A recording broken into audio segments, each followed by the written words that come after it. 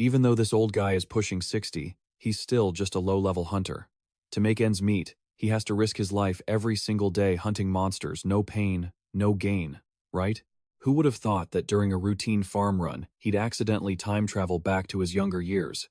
And the kid even got a crazy, almost unbelievable skill: the ability to consume artifacts as food. What everyone else sees as just an item, he sees as a piping hot bowl of spicy grilled chicken ramen. Though, sometimes it spits out some truly weird junk, like cucumber soup on ice. But hey, if you force it down, it actually tastes pretty good. While everyone else is grinding levels until they're half dead, this guy just eats his way to the top like he's using a cheat code. It's honestly absurd. To start things off, Sangiun is a man who has reached the twilight of his life, his weary face etched with the marks of time. At an age when most people should be enjoying a peaceful retirement, Sangiun finds himself wondering, what on earth am I even doing here? To him, his life feels like nothing but a failure. Before he can even finish that negative thought, a series of growls echoes out, and glowing red eyes stare back at him from the shadows. Exhausted to the point of collapse, Sangiun forces himself to stand, grips his sword tight, and growls, "Can't you even let me catch my breath?" Without a second's hesitation, a pack of massive dragons charges in, shattering the cave walls and sending debris flying everywhere. They open their jaws, filled with razor-sharp teeth, waiting to tear him apart. Hunters from Sangyun's generation were already being hailed as sword gods or sword saints. And him? People only called him the old guy with a sword or the forgetful swordsman. That's all he had to show for all his years of grinding. Memories of the old days come flooding back. When the monster catastrophe first struck, he remembered the image of someone he valued being slaughtered by monsters right before his eyes. Before she could even finish her sentence, the brutal creature finished her off right there. All around, screams echoed through the air. "Help! Somebody help me!" In that moment of absolute despair, the people he loved most left him forever. The world collapsed. Monsters rained down, taking everything away. Just as death was closing in, a man in shining armor appeared, swinging his sword and hacking the monster into 100 pieces. In that moment, that person was like a ray of light, chasing away the darkness in Sangyun's heart. Because of that exact moment, Sangyun pushed himself endlessly, pouring his entire youth into becoming a swordsman, hoping one day he'd be as strong as the one who saved him. But reality was much harsher. No matter how many monsters he took down, he never got stronger. He remained a nobody. The people who mattered most left him one by one, leaving him alone in the middle of a desolate battlefield, nursing a pain that would never heal. Back to the present, after the life-or-death battle, the giant dragon boss also fell under his blade. After clearing the monsters, Sangyun slumped to the ground, gasping for air. His body was trembling violently, sweat pouring off him like rain, feeling as though every last bit of energy had been completely drained. But just when he thought it was all over, another giant dragon appeared, its whole body burning like churning lava. Without giving him a single second to react, the monster opened its mouth, a massive fireball gathering inside, ready to incinerate everything. Facing the brink of death, he sighed, his eyes stinging, and choked out, "Damn it, I really don't want it to end like this." But by some miracle, he managed to send that dragon to the afterlife. It's honestly surreal. His sword jammed straight into the middle of the monster's head. A system notification chimed. "Congratulations, you have conquered the ancient dragon nest dungeon." Hearing that, Sangyun wasn't happy. He just clenched his fist and shouted in frustration, "I'm almost 60 years old, and I still have to do this backbreaking work?" He mocked himself, realizing he was just a nameless nobody in this vast world. While lost in thought, Sangyun suddenly spotted a reward.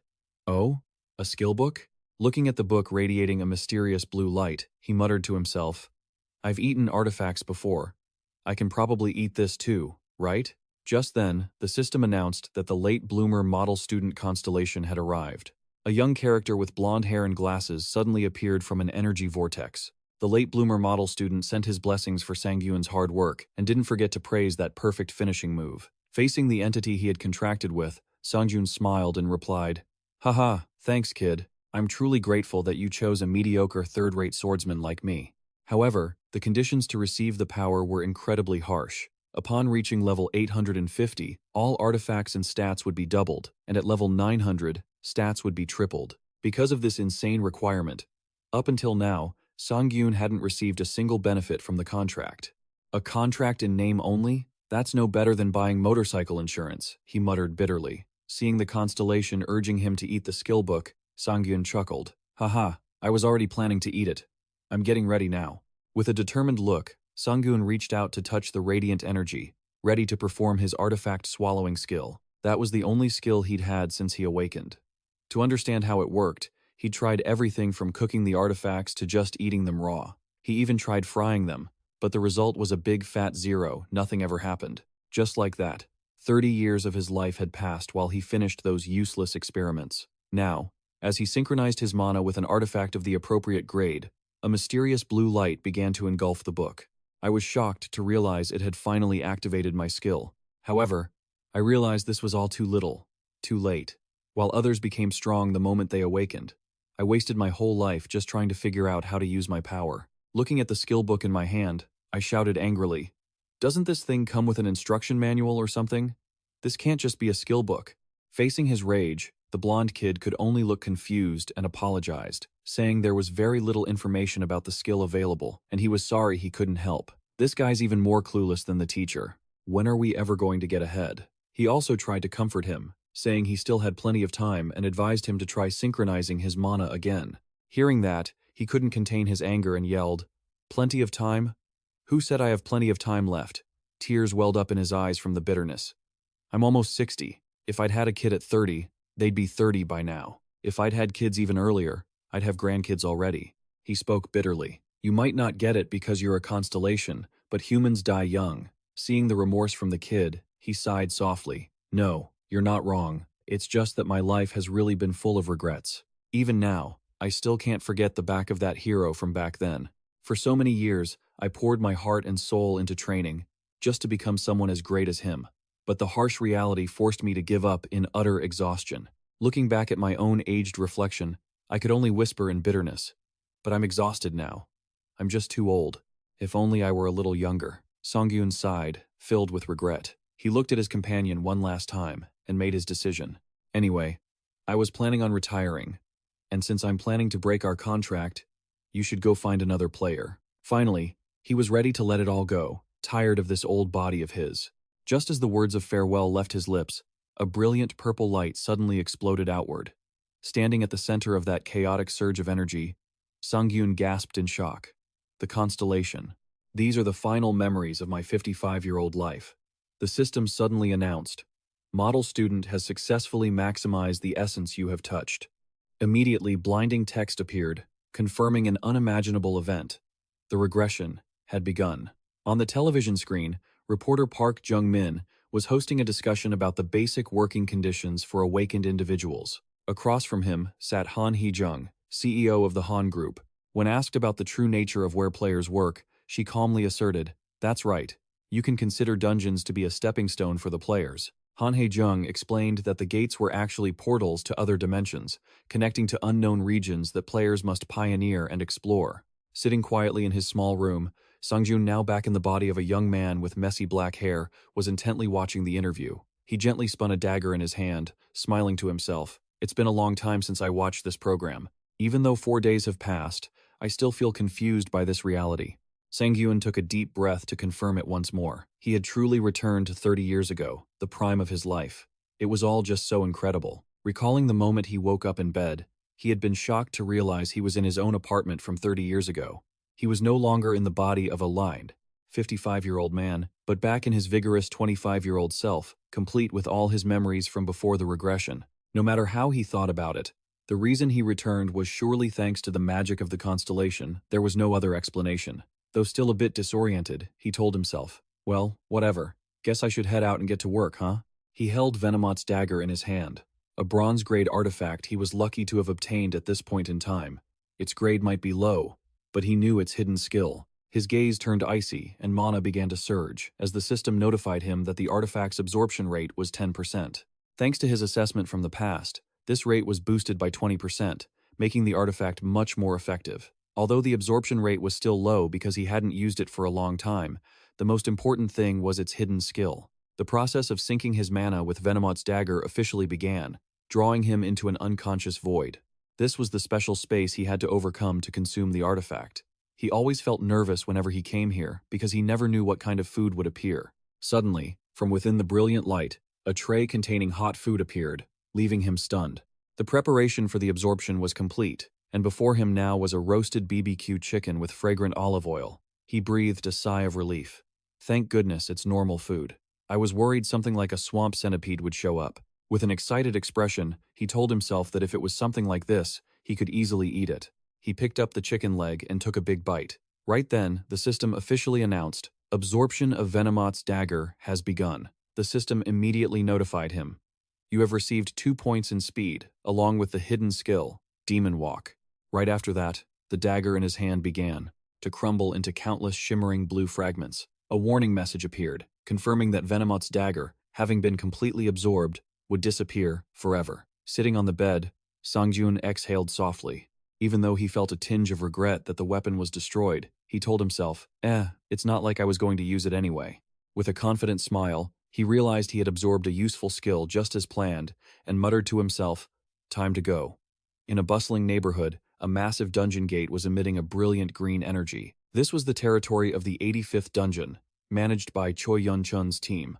A middle-aged man in a blue uniform ran over in a panic, calling out loudly. Team leader Da Kyung, a tall man in majestic silver armor, glanced at his tablet and asked, "What brings the gate guard team leader here? Your arrival usually spells trouble." The leader nervously reported that a new member who had joined 4 days ago named Shin Sangyun had been taken away. However, Da Kyung just calmly replied, "Oh, don't worry about Shin Sangyun. He's already been transferred to the player team." Hearing this, the gate guard leader gasped in shock. What? He joined the player team instead of the gate guard team? With an arrogant look, Da Kyung asserted that he was the one who approved it.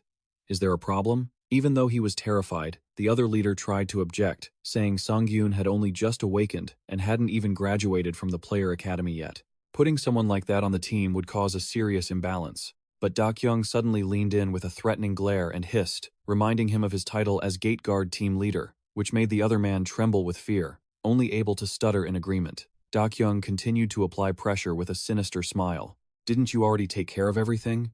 Faced with that intimidation, the gate guard leader could only offer a forced smile, apologize, and slink away. Watching the man's back, Da Kyung looked on with contempt, thinking it was utter nonsense for the gate guards to talk about balance. When his blonde subordinate asked why he accepted a rookie like Sangyun, Da Kyung openly revealed his cruel intentions. If someone has to die, it'll be him, not us. Talk about playing dirty. Who knows who's going to kick the bucket first? He insisted Sangyun was just a pawn he had to cause trouble and die so the gate guards would finally shut up, while also helping his team maintain their value. Da Kyung sneered condescendingly. And what can a level 1 idiot even do? The subordinate next to him laughed along. I didn't know that was your plan, sir. Right at that moment, Sangyun stepped forward with a greatsword on his shoulder and greeted them clearly. Hello. From today, I'll be working as a player. My name is Shin Sangyun. Seeing the murderous glares and pure contempt from everyone around him, Sangyun thought to himself, they aren't even hiding it, are they? He'd expected as much, but he hadn't realized they wouldn't even bother to mask their feelings. As soon as Sangyun appeared, Yoon Da-kyung's attitude did a complete 180. He put on a fake, welcoming smile. Finally, our newbie has arrived. It's Sangjun, right? Nice to meet you. I thought you'd be late on your very first day as an awakened player. However, his eyes suddenly locked onto the weapon on Sangjun's back. Is that a longsword? Sangjun scratched his head, playing dumb with a naive grin. Yeah, I learned how to use it from some YouTube videos. Hearing this, Yoon Da-kyung clapped a hand on his shoulder with a condescending smirk. Long swords are one of the hardest weapons to master. I'll try to look out for you. Trust me. Sangyun mocked him internally. He liked his weapon, and that was that. Yoon Da-kyung let out a loud, boisterous laugh. Ha ha ha, that's the spirit. I like it. A man's got to have guts, just like me. Right after that, Yoon Da-kyung barked an order to the team. Alright, let's get this dungeon raid started. Let's move. The entire squad marched together into the gate, which radiated a brilliant green light. Once they stepped inside, a warning echoed out. Listen up. Once we're in, stay close to the gate. While the other members were excitedly betting on who would take down the most monsters, Sangyun walked quietly in the back. Yoon Da-kyung glanced at him with cold, disdainful eyes, cursing under his breath. He learned from YouTube? What a joke. Does he think this dungeon is a game? He's acting all high and mighty just because he awakened as a player. Looks like he's got a death wish. He was certain a rookie like Sangjun was about to pay the price. Dungeons were like a wall of lamentation for newbies. He'll know his place soon enough. But a moment later, the wicked grin on Yoon Da-kyung's face vanished completely. It was replaced by sheer terror that left him drenched in a cold sweat, stuttering incoherently. The fool right in front of him lay a scene of total carnage. The corpses of orcs were scattered everywhere, making Yoon Da-kyung gasp. This is insane. Are your eyes open now? Tell me, who's the real idiot here? Heh.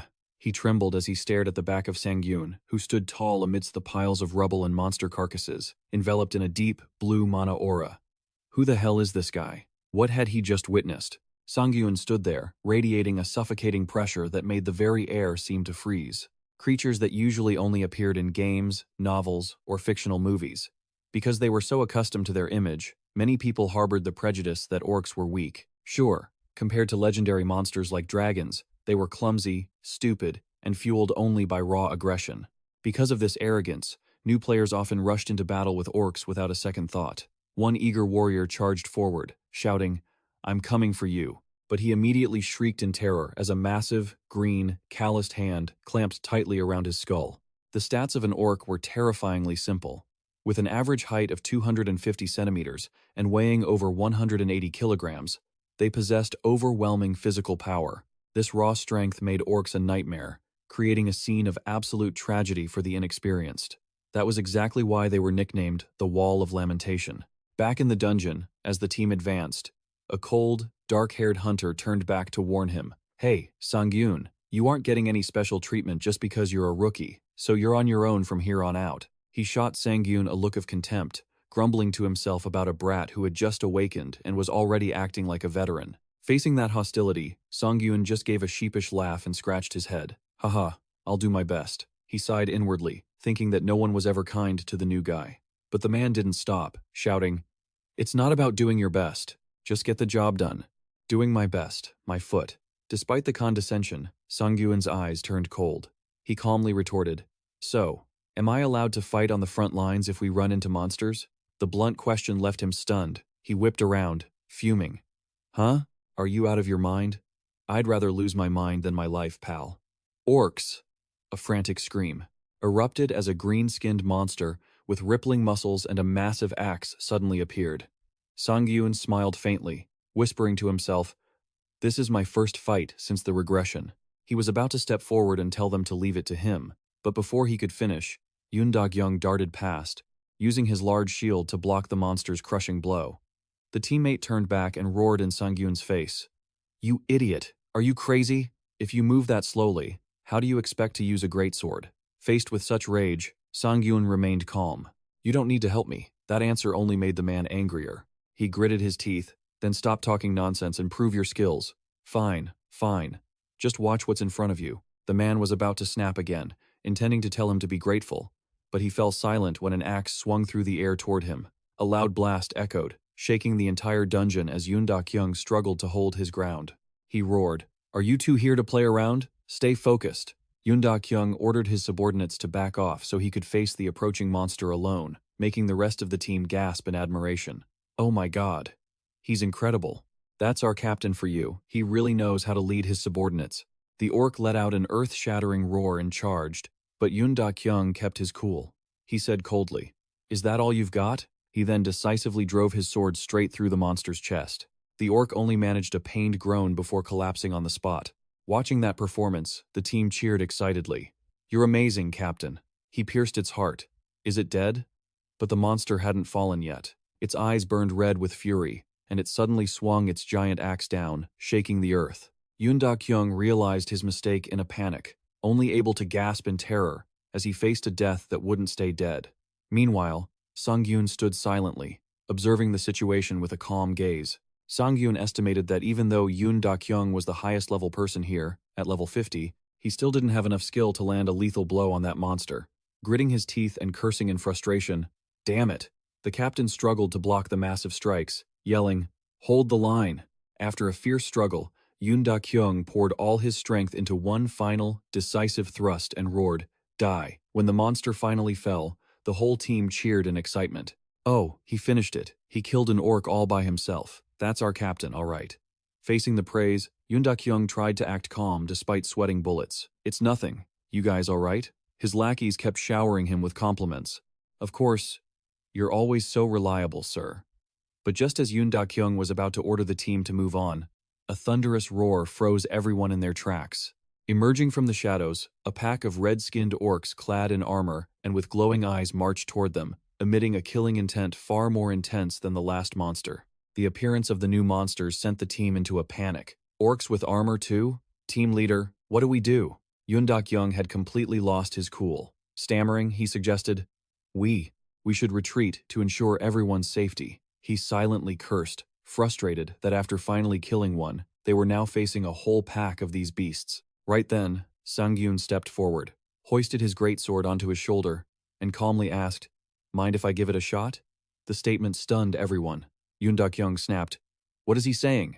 Come on, Sangiun, have you lost your mind? Another team member hurriedly chimed in.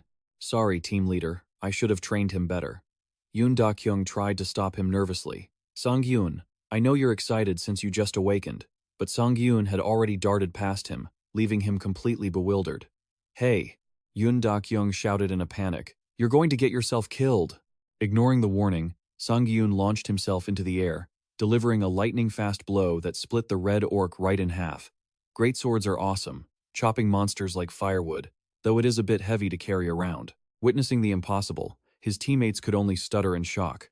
What the hell just happened? They couldn't believe their eyes as a massive orc was sliced in two with a single swing. Yet, Sangiun didn't seem satisfied with himself. He thought to himself, Is it because I'm still level 1? That strike wasn't as smooth as I wanted. A status window popped up, confirming he was still level 1, with very little experience. Just then, another orc roared in fury and charged. Sangjun nimbly dodged the attack, swinging his greatsword with power while thinking, My level might be low, but my experience is overflowing. Sangjun stood confident, turning to unleash relentless, devastating slashes that left the monsters with no chance to counter. Even as the orcs shrieked in pain, Sangyun remained cold and precise in every move. He glided through the pack like a ghost, preparing the final blow, and softly asked, Do you know? A powerful vertical slash descended, ending the enemy in a flash. Sangjun gritted his teeth. Back in the day, do you have any idea how many monsters like you I've killed? The display was so shocking that the other players trembled with doubt. Is that really Sangjun? Maybe he's actually going to wipe them all out. No joke. Standing amidst the carnage, Sangyun looked at the last falling enemy and coldly declared, You're the last one. When I'm chopping them up like firewood like this, do you really think anyone is getting away? A massive armored orc with glowing red skin and heavy gear suddenly appeared, blocking the path. It let out a world-shaking roar and swung a giant spiked mace down, shattering the ground. Under the crushing pressure, Sangyun glided away calmly, his blue eyes glowing with determination. He quickly delivered a lightning strike to the monster's neck, but it only created sparks without leaving a single wound. Seeing that, Yoon Dok-young panicked and yelled, Its skin is too thick. The attacks aren't working. We're doomed. Immediately, the enraged orc aimed a massive fist straight at Sangjun's head. Facing danger, Sangyun just wore a cocky smirk and reassured them, Don't panic. As the monster was still dazed, the system suddenly announced the activation of the skill, Devil's Smash, Level 1. This was a hidden skill that hindered the target's attack for 2 seconds, causing the giant orc to freeze up instantly, its body trembling and unable to move. Sangyun leisurely stepped behind the enemy and coldly whispered, That's right. Just stay exactly like that. This position is perfect for a clean chop. The orc tried to roar in desperation, but it was too late. A brutal sword stroke descended, taking it down on the spot. The horrific scene of the monster falling left Yoon Dok-young and the whole team frozen in terror. He questioned himself in complete disbelief.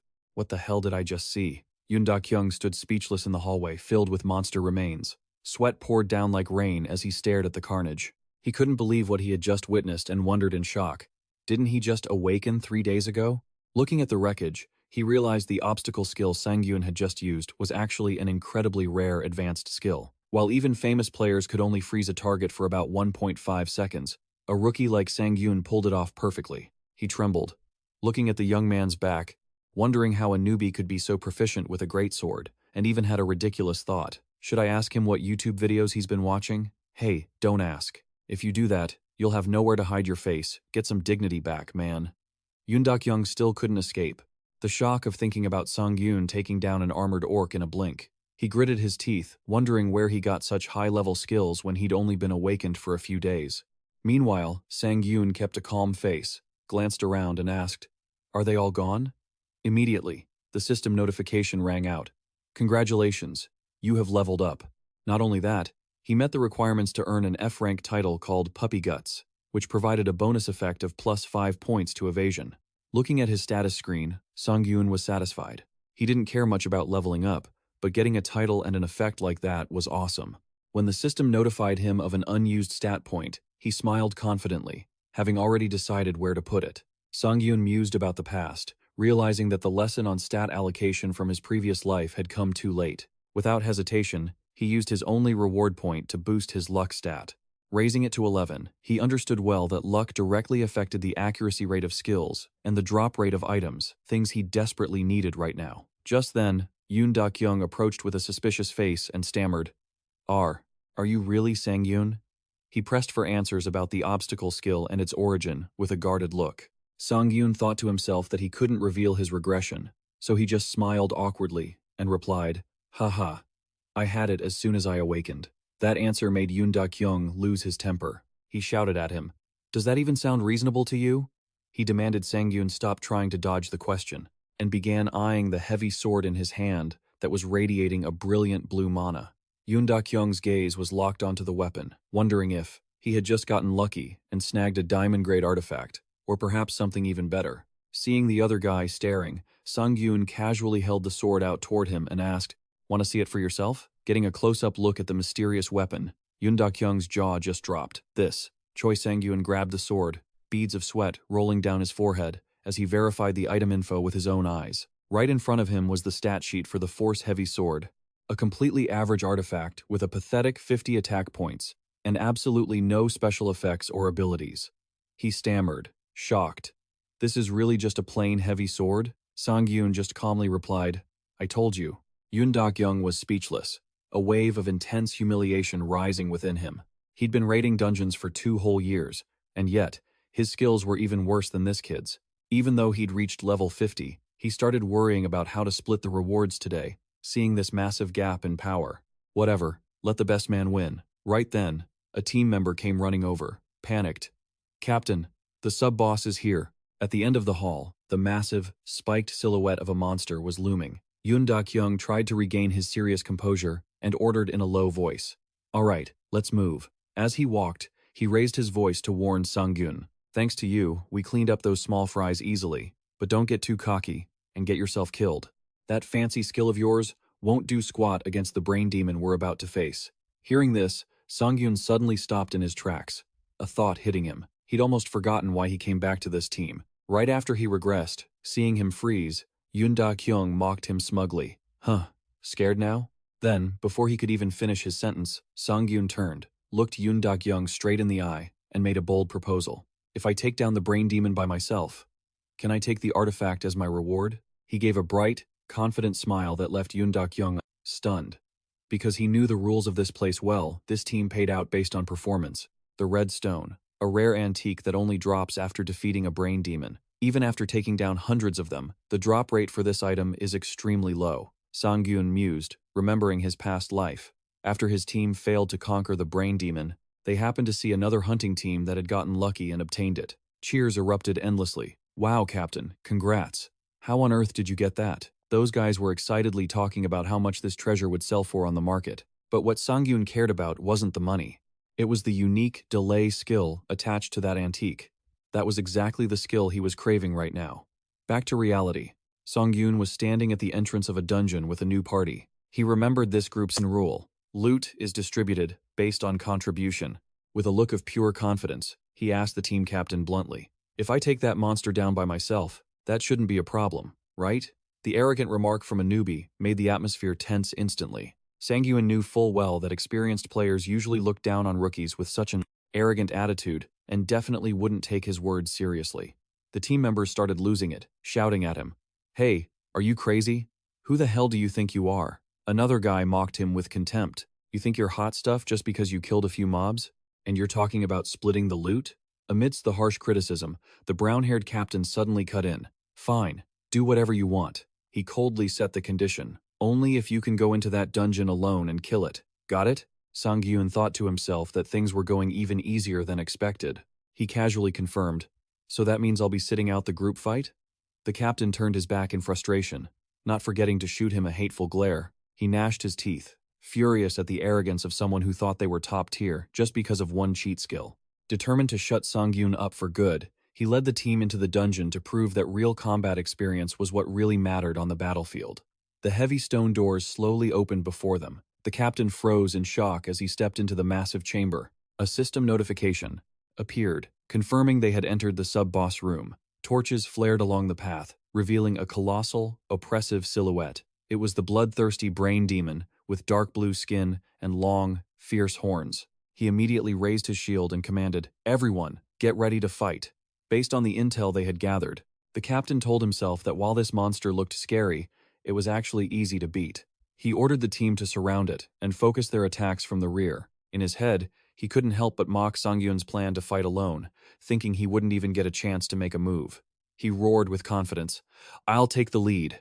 The whole team rushed in, but an earth-shattering shockwave followed. The captain was sent flying, heavily wounded with deep gashes across his face, stunned and unable to understand what had just happened. From the back, Sangjun just sighed, exhausted by their foolish, head-on charge. He realized this was exactly why they had always failed in the past. The monster growled and moved forward, making the lackeys panic and scream. "Captain, what do we do? If we keep this up, we're all dead." The captain, in agony, knelt on the ground, bitterly realizing the info he bought on the black market was completely wrong. He scrambled to order a retreat to save their skins.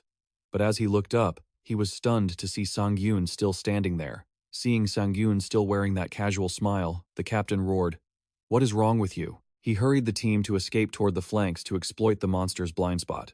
The captain didn't forget to look back at Sangyun with a glare full of hatred. He growled a warning. "I said it before, if you die here, don't hold it against me." Responding to the threat was Sangyun's mysterious, ice-cold gaze. Sangyun gripped his sword hilt, calmly replying to the captain's threat. "Don't worry about me, I'm not dying today." Instantly, the brain demon let out a ferocious roar, swinging its massive axe down with terrifying pressure. Even knowing that if he just compared base stats, he didn't stand a chance, Choi Sang-yoon didn't flinch, because what he possessed was the entirety of the combat experience accumulated from his past life.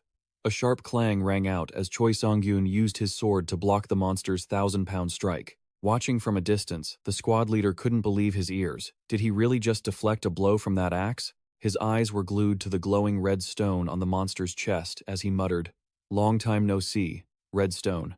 This was the very target he had been obsessed with, because by combining the delay skill from the stone with his existing demonic strike, he could create the perfect combo. Usually, his skill only stunned for 2 seconds, but thanks to his artifact-devouring skill, he could stack different effects together. If he could get his hands on the delay skill, he could keep his enemies stunned indefinitely. Sangyun smirked, taunting, "What's wrong? Come and get me." The monster roared in a frenzy, swinging its axe in a relentless barrage of attacks. Yet, Sangyun looked absolutely thrilled. "That's it. That's exactly what I wanted to see." He dodged the lethal axe swings with ease, slipping through the tightest gaps with incredible finesse. He knew that only when the enemy attacked with such intensity could he easily find a weak spot to land a critical strike to its flank. The monster's giant axe slammed down, sending a shockwave through the room. Instantly, Sangyun triggered his level 1 demonic strike, successfully stunning the ogre for 2 seconds. Seeing that scene, the squad leader from afar gasped.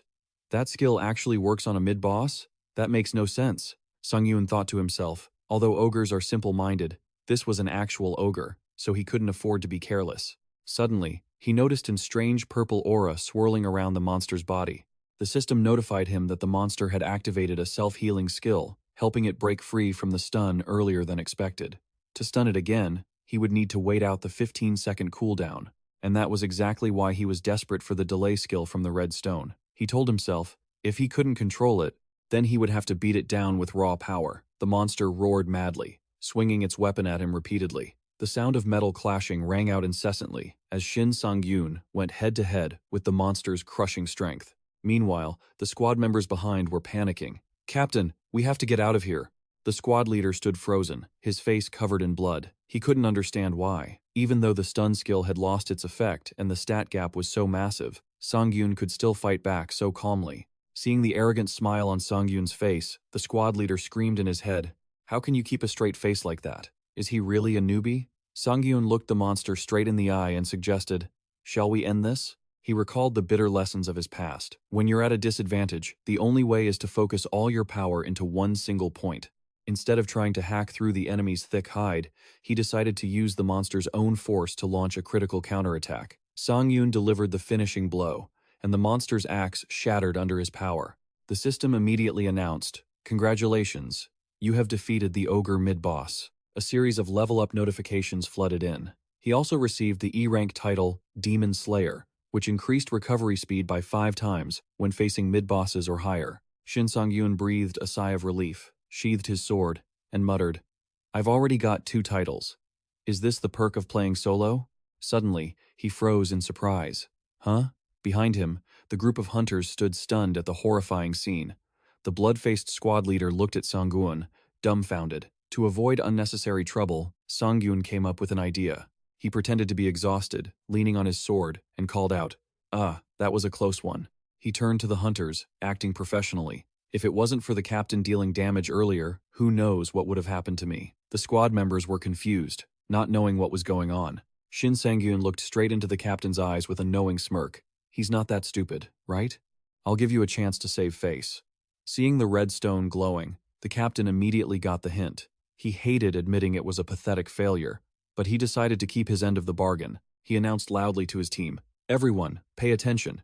We've taken down the mid-boss. Now get ready for the final boss." The team quickly replied, "Yes, Captain."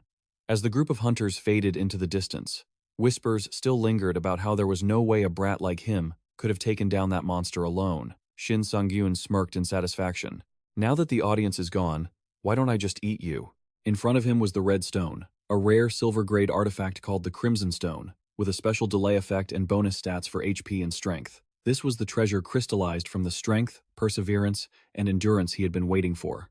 Entering the mental void, Sangyun prepared to perform his familiar artifact-eating ritual. This time, a bowl of spicy cold noodles with jellyfish from the master chef appeared before him, looking incredibly appetizing. He marveled to himself. Everything is going too smoothly, isn't it? Who could resist a classic combo like this? It's delicious, but it's missing a little. Hee. As soon as the system asked if he was ready to absorb the Crimson Stone, Sangyun immediately used his chopsticks to grab a piece of meat with a mouthful of noodles. The absorption process officially began. For every 20% of base stats gained when absorbing silver-grade artifacts, his strength and health would increase by 2 points. Suddenly, a special effect called Delay appeared, allowing him to integrate it into his skills. Even though he felt a bit of inexplicable worry, Sangyun decided to bind it to Demonic Strike. The system confirmed that the delay effect had been added to Demonic Strike. Now, if he used this skill before the first stun duration ended, he could trigger a second stun effect with a longer duration. Even for subsequent hits, the chance to extend the stun remained significantly high. Returning to reality in the dungeon, Sangyun gasped. A 4-second stun? He was thrilled that his prediction about the practical effect had been correct. Just then, Yoon Da-kyung approached and said in a low voice, "Can we talk?" Sangyun replied softly, "Sure, what's up?" Yoon Da-kyung pointed forward and announced, "Right in front of us is the room of the final boss, the frenzied ogre. The final boss is always the hardest nut to crack." Seeing the other man's serious demeanor, Sangyun asked, "Do you want me to join the fight later?" But Yoon Da-kyung firmly denied it, looking him straight in the eye with a determined expression. "If I don't make good use of a member like you, then I'm a failure of a captain. Let's fight together, Shin Sangyun." At that sincere invitation, Sangyun smiled and offered a reminder. "Haha, but just so you know, my conditions remain the same." Yoon Da-kyung gave a slight nod in confirmation. "Yeah, got it." Then, the two of them shared a high five of mutual trust. "We're ready to head into the boss room." Sangyun responded calmly to his teammate's announcement. "Is that so? Then let's move." Yoon Da-kyung suddenly turned incredibly serious, his voice dropping as he warned the team. "Everyone, stay sharp from here on out." However, immediately after, Sangyun couldn't help but feel suspicious when he caught a cold, sharp gaze. He silently wondered to himself, did he just lie to me? The team officially stepped into the most dangerous area, the final boss room of the 85th dungeon. A ground-shaking roar erupted from the darkness, signaling the arrival of the boss, the frenzied ogre. It was a massive creature with gray, leathery skin, covered in bizarre tattoos. It gripped a giant spiked club that radiated a menacing, blood-red aura. Facing the suffocating pressure, Yoon Da-kyung cleared his throat, trying to sound tough. "Sangyun, I'll go in first. You just stay close behind me." Sangiun silently drew his greatsword from its sheath, preparing for the decisive battle. Sangiun, you really don't need to. Yoon Da-kyung started to say more, but Sangiun had already begun analyzing the opponent in his mind. He deduced that the frenzied ogre actually had lower skill resistance than the demon ogre, meaning it would be easier to stun. If I stay calm and keep attacking, there shouldn't be any issues, he told himself. Instantly, Sangjun lunged, moving at blinding speed to dodge the monster's wind-tearing club swing.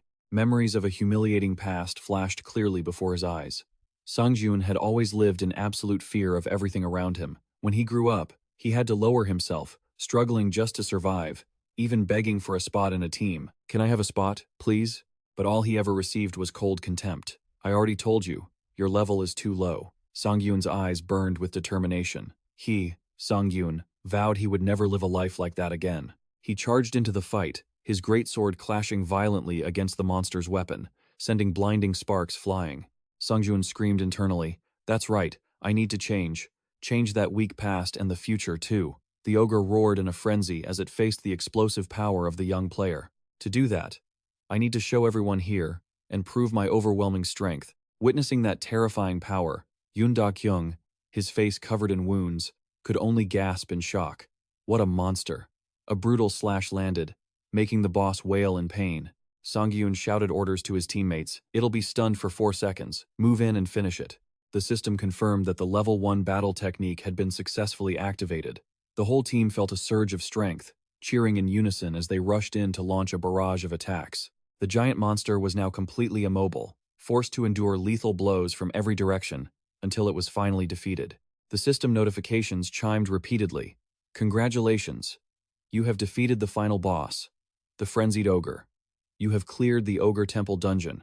Looking at the monster's corpse slumped on the floor, the other members gasped. Wait, was this dungeon too easy? I didn't even have to use a single potion. Yoon Da-kyung secretly admitted that it was Sangyun's stun skill that had made everything so easy. Seeing Sangyun looking at him, he quickly brushed it off. What? I've got to make a living too. Sangyun could only laugh bitterly at the captain's lightning-fast change in attitude.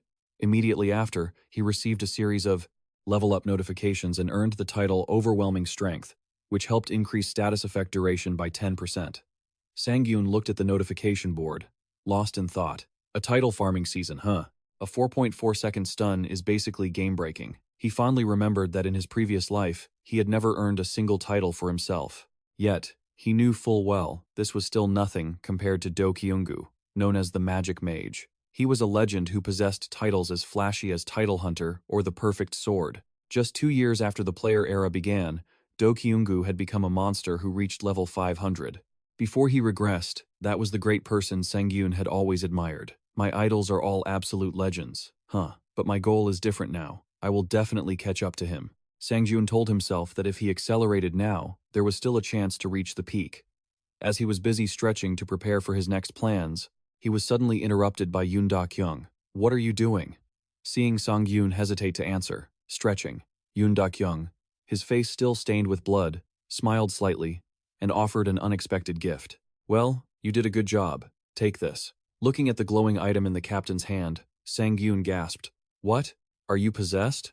Replying to the surprise, Yoon Da-kyung insisted. You really carried the team this time, and I'm a fair man. He nonchalantly explained that, since this was only a bronze-grade item, he could afford to be a bit generous, not forgetting to add, hey, if this was something expensive, I wouldn't be giving it to you. Flashing a meaningful smile, Yoon Da-kyung said his goodbyes. I'm giving it to you because we won't be seeing each other for a long time. Sangjun smiled faintly and accepted the gift. Well, then I'll take it. But witnessing the scene from afar, a team member with blonde hair felt incredibly envious. He gritted his teeth in resentment, seeing the captain show interest in that jerk, just because he showed off his skills a few times, while he had been loyally tagging along for so long. But you know, they say jealousy kills the soul, my friend. Feeling the injustice suffocating his chest, he pulled out his phone to call a mysterious power. Hello, sir?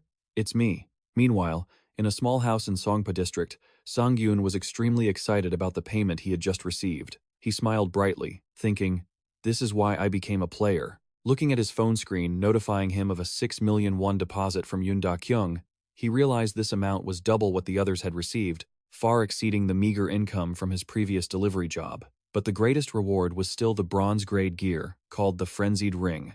Even though it was low grade, it granted a +10 strength stat and, especially, a rare weight reduction effect. This effect allowed the user to consume 1 mana per second to reduce the weight of all gear down to only 1 gram. However, he quickly realized the fatal weakness that kept it at bronze grade. So that's why it's only bronze grade.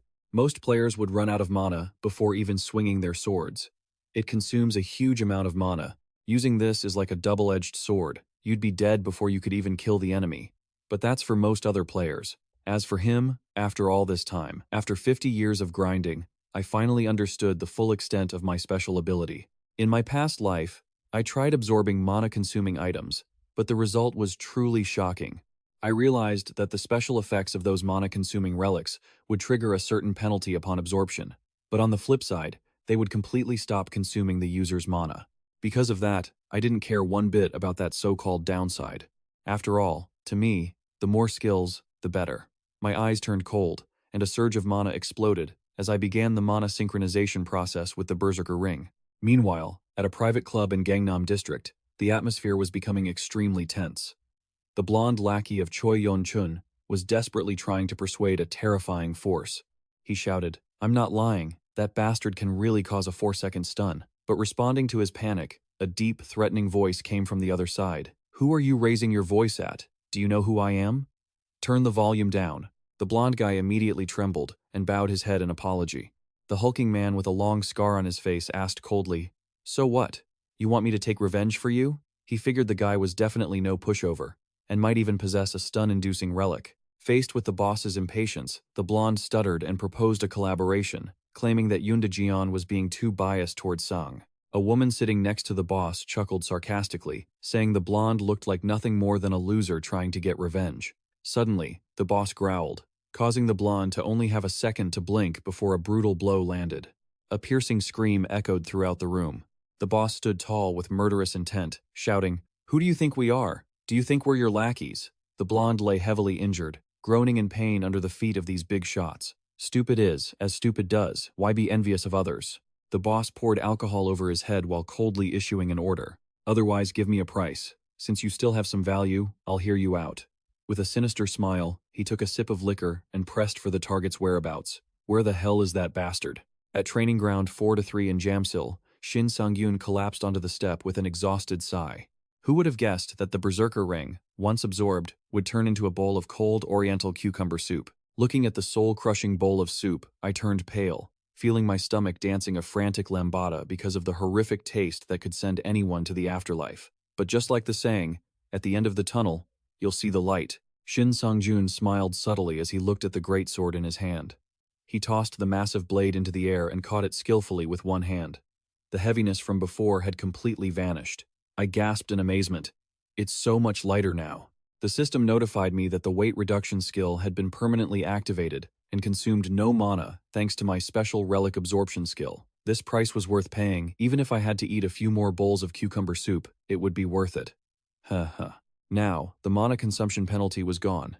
In its place, the weight reduction effect was halved, causing the weight of every relic I used to be affected, sitting at a mere 100 grams. Shin Sang-gyun satisfiedly told himself he would stick with this greatsword for a long time, while opening his status window to check his changes. Currently, Shin Sang-jun had reached level 7 with the title Overwhelming Strength and his unique skill, Relic Absorption, which had swallowed 3 items. Looking at his stats with his luck at 16, he pondered that he needed to start attracting the attention of the constellations. Since each player could only form a contract with one constellation, he knew he had to be extremely careful in his choice. Deep down, Shin Sang-gyun longed to find an entity that matched his best stat, luck. Yet, standing in the empty training yard, he sighed, realizing he still wasn't capable of catching the eye of those great existences. Setting his ambition aside for now, Shin Sang-gyun told himself to focus on training with the wooden dummies. 3 days passed in a frenzy of insane training. He stepped out of the car, looking haggard, his face pale from sheer exhaustion. Stumbling as he walked, he complained, "I thought I was actually going to die. Training non-stop for 3 days and driving a long distance is tough, but at least I got the new skill. I told you everything has a price, guys." The level 1 passive skill, Two-Handed Swordsmanship, was just activated, helping Shin Sang-gun increase his affinity with all types of swords, including daggers and longswords. In front of him now was dungeon number 101, a special place reserved only for solo players. To get a spot here, Shin Sangiun had to patiently wait in line for an entire month. He sighed in relief, telling himself that maybe he should be happy it was finally his turn. However, just as he was about to step inside, his cold eyes glanced behind him, spotting a black car quietly trailing him from a distance. Shin Sangyun wondered, who would have thought someone would follow him through the forest like this? Despite not knowing their intent, he remained incredibly calm. He smirked to himself, thinking whatever it was, he'd go into the dungeon and handle it. As soon as Shin Sangyun stepped through the glowing blue portal, a group of 4 people quickly tailed him inside. The leader with the long scar on his face flashed a sinister smile. He mocked, "Isn't this a dungeon meant only for solo players?" Pushing deep into the dark cave, he saw the guy sitting by his greatsword, as if he had been waiting for a while. Seeing the strangers appear, he asked nonchalantly, "Don't tell me you guys entered the wrong dungeon." His eyes turned sharp as he asserted his territory. "This is my spot." Responding to that tough attitude, the leader shouted with contempt, "Are you stupid?" He and his lackeys circled, Shin Sangyun with various weapons, from bows to great blades. Oh, they're attacking right away."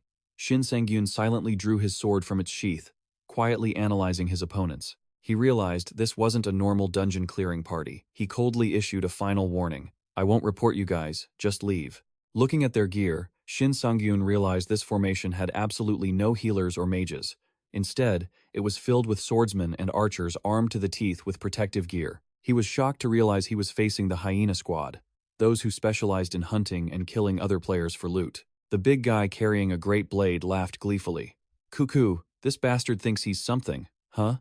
The leader roared with murderous intent. "You idiot, if you die here, no one will even be able to pick up your body." Shin Sangyun smirked at the people in front of him. He silently recalled how they used to be monitored and handled by the Players Association. "It's been a long time," he stated coldly. "I know you guys quite well." He glanced at the bespectacled archer. He silently assessed that in groups like theirs, the archer was the toughest to deal with. Not wanting to keep him waiting, the archer gave the order. "All right, deal with that bastard quickly."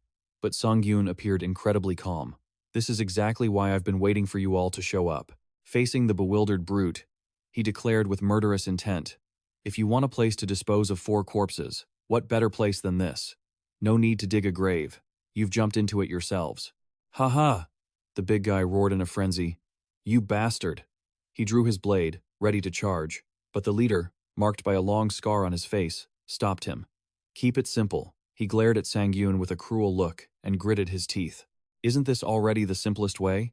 I'm going to rip his mouth wide open." Hearing that, Sangyun laughed mockingly. "What a good dog, listening to his master, huh? Ha ha ha." He thrust his sword forward to provoke them. "Come on in, don't waste my time." The leader wore a sinister grin. "You should." Before he could finish, the brute lost patience and lunged forward. Sangyun quickly glided away. His cold eyes remained unshaken, and the brutal truth echoed in his mind. Only the fittest survive. What could be more fitting for a dungeon than that? He understood well that monsters were always lurking to take players' lives. Yet this very place also held the holy relics that everyone craved. Memories of a past filled with blood and tears returned, where lives were always in danger and the obvious truth remained. Be weak, and you die. There are no rules inside a dungeon. Therefore, you must kill to survive. This was the hard-earned experience Sangyun had gathered from his past life, and it still held its full value even now. Sangyun stood tall, his sword plunged deep into the ground. He stated coldly, "And as a result, everything happening here is just self-defense." After finishing off the first one, his gaze shifted toward the others, urging them on. "What are you waiting for? Come here, quick." The hunt flipped as Sangyun proactively attacked with terrifying speed. The leader of the hyena team screamed in a panic. "Keep your distance from him. Get into position to support us." The archer in the back trembled, sweat pouring down his face as he witnessed the horrific scene. Faced with the relentless pursuit, Sangyun suddenly spun his heavy sword, creating a powerful mana vortex, easily batting away every incoming arrow. He mocked them coldly. "Hey, where do you think you're going?" The archer cursed in desperation. "Damn it, that stupid bastard." He fired arrows repeatedly, but all were sliced in two by Sangyun before they could even touch him. Seeing his weapon shatter, the archer could only gasp in shock. He's completely insane. Immediately after, Sangyun did the unthinkable. He poured his strength into throwing his massive greatsword straight at his opponent. The leader was stunned, his eyes bulging. He threw his greatsword? The orange-haired teammate beside him was also in utter confusion. Who the hell is that bastard? Meanwhile, Sangiun just smirked, laughing arrogantly. Ugh, got a bit too excited there. Noticing the opponent no longer had a weapon in his hands, the leader immediately seized the opportunity and roared an order. That means he's unarmed now. This is the perfect chance to take him down. Dream on, sweetie. Keep trembling. Sangiun was fast as lightning, sliding through the gaps of their sword strikes, closing in on his weapon. He reached out and gripped the hilt, his blue eyes flashing with such murderous intent that the leader only realized the truth in terror. The orange-haired guy roared madly, "Die!" and swung his weapon in a thunderous strike aimed at Sangyun's position. Yet the strike only hit empty air, leaving him shocked. What? In the blink of an eye, Sangyun had leapt into the air, balancing artfully right on the hilt of the greatsword that was still buried in the ground. He let out a soft sigh. Phew, that was close. Witnessing that impossible sight, the purple-haired leader could only stand frozen, muttering in horror. That's insane. The heavy sword was now stained red, buried deep in the corpse of an unfortunate soul under Sangyun's feet. While the orange-haired guy was still bewildered, the leader suddenly lunged forward and grabbed his head from behind. He shouted coldly, "Runti, what are you doing?" Then, he ruthlessly used his own teammate as a human shield to block Sangyun's sword. Sangyun stood there, coldly observing the scene, and began to interrogate them. Thinking back now, you're all organ traffickers, right? He continued to expose the truth about their relationship. No matter how I look at it, you guys don't exactly cooperate based on trust or anything, do you? Sangyun's gaze was sharp, as if seeing right through their souls. Your goal is to awaken monostones through organ transplantation, right? Facing the scathing accusations, the leader didn't show fear, but instead wore a sinister smile. I've been through a lot, you know. So what if you figured it out? You bastard. He furiously swung his sword, charging to take Sangun's life, but Sangun only replied indifferently, "Yeah, I was just asking." Immediately, the system notification confirmed. Tier 1 Demon Combat Skill activated. Sangyun smirked mockingly. I was worried you guys would bore me to death. In a split second, the leader was completely paralyzed, his body trembling from a stun effect that would last for 4.4 seconds. The hyena team leader went completely silent, sweat pouring down as he realized his body would no longer obey him. He questioned himself in terror. I'm stunned? But how? Could it be just from that small cut earlier? He couldn't believe such an absurdly game-breaking skill existed in the world. Sangyun stepped forward, radiating suffocating pressure, and stated coldly, "It's over. This guy could die 100,000 times and it still wouldn't be enough. His crimes of murder and organ trafficking were unforgivable." Those words were like a death sentence that plunged the leader into utter despair. It's over? What is he talking about? Am I going to die like this? No way. In that life or death moment, memories of his sinful past suddenly flooded back. He recalled the days when he was always the killer, ruthlessly leading his trusted brothers to their deaths. He had patted a naive younger subordinate on the shoulder, encouraging him, "Try your best this time," only to receive absolute trust in return. "With you here, I can do anything. I trust you, boss." But his predatory nature had made him turn his back on them coldly, leaving his teammate to scream in agony. "Why? Please, don't do this. I'll do whatever you say." Returning to reality, the leader trembled, facing Sangyun, who was peering into the cowardice within his heart. Sangyun smirked and asked back, full of mockery, "Haven't you ever experienced this yourself? Or are you just scared that it's your turn now?" The battle ended in silence, leaving only long, crimson streaks across the ground. Shin Sangyun sat down, carefully wiped the stains off his greatsword, and let out a sigh. Ugh, I seriously can't get used to these kinds of situations. Having only recently regressed, he secretly thought that with these blood-stained hands, he probably didn't have a chance to become a constellation anymore. But, he mused, those guys were no different than monsters, killing and looting. Still, Sangun quickly brushed aside the guilt. Wait, it was self-defense, after all, whatever. He stood up and glanced at the pile of weapons left by those who had just fallen. The system immediately notified him, "You have obtained 8 relics in this dungeon." Looking at the sparkling pile of equipment, Sangyun wore a satisfied grin. "I guess this haul is all mine, right?" He checked his status board. He had reached level 10 with the title Overwhelming Power and had absorbed a total of 11 relics. His stats had skyrocketed, especially his strength and agility. He thought to himself that he wished he could have avoided that situation, but considering the result, it was totally worth it. Thank goodness I didn't get obese from eating all those relics. Sangyun smugly realized that based on his stats alone, he was now as strong as a level 50 player. The growth rate after regression was truly insane. He took a ring from his pocket with a thoughtful look. It was a recovery ring, a silver-grade relic capable of instantly clearing any abnormal status effects. Remembering the leader of the hyena pack who had charged at him at the very start, Sangiun couldn't help but shudder. Who would have guessed the guy had a relic that could negate status effects? A bandit who kills and loots, but what kind of crappy loot was that? He realized that if he had relied too much on his stun skill, he would have definitely met a disastrous end. I'll be more careful next time, he muttered to himself, and began the mana synchronization process to absorb the ring. A brilliant blue light erupted powerfully, signaling that the absorption process had begun. In the secret passage of dungeon number 101, a group was silently moving along the old tracks. A monster suddenly froze in alertness upon hearing a strange noise. Behind them, Sangiun was quietly approaching with his greatsword over his shoulder. However, the strange thing was that he was wearing a black blindfold, completely covering his eyes. He sighed softly, walking leisurely through the dungeon's darkness. The condition to receive the Lucky Day title was something like this. Sangiun thought about the insane requirement that forced a player to eliminate 500 monsters while blindfolded. The goblins started to notice the intruder. They growled threateningly. One monster with sharp, cold eyes stared at him aggressively. Despite the enveloping darkness, Sangiun calmly sensed the mana radiating from his sword and wondered when the monsters would finally attack. A goblin crept closer, its long, slime-covered tongue lolling out, wearing a sinister grin as it prepared to pounce on its prey. I can feel their presence, Shin Sangiun whispered to himself. He focused all his senses, listening to the slightest movement and carefully feeling the flow of the air around him. In this state of heightened concentration, the mana under his feet spread out like ripples on a lake, helping him maintain absolute alertness even though his eyes were completely covered. Found you, Sangiun muttered, just as a goblin lunged forward with an axe in its hand. Faster than lightning, he swung a powerful vertical slash, and the scene became gruesome as the monsters fell one after another, unable to react to his shockingly precise blade. Standing amidst the enemies who no longer had the ability to resist, Sangiun smiled with satisfaction. This feeling is actually pretty good, isn't it? Suddenly, an arrow whistled through the air, heading straight for him from the darkness. Without looking, Sangiun reacted in time, reaching out and catching the arrow in the nick of time, much to his own surprise. Whoa, this blind man's buff game is top tier. I'm definitely number one. He realized he had truly grown accustomed to this intuitive way of fighting. The goblin archer standing in the distance could only stand stunned and trembling at the opponent's unimaginable reflexes.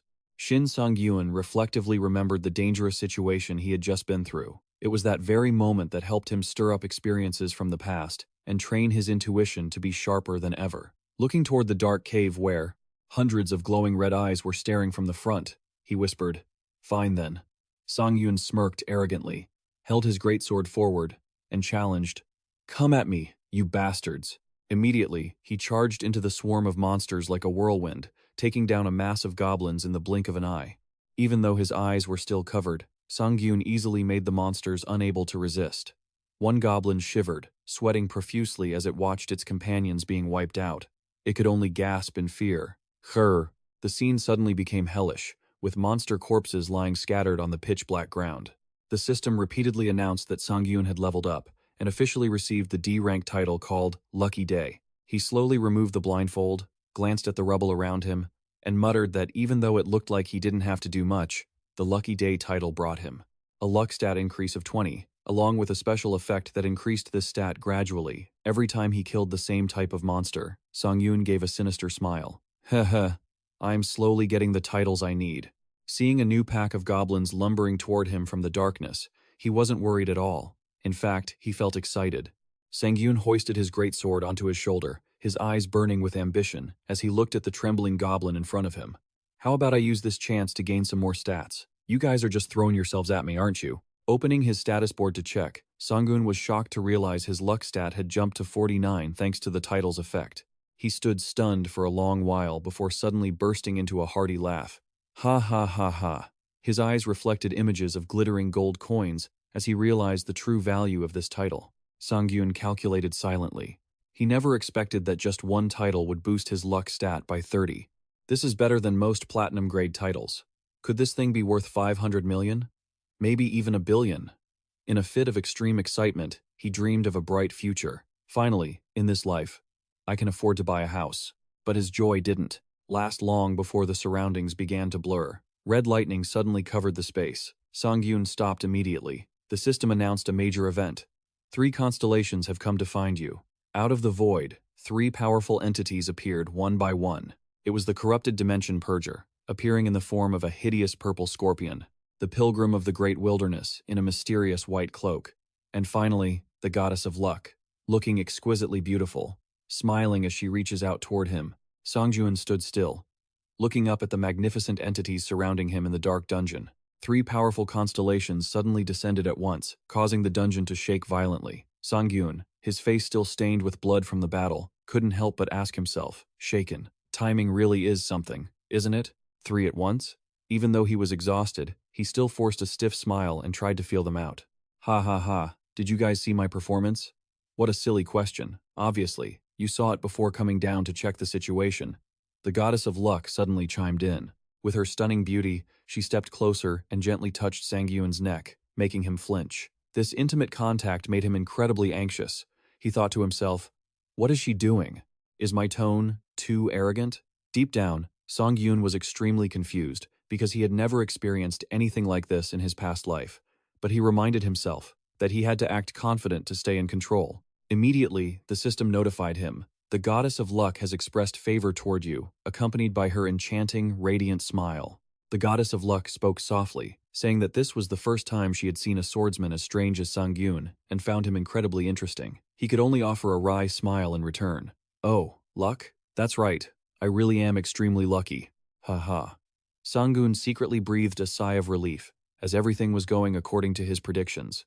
The constellations were genuinely interested in forming a contract with him. However, a killing intent from behind made his spine chill when the system notified him. The dimensional cleaner is praising the latent cruelty within you. Seeing the hideous purple monster growling, Sangyun realized this was a constellation with the personality of a typical mass murderer. He secretly suspected that his rapid slaughter of the goblins had attracted the creature's attention. Yet, it didn't end there. The third entity spoke up as well. The pilgrim of the great dimension is curious about your hidden inner self. Sangyun was shocked because, according to rumors, this constellation only appeared to players who possessed the aura of a saint, something completely contrary to who he was right then. Standing amidst three conflicting choices, Sangyun suddenly had a theory. Does that mean I should think he appeared because of her? He looked toward the goddess of luck, who was rumored to have extremely vast connections, even within the world of the constellations.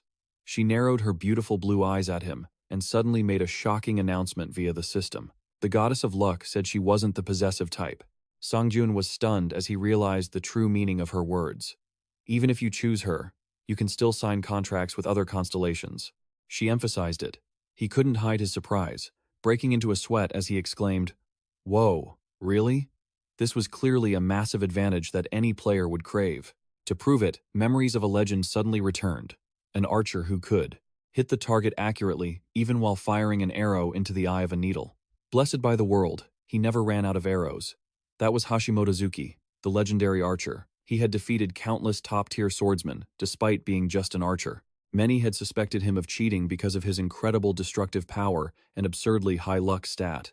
But it turned out the secret was simply that he had two constellations under contract simultaneously, and it was the goddess of luck who made the impossible possible. Returning to reality, Sangyun stood between three entities, radiating suffocating pressure. He felt a major headache trying to make the final decision. Suddenly, having three constellations appear at once. This is really hard to choose. Just as he was most hesitant, a strange occurrence made Sangyun exclaim in surprise. The pressure from the three divine representatives made the space feel stifling, and the system kept pushing him. The three constellations demand that you cast aside the petty thoughts of a mortal and make a fateful decision. Sangyun's hesitation even made one constellation start losing patience, doubting if they had chosen the right person. Sangyun gritted his teeth, feeling the tension. He understood that while the goddess of luck was a wonderful choice, this decision would determine his entire fate from here on out. If he missed this, perhaps in the future, no other constellation would ever care about him again. Memories of his past life flooded back. During his first 10 years as a player, the only constellation that had approached and chosen a loser like him was the late-blooming honor student. The appearance of that spirit back then was like a ray of salvation for his dark life. Now I have three here, and all of them are top tier. Who do I pick? Sangyun remembered that moment. He had been extremely happy when that constellation encouraged him. Let's go, no matter how hard life gets. He always kept his faith that his future would be bright thanks to that contract. But reality was much harsher. Even by age 55, nothing had changed. Sangiun had never received any practical benefits, simply because the activation conditions for the late-blooming honor student's power were too ridiculous. You had to reach level 850 for stats to be doubled, and level 900 to be tripled. Throughout a lifetime of battle, Sangiun had never reached that power threshold. He hadn't even dared to dream of using it. But all things considered, he understood that it was thanks to the final sacrifice of that constellation that he had the chance to turn back time. Gratitude surged within him, but it also reminded him that this time, he had to be more cautious than ever. He had to accept the truth that there would be no more time traveling. This was his one and only chance. Standing before the three choices, divine power, destructive power, or luck, Sangyun looked straight ahead and decided. Oh! A system bell rang out dryly as his finger touched the confirmation screen. A blinding notification appeared. You have signed a contract with the constellation, goddess of luck. Immediately, the goddess appeared, looking radiant, smiling with satisfaction as the contract officially took effect. This was an absolute covenant. Even if the player passed away, it would remain in effect for 30 years without disappearing. I don't get it. If I'm already dead, why would that even matter? But this event caused an earthquake in the world of the gods. From other dimensions, powerful entities were closely observing every move of this regressor. 15 friendly constellations had sent sincere congratulations and wished him victory. However, glory came with danger, as 3 hostile constellations had revealed themselves, deciding to use the players under their command to hinder and destroy him at any cost. Looking at the series of notifications popping up continuously, Sangyun exclaimed in shock, "What the hell is this? Why is there suddenly so much attention on me?" Flashing a confident grin, Sangyun decided to push aside all his hesitation. "Fine, either way, I look forward to working with you from now on." He reached out to the goddess of luck, officially sealing their fateful contract. A mystical glow enveloped them both. The system immediately announced that the goddess of luck was blessing his wise choice. Now, it was time to see what kind of perks this deity actually brought to the table. The contract effect window appeared, leaving Sangyun absolutely stunned. First, every single one of his attacks would now guarantee a critical hit against enemies. Second, whenever he obtained a unique grade artifact or higher, he would definitely unlock and inherit its hidden effects. And even more shockingly, the third point, when defeating mid-tier or main bosses of a higher level than himself, he would receive an artifact with a 100% drop rate. Witnessing these absurd privileges, Sangyun could only gasp in disbelief. Are these all broken effects? I really hit the jackpot. This is a total life changer. But it didn't stop there. Another notification popped up. Whenever he invested level up points into the luck stat, each point would be doubled, and this effect applied retroactively to all previously invested bonus points. Sanjun froze. Wait, there's more? He mentally calculated the 100% crit rate combined with the guaranteed artifact drops. These were the kinds of things any player could only dream of. The goddess of luck, in her tiny form, fluttered around him, gently comforting him. You've worked so hard, San. Immediately after, she asked what he planned to do about the offers from the other 2 constellations. Looking at the pursuer and the pilgrim, who were still present, Sangyun coldly declared, "Oh, it's fine. You 2 can leave now. I need to focus on the goddess." Faced with Sangyun's firm attitude, the pilgrim of the Great Void decided to take a number and wait for another time. Meanwhile, the cleaner of the collapsing dimension left behind, a threat reeking of gunpowder, vowing that one day he would return to take his head. Sangyun could only force a laugh in response. "Haha, you guys really like it like that, huh?" Seeing such resolve, the goddess of luck kept praising how incredibly charming he was, advising him not to be too greedy for more. Sangyun smirked, his eyes revealing a deep, calculating look. No need to rush. Better opportunities would come later. He marched straight into the final boss room of Dungeon 101. Inside, a fiery battle erupted between Sangyun and a giant monster with bright red hair. The clashes between their great swords and battle axes sent dazzling sparks flying, so much so that even the goddess of luck had to watch intently. While swinging his sword, Sangyun taunted it arrogantly. "Is that all the final boss has got? You get a little bit of power and you get all confident. Huh, guys?" The monster, the greedy goblin chieftain, let out a roar that shook the earth. Grah! It frantically swung its massive axe, shouting, "Put some more muscle into it, you little brat." Their weapons clashed violently, creating intense shockwaves. Sangyun gritted his teeth, bracing himself as he felt the crushing pressure weighing down on his arms. He struggled to hold his ground, while the monster kept ramping up its power to overwhelm him. The boss let out a savage roar, emitting a blazing red aura that immediately inflicted Sangiun with a weakness and suppression status effect. The system warned him repeatedly that he was completely paralyzed, making Sangiun realize the monster was trying to crush his will to fight to finish him off. In this desperate situation, Sangiun gritted his teeth and commanded the activation of his recovery skill. The goblin's crushing blow only created an explosion of dust without touching him, leaving the monster stunned in shock. Sangiun calmly analyzed that his opponent's skills still had many limitations and couldn't fully lock down his movements. Found your weak spot. This time, you're done for, pal. With a vibrant purple mana aura surrounding his body, he confidently asserted that it was time for his luck to speak. As soon as the debuff was fully cleansed, Sangiun shocked the boss with his terrifying counterattack speed. Despite the boss trying to use its suppression move again to turn the tables, he just coldly mocked it. Do you really think that's going to work again? Instantly, the Sword Seal skill was activated, leaving the Goblin Chieftain completely paralyzed in utter bewilderment. Seeing his opponent controlled, Sangiun flashed through with devastating slashes and smirked. Just 2 seconds, huh? He excitedly added extra crowd control time using his field effect, causing the monster to howl in helplessness as its body was slashed and wounded. The luck from the contract began to work to its full potential as the paralysis effect successfully triggered for a second time, with a 90% success rate. Sangiun leaned his menacing face toward the boss, who was sweating bullets in fear, and grinned triumphantly. It worked a second time already? Faced with the overwhelming power and precise calculations of the player before it, the Goblin Chieftain could only stare in desperate horror. Looks like you're heading to meet your ancestors early. You're just wasting space here. The battle ended. The giant monster's carcass collapsed, causing a massive tremor. Sangiun stood in the middle of the carnage, breathing heavily as the system announced the results. Congratulations, you have cleared the Dark Goblin Dungeon. He let out a sigh of relief. He felt the leveling up energy washing over his body after his non-stop efforts. Not only that, Sangiun also received a new D-rank title called Don't Touch Me. He exclaimed excitedly, finally done. Looking at his status window, his stats had changed significantly. This title granted him an extra 30 points in luck and 10 points in evasion. More importantly, it allowed him to empower a designated skill once, with the boost level determined by the player system. Despite achieving such great results, Sangiun still felt exhausted thinking about how he had to deal with those hyenas earlier and then clear the dungeon right after. He told himself, "They say you should work hard while you're young, but I'm really pushing my body to the limit." Just then, the goddess of luck appeared in a mystical blue light.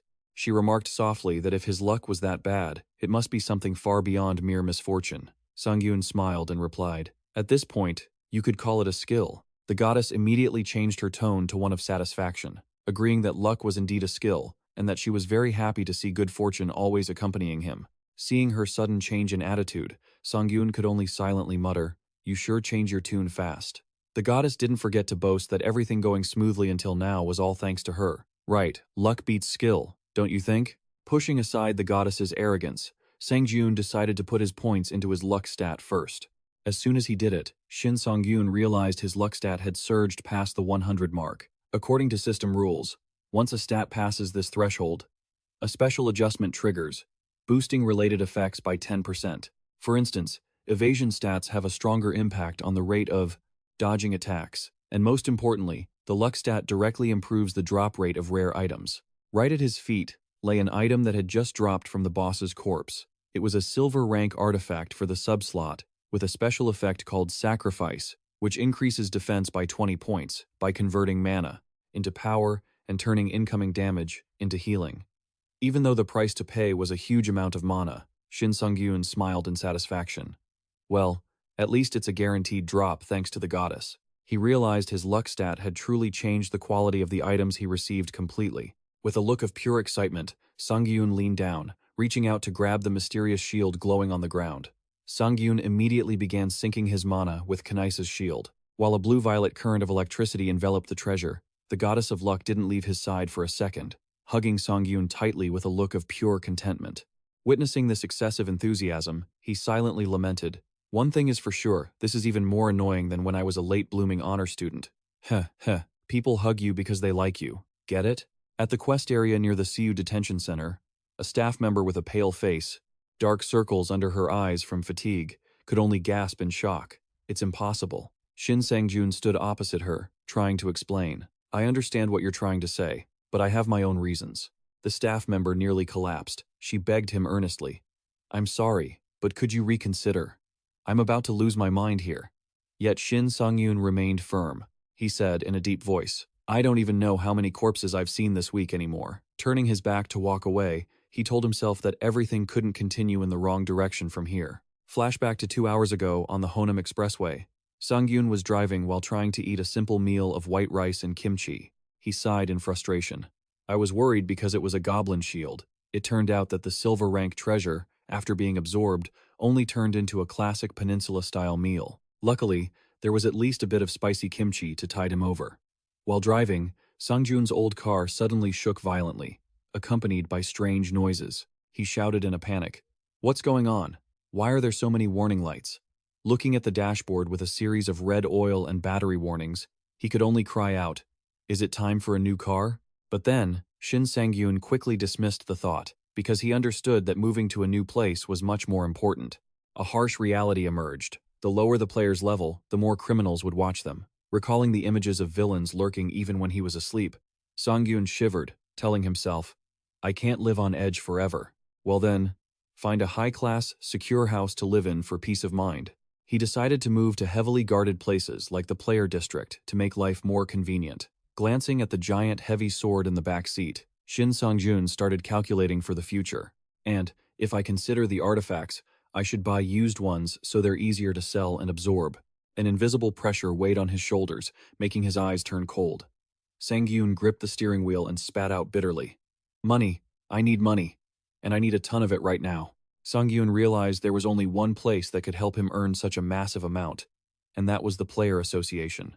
Since the era of players began, the quest system had appeared and was closely monitored by this organization. Looking at the glowing emblem of the association, Sangjun confidently affirmed, If it's a system monitored by the association, I can do it. He immediately drove toward his destination and shouted, Here I come, quest area. But things didn't go smoothly, as he was blocked right at the entrance. The exhausted-looking duty officer tried her best to stop him. So, please enter a dungeon suitable for your level. Why are you going to a level 100 area? And besides, you haven't even been ranked yet. Sangjun persisted in his persuasion. I swear I won't cause any trouble.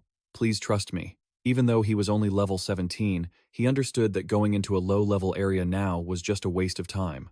The staff member suddenly burst into tears. She pointed and shouted in frustration. Yesterday, someone said the exact same thing. Guess what happened to them? So please, go to a suitable area. There were so many loud-mouthed people who never returned. Even the staff were terrified, let alone her. Sangjun silently understood her obsession after witnessing so many arrogant players perish. But he told himself that right now, he had to be thick-skinned, just as Shin Sangyun was about to insist. No, I absolutely. A slender voice suddenly rang out from behind. What's going on? He jumped and turned around, catching sight of a beautiful purple-haired girl looking at him with curiosity. The staff member hurriedly and awkwardly greeted her. Ah, hello. Nothing at all.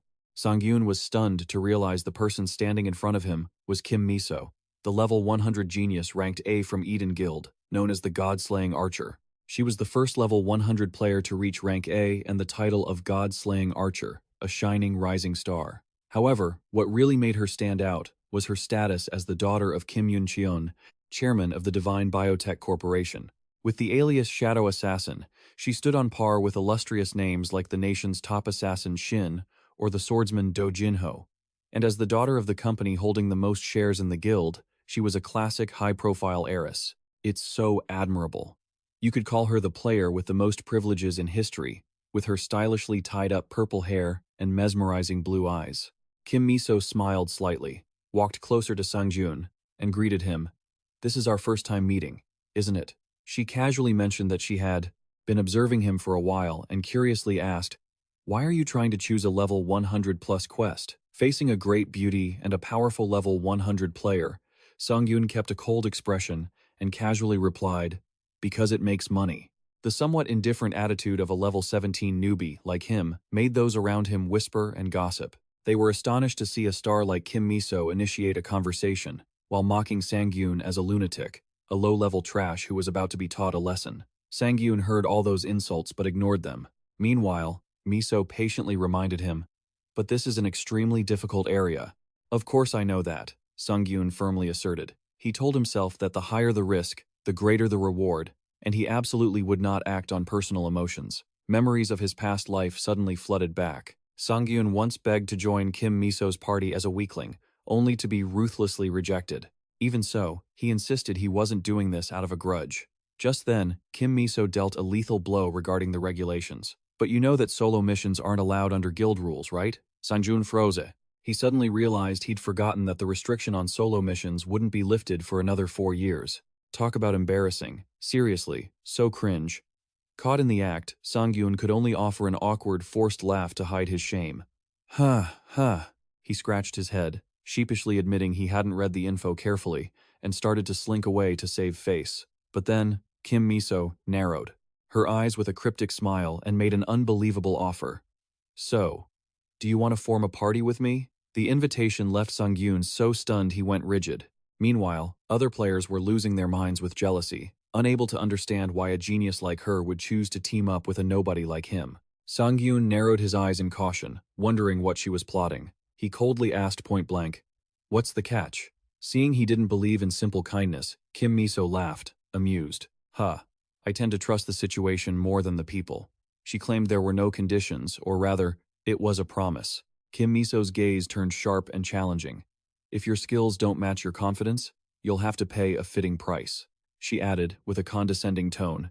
"Of course, if it's the other way around, I'll sincerely apologize." Sangun watched her in silence. He realized this was actually a performance test. Kim Miso's influence was terrifying, far beyond that of an average famous player. If she labeled someone as arrogant or incompetent, their career would effectively be over on the spot.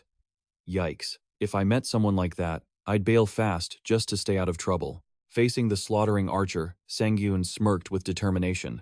"Then let's go now," he thought to himself. "This battle is definitely going to be interesting." 10 minutes earlier, a man in a suit bowed respectfully. "Then I will wait here, miss."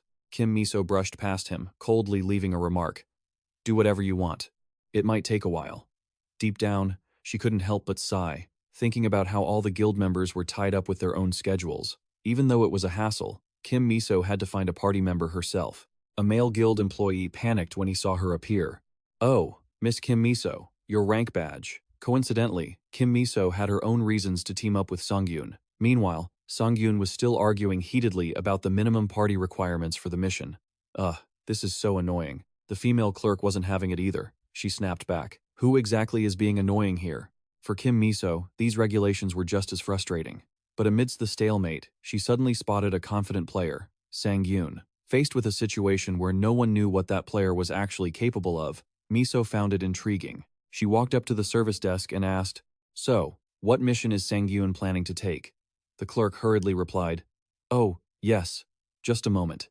As soon as the mission screen appeared, Kim Miso pointed to it, confirming the choice. It was a defense mission requiring the elimination of all monsters rushing toward the defense tower. If the tower core was destroyed, the mission would be an absolute failure. This time, the monsters were wolf types, numbering up to 300. The recommended level was 100, and the reward was 500 million won. Talk about high risk. High reward 500 million is worth risking your neck for. Miso squinted in calculation. Normally, you'd need at least one long-range damage dealer in a 4-person party. She was shocked, wondering if he really intended to do this alone. A simulation flashed, showing that if it weren't for this place, Sangyun would have been dead long ago. The situation was truly dire. Kim Miso was still deep in thought, wondering how he'd handle it, when Sangyun suddenly turned to her with a deadpan expression. "Are you scared?" This inverted question left Kim Miso stunned. "What?" Even the clerk standing next to them couldn't believe her ears. "Did I hear that right?" "Oh. You were quiet, so I just wondered if you were worried about something." Kim Miso trembled at the rookie's arrogance. She gave a cryptic smile and firmly pressed the button to accept the challenge. Instantly, a brilliant blue current enveloped them both. The system announced that they had officially accepted the mission and initiated the spatial transfer. Witnessing the scene, the guild clerk could only worry and try to reassure herself because Kim Miso was going along. "Everything will be fine, right? Hopefully, nothing bad happens. Nobody ever knows what might go wrong." Other players standing nearby couldn't help but whisper suspiciously, "That guy. Do you really think he'll succeed? No way, he's only level 17. How can he handle level 100 monsters?" The debate grew heated when someone asked a question, but would Kim Miso bring him along for no reason? Another player immediately countered. She's currently hailed as the youngest A-plus rank player. Do you think her judgment is that bad? They began to discuss the new ranking system recently revised by the guild, a system created because gauging strength solely on level was no longer accurate. Everything gets outdated over time, doesn't it? According to this, there are two prerequisites for ranking a player. First is the number of dungeons cleared, and second is an overall assessment of practical combat sense. Many still wondered why Kim Miso reached A rank based on her combat sense, rather than just a standard A rank. The simple answer is that above her, there are still S and SS ranked monsters full of power. But at that moment, all analysis became meaningless as Sangiun and Kim Miso vanished into the portal of light. Watching the back of the guy lucky enough to accompany the great beauty, those left behind could only scream in envy. So jealous. Night fell, and purple lightning streaked across the sky above the towering spire. It signaled that the life or death battle had officially begun. The defense mission, Night of the Wolves. Miso stood high up, observing the panorama, thinking to herself that words must always be accompanied by responsibility. She told herself that if things became truly dangerous, she would naturally step in to help. But in her heart, she still hoped this real-world experience would bring Sangiun back to reality. She wanted him to know his place. You know what they say, pride comes before a fall. Returning to 30 minutes earlier, Kim Miso asked again in astonishment, "What did you say?" Sangiun maintained his indifferent attitude. He affirmed that was exactly what he meant, and asked her not to interfere until he was finished. And he even made an offer that left her completely stunned. "If you focus on support, I'll give you 5%. Miso snapped back, asking to make sure she hadn't misheard him. "Did I hear that right? So I heard correctly? Staying in the back as support for 5%. But that's too good to be true, isn't it?" she retorted, asking if he thought she was hesitant because of that condition. Then, she stated firmly that Shin Sangyun absolutely could not handle this alone, especially with at least 300 monsters to deal with. She emphasized that even a level 100 player like herself would struggle to deal with such a massive group. Facing her sharp warning, Shin Sangyun just smirked confidently and replied, "Just watch and see." Kim Miso finally clicked her tongue and accepted, but didn't forget to impose a penalty. "Fine, but for every one you miss, I'm taking 1% off your share. If you miss 95 of them, you're getting nothing. Clear? Hey, that's brutal. If I hunt all day and get that, I'll have nothing left." Shin Sangyun silently pulled his massive greatsword from its sheath, releasing an overwhelming pressure. Instantly, from the shadows, blue wolves with glowing purple eyes began to emerge, growling menacingly. Shin Sangyun coldly declared, "Too bad, because that won't happen. I'm not leaving a single one behind." A fierce wolf lunged to attack, but Shin Sangyun slashed through it with lightning speed. Seeing skills that far exceeded her imagination, Kim Miso could only gasp in shock. "Oh!" Shin Sangyun swept through the wolf pack like a whirlwind. The greatsword in his hand wiped out every enemy in his path, making monsters fall one after another in the blink of an eye. As he glided through the wolves, hearing their howls, he sarcastically remarked, "Doesn't look like it, but their howling is actually kind of cute." Witnessing that display, Kim Miso realized with a shock that he wasn't just some arrogant guy. Every one of Shin Sangyun's strikes was perfect, maximizing the greatsword's reach to take down multiple enemies at once with the most efficient movements. She silently compared him to Do Jin Ho, the top swordsman in her guild, who always worshipped the philosophy of blending offense and defense into one. But no matter how excellent his skills were, Miso couldn't help but worry as she watched the sheer number of monsters surrounding Shin Sangyun. For a player who was only level 17, facing an overwhelming horde like this seemed impossible. But seeing the confident smile on his face, she suddenly felt like something wasn't quite right. The system announced that his devil-crushing skill had been activated, causing the fierce wolves to suddenly freeze, trembling and unable to move. Kim Miso gasped. "No way! Is that a stun?" She was so shocked she almost collapsed. She watched carefully and realized the effect lasted for 4 whole seconds, an unbelievable number that far surpassed even the high-level swordsmen she knew. This meant Shin Sangyun could easily control and wipe out the monsters without any trouble at all. Who the hell is this guy? Miso asked herself in total amazement. Meanwhile, Shin Sangyun was still rampaging through the encirclement. He secretly felt that everything was going way too easily. His eyes glowed as he swung his greatsword, delivering brutal cuts that wiped out the wolves in rapid succession. Shin Sangyun gathered his strength and struck the ground with a blow that felt like 1,000 pounds, creating a massive, earth-shaking explosion that sent all the surrounding monsters flying. Finally, he had completely wrecked them. Heh. Shin Sangyun smirked with excitement as he realized the true enemy had finally appeared. It's finally here.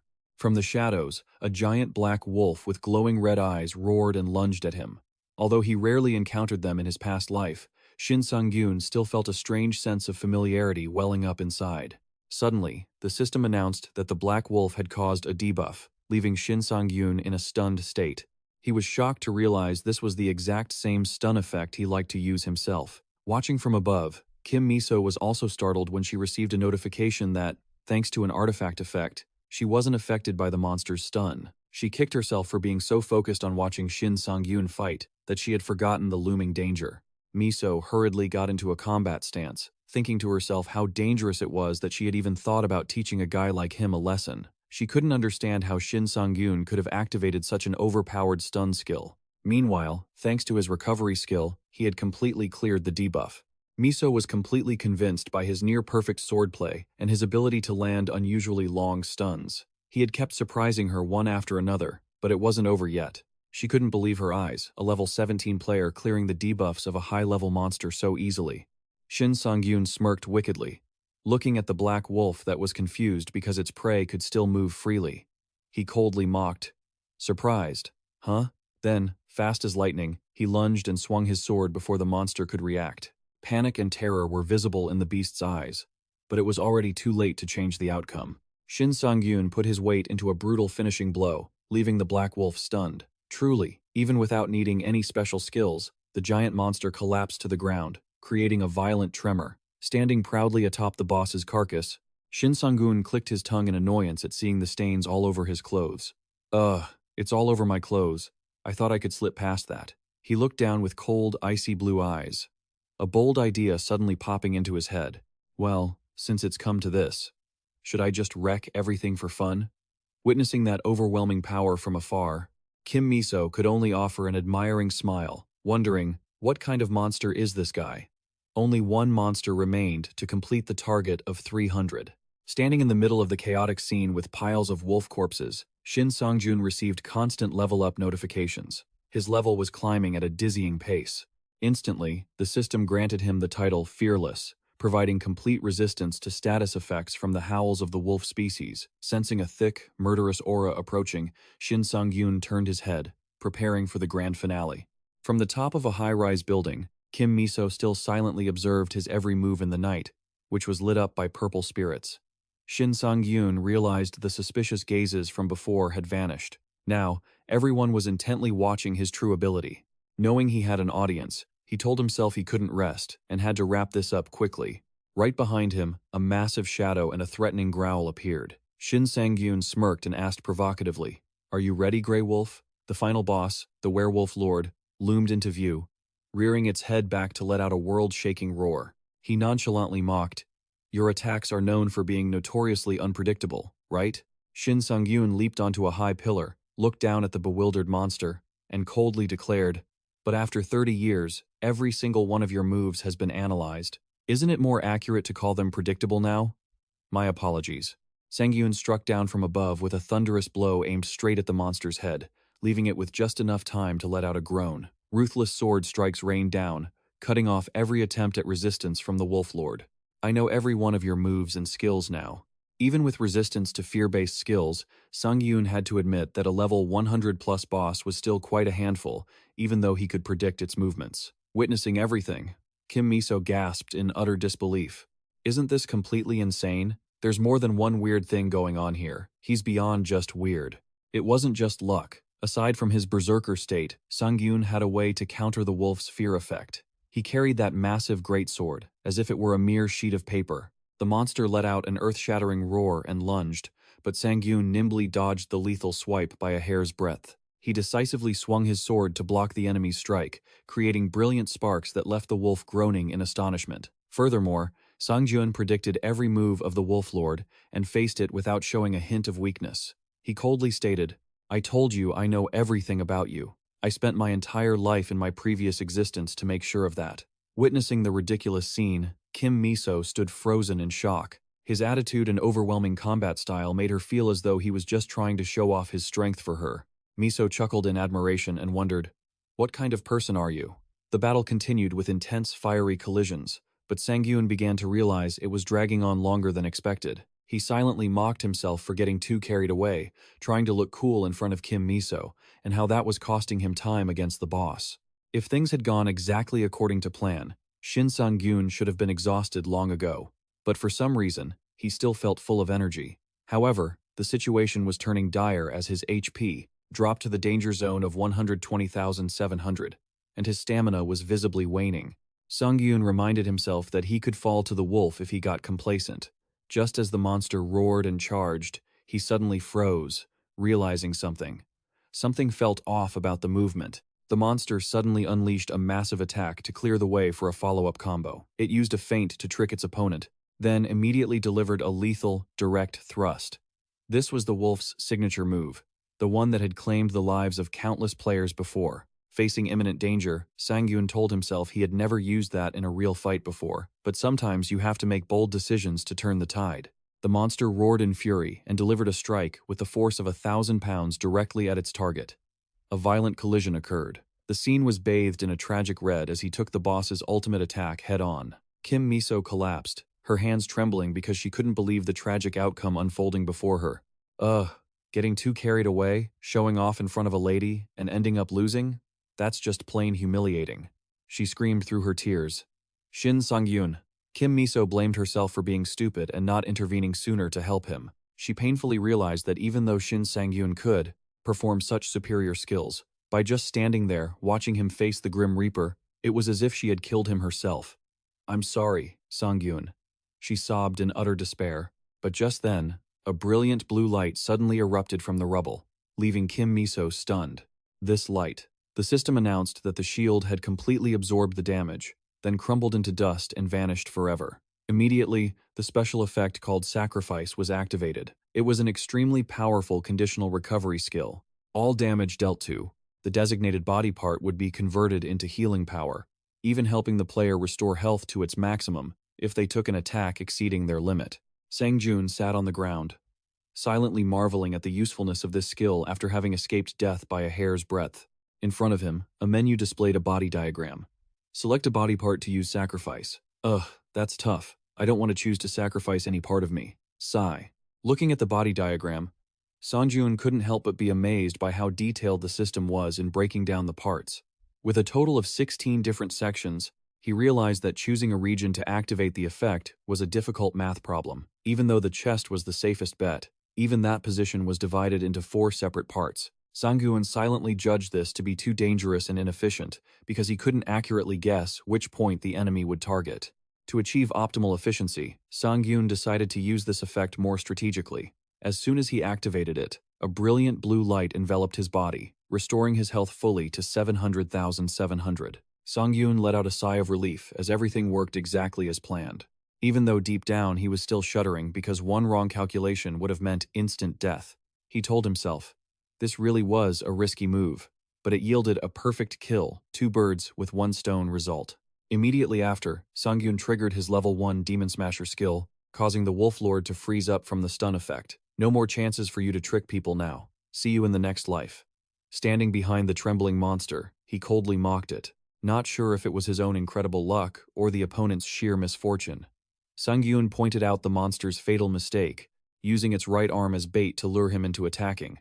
But now, that arm had been completely removed. He contemptuously thought the monster had been too arrogant, abandoning its defense just to land 1 critical blow. With a cold gaze, Sangyun raised his great sword and declared it was time to move on to another level of combat testing. A ruthless strike descended, finishing off the Wolf Lord in chilling silence. Standing tall over the boss's carcass, he turned his head as he noticed Kim Miso approaching. Seeing her appear, he casually greeted her. Miso, with a look of lingering shock, snapped at him, reminding him that if he had a healing skill, he should have said something beforehand, because she almost died of a heart attack after that close call. Miso stepped closer, staring at Sangyun with a suspicious look, and unexpectedly asked a question that made him jump.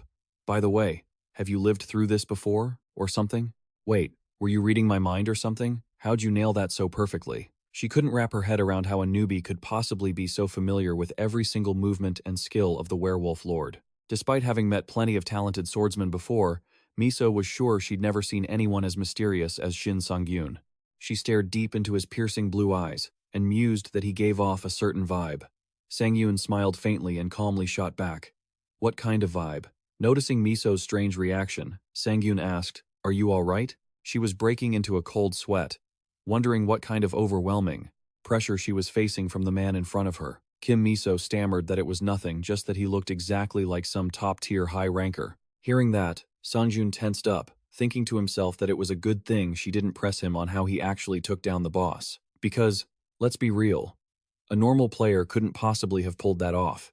While he was lost in thought, Kim Miso nudged him, asking if he planned on finishing it off. Only then did Shin Sangyun notice the wolf still gasping, letting out whimpering, pained growls. He uttered a soft "oh," then approached it coldly, thinking to himself that he'd almost forgotten about this loser. He decided to put it out of its misery and end it all. Finally, it could go join its buddies.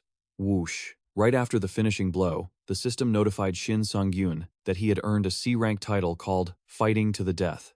This special title grants a 20% boost to all stats when a player is in an isolated one-on-one state within a 5-meter radius, without any allies around. Staring at the notification, Sanjun felt a surge of nostalgia, as this was the very first C-rank title he'd owned in his past life. Seeing Miso guess that he'd just received a new title, he asked, surprised, if she had fought this boss before. Kim Miso sighed and admitted that yes, she had faced it alone once. She humbly added that it wasn't anything to brag about, since in reality, she only won thanks to the power of her artifacts rather than beating it with skill like he did. Miso insisted that using artifacts was a skill in itself, but deep down, she felt incredibly embarrassed. She told herself that the gear she was wearing was worth over 200 billion, yet she was being compared to a guy using a cheap, mass-produced greatsword like Sangyun. Shaking off the awkwardness, Miso suddenly asked, "Besides, don't you think you should try using the title's effect right now?" The unexpected question left Sangyun blank. Huh? What do you mean? Is he really going to act like a total airhead and just stand there? The system suddenly announced the Fighting to the Death title had been activated, making Sangyun gasp. To his surprise, he realized the effect worked because Kim Miso wasn't currently standing within 5 meters of him. Seeing him freeze up, Kim Miso laughed and said there were no enemies left anyway, then proactively stepped closer, causing the title effect to deactivate immediately. She informed him, "I'm heading out first. You know, I have to contact the dungeon porters outside." Sangyun thanked her, thinking to himself that the way she handled the tedious tasks herself made her seem so much more reliable, just like how he used to be in his past life. Before leaving, Kim Miso suddenly said, "I'll give up the 5% of the mission reward I mentioned earlier." He was stunned and asked why, so she explained it felt a bit unfair to him. Besides, they were bound to run into each other often, so no need to be petty, she said cheerfully. "Just think of it as my investment in you, Shin Sangyun. Get it? Anyway, I'm off." Watching her walk away, Sangyun could only give a wry smile because the guard he'd put up against her couldn't be dropped until the very last second. When he was finally left alone in the quiet space, Sangyun told himself, "All right, time for the good stuff." He excitedly moved in to check the reward he'd been longing for. A blue stone emitting a mystical glow appeared. The Moonstone, a super rare platinum-grade item. It provided massive bonuses to vitality, mana, and especially 50 points in luck. Sangyun trembled with joy. He shouted in pure ecstasy. Finally, it was a platinum-grade item. After waiting 2 lifetimes, he finally got his hands on it. Haha. Sangyun realized with excitement that a platinum artifact was worth at least 1 billion, enough to buy an apartment in the capital right away. Just then, the goddess of luck appeared with a smile, asking if he finally believed in her influence. Shin Sangyun muttered in protest, "How is that you're doing? It's mine." Suddenly, the system notified that the constellation with the torn lips was vehemently protesting the unfair luck he was receiving. Facing the hostile arrival of the stranger, Sangjun could only stare blankly. The goddess of luck immediately proposed a vote to kick that constellation out of the system, and the vote count climbed rapidly from 62 to 64. Strong opposition from other constellations led to a unanimous decision. The owner of the torn lips was officially stripped of their privileges. Watching the goddess of luck easily dispose of the rival, Sangyun couldn't help but be amazed at her power and popularity. Now, it was time to focus on his reward. The platinum-grade moonstone shimmered in his hand. He silently calculated that since it was platinum-grade, he could absorb about 40% of its power. The special effect, Wolf's Hour, left Sangyun truly shocked with its ability to see through darkness, boost recovery speed by 5 times, and make all wolves tremble in fear, never daring to attack the stone's owner. Sangiun cracked a mysterious smile, thinking to himself, so, basically, I can become a monster even without the moon, right? Without hesitation, he proceeded to absorb the moonstone's power, feeling the energy surging through his veins. Right after that, a glowing portal appeared in the mission hall area. Sangiun stepped out amidst crackling blue lightning, his gear tattered, but his aura so overwhelming that he suddenly noticed the shift in the surrounding atmosphere. His appearance instantly sent the entire mission hall into a frenzy. Whispers began to spread uncontrollably. Is that Shin Sangyun? Did he really clear a level 1 to 100 mission all by himself? Even the guild clerk was stunned, telling herself that Kim Miso definitely wouldn't lie about a feat like that. Amidst the skeptical stares, Kim Miso suddenly appeared with a radiant smile to reassure everyone. Don't worry about it.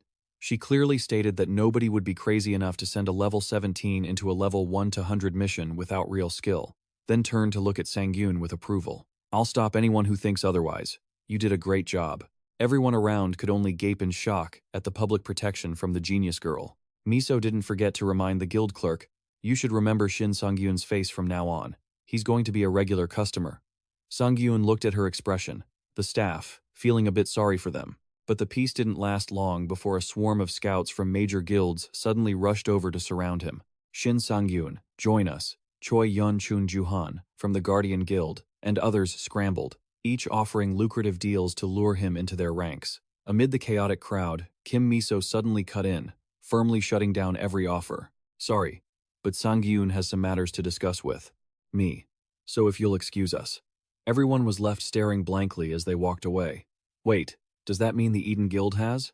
Before Sangyun could finish, Miso shot him a mysterious smile. Exactly, she implied. He managed a strained smile in response. Ah, right, I guess so. Even though he was secretly grateful she'd saved him from those pesky scouts, San couldn't help but feel suspicious. What exactly was her game? The luxurious black limousine sped off down the street. Instantly, Sangyun's phone buzzed with a notification. 500 million won had been transferred directly into his account. He stared at the screen in shock. The quest reward, it was processed so quickly. Right? Sangyun admitted this was a level of efficiency he had never experienced in his previous life. The feeling of getting such a large sum of money so fast was seriously great. Having cash in hand really lifts your spirits. Ha ha. Miso calmly explained that she had called the A-rank representatives to prioritize his case and get his reward sorted out. Shin Sangyun replied sincerely, thank you for helping me out like this. However, the atmosphere shifted instantly when Miso coldly gave an order to the driver. A partition snapped shut, and a system alert indicated the car had switched to private mode, catching Sangyun off guard. Just as he suspected, there's no such thing as a free lunch. Sangyun broke into a cold sweat, wondering what was going on. Miso chuckled softly. Ha ha, I'm not good at sugarcoating things. Join our Eden Guild. Kim Miso made her move with blunt honesty. Shin Sangyun was slightly taken aback. He thought to himself that she seemed confident, getting straight to the point instead of beating around the bush. Miso smiled, asserting that the name Eden meant a paradise for players, and that he wouldn't regret joining. Seriously, scouting someone like they're being cornered? That was intense. In reality, Sangyun had already foreseen this situation. He drifted into memories of his past life, when he was just a member of an ordinary, run-of-the-mill guild, just searching for a sense of security. It was a collection of incompetent players with nowhere else to go. It was fun and comfortable, but everything came to a tragic end when that disaster struck. Sangyun understood that with his current pace of growth, the facilities of a big guild weren't all that important anymore. While the backing of a powerful force is huge, it comes with invisible chains of restraint. Right now, fighting solo is the fastest way for him to level up. Sangyun replied softly, I'm sorry, but Before he could finish, Miso interrupted him. You were planning on starting a one-man guild, weren't you? Her sharp intuition left Sangyun speechless. He thought to himself, damn, she catches on fast. Miso shrugged, looking proud, reminding him that as the daughter of a major conglomerate chairman, it wasn't hard for her to spot his potential. Her eyes turned sharp as she emphasized, and the point is, I'm the only one who knows the truth. This girl really is the daughter of a top executive. Her psychological game is top tier. Sangyun was shocked to realize Miso was a master negotiator. Even knowing he wanted to go solo, she showed interest just to build a relationship she could profit from later. After leaving the calculated meeting, Sangyun headed to the player district near Jamsu Station. A female broker was showing him a new apartment. As I mentioned, she said, the deposit is 100 million won. and the monthly rent is 5 million won. Shin Sangyun looked at the contract and said to the broker, "You say that price with such a smile that it doesn't even sound that bad." The girl beamed back. "Ho ho ho, you're still getting a great deal though. This place usually has a long waiting list." Before leaving, she reminded him, "I'll be going now. Let me know if you run into any issues." He politely saw her out. "For sure, take care." Standing in his new apartment with luggage scattered everywhere, Sangjun felt grateful for finding a place so quickly, bumping everyone else on the waiting list behind him. He wondered, is this thanks to Lady Luck, too? Standing by the window, looking out at the vast expanse, Sangyun fell into deep thought. So much had happened in such a short time. The mysterious regression and these strange changes left him amazed. For the past several days, he'd only focused on trying to understand everything, even knowing that information wouldn't really help him in the present. There were moments he felt stuck, not knowing what to do next. But that mindset changed quickly. Shin Sang-yoon looked at his hands, watching the mana surging within, and felt his hot blood coursing through his veins. That's youth. He affirmed it firmly with a proud, cocky smile. For Sangyun right now, his youth and his future were held firmly in his own hands. He vowed to himself that he would never sit back and take it, or live like a coward ever again.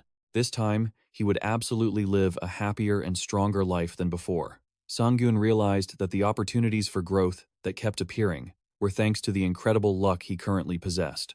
Sitting in the car with Shin Sangyun, Kim Miso was excitedly answering the phone. "Oh, yes, reporter Park Jung-min. What brings you to call?"